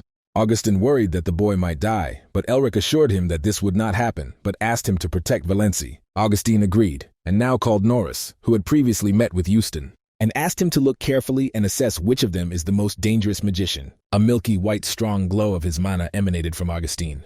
He stomped his foot, turning everything around into a space of sticky star fog. The darkness of the icy general appeared when it covered the light, while Augustine absorbed the light itself to create a white night. Horror covered the beastman's fear not just of death, but of the absorption of existence itself. Norris felt his powerlessness before such a catastrophe. No one in the world would say that this power belongs to man. And then the sun's rays touched them again. There was no longer a white night, and there was no fox fire. It was quiet as in a fairy tale. Beastman stood stunned. Norris still could not recover from such a spectacle. The old mage suppressed the whole catastrophe before his eyes. The first thing he did was ask the young king if he was all right. But the boy himself was worried about the fate of Elric and asked to return to the city as soon as possible. But old Augustin proudly told the king that his student would not die because of such nonsense. Elric himself got out of the city surrounded by knights, who managed to arrive there recently. He was beside himself with joy when he saw the magician Valenci. Everyone was tired after the intense battle, which was not easy for them. Elric noticed them too, and lazily waved at the king. He wanted to say something, but then he was grabbed by the chest and dragged to the ground by the force of recoil. The magician successfully landed at the feet of charming Isabelle. But when she looked closely at his face together with Sean, she realized that he was just dying. Sean grabbed his head. His friend was just a master at scaring the hell out of him, he grumbled. That's how the chaos ended in the Valley of Black Snow, and the sun's rays showered these lands with gold. Elric lay in a meadow of fragrant grass under the cozy shade of a tall tree with a wide crown, and the wind sang a song to him in the thick foliage. When he opened his eyes, he saw little Winter in front of him. She came to say goodbye. The magician understood. The magician stroked her head and ruffled her hair. She should have a good time there when he left. He did not know where she would go, but he hoped that everything would be fine with her there and that she would finally be happy. She rose to her feet and asked him if he would play with her again. Elric smiled. This question could not be answered in any other way. And then the little girl in the floral poppy dress laughed loudly and happily. The wind dropped a red petal on his face, gentle as an air kiss, and the vision ended. Elric jumped up quickly. He didn't even know how long he slept. To his surprise, King Valenci himself was waiting in bed. He came here because Camellia told him that the magician would wake up soon, so he had been sitting here recently. The boy resolutely held out the book with the tiger seal. Elric was surprised because he had already received research on the technique before, but Valenza said that it was the diary of King Yulia. Such a thing was very important for the royal family, so the magician was even more surprised to give it away. The king said that he read something interesting there and left a bookmark for Elric. There were indeed records of Julius, about a strange man whom he brought into the tribe, a man who possessed the art of strengthening the body. At first it seemed to Yulia that a stranger would not join the tribe, but he quickly became one of his own. This guy found them a place where they set up a permanent camp. Later, he decided to learn martial arts from the king, and his skills were somewhat similar. The diary also described the first appearance of the ice giant, as well as the first refugees. The newcomer to the tribe volunteered to be the guide, and they moved forward to defeat the icy general. And then from these records, Elric realized that this was not just a test, but a real past. Everything that was described in the diary fully corresponded to his history that he himself experienced in the world of the past. The last entry said that the new brother had disappeared. His name was Elric Melvinger, and he said that he was the future descendant of his clan. Elric did not understand how this was possible. The trials and the truth seemed too realistic to him, and therefore there was magic that allows you to return to the past. Now he knew nothing about it, and could only return to Otto in their winter residence. Elric got out of bed. He needed to get back to the Empire as soon as possible. But then Sean burst into the room. Seeing that his friend had woken up, he sighed with relief. Of course, that's the only reason he wouldn't break in like that, and the magician asked what happened. A war broke out in the Empire. Disturbing words flew from his lips, and the young duke was stunned.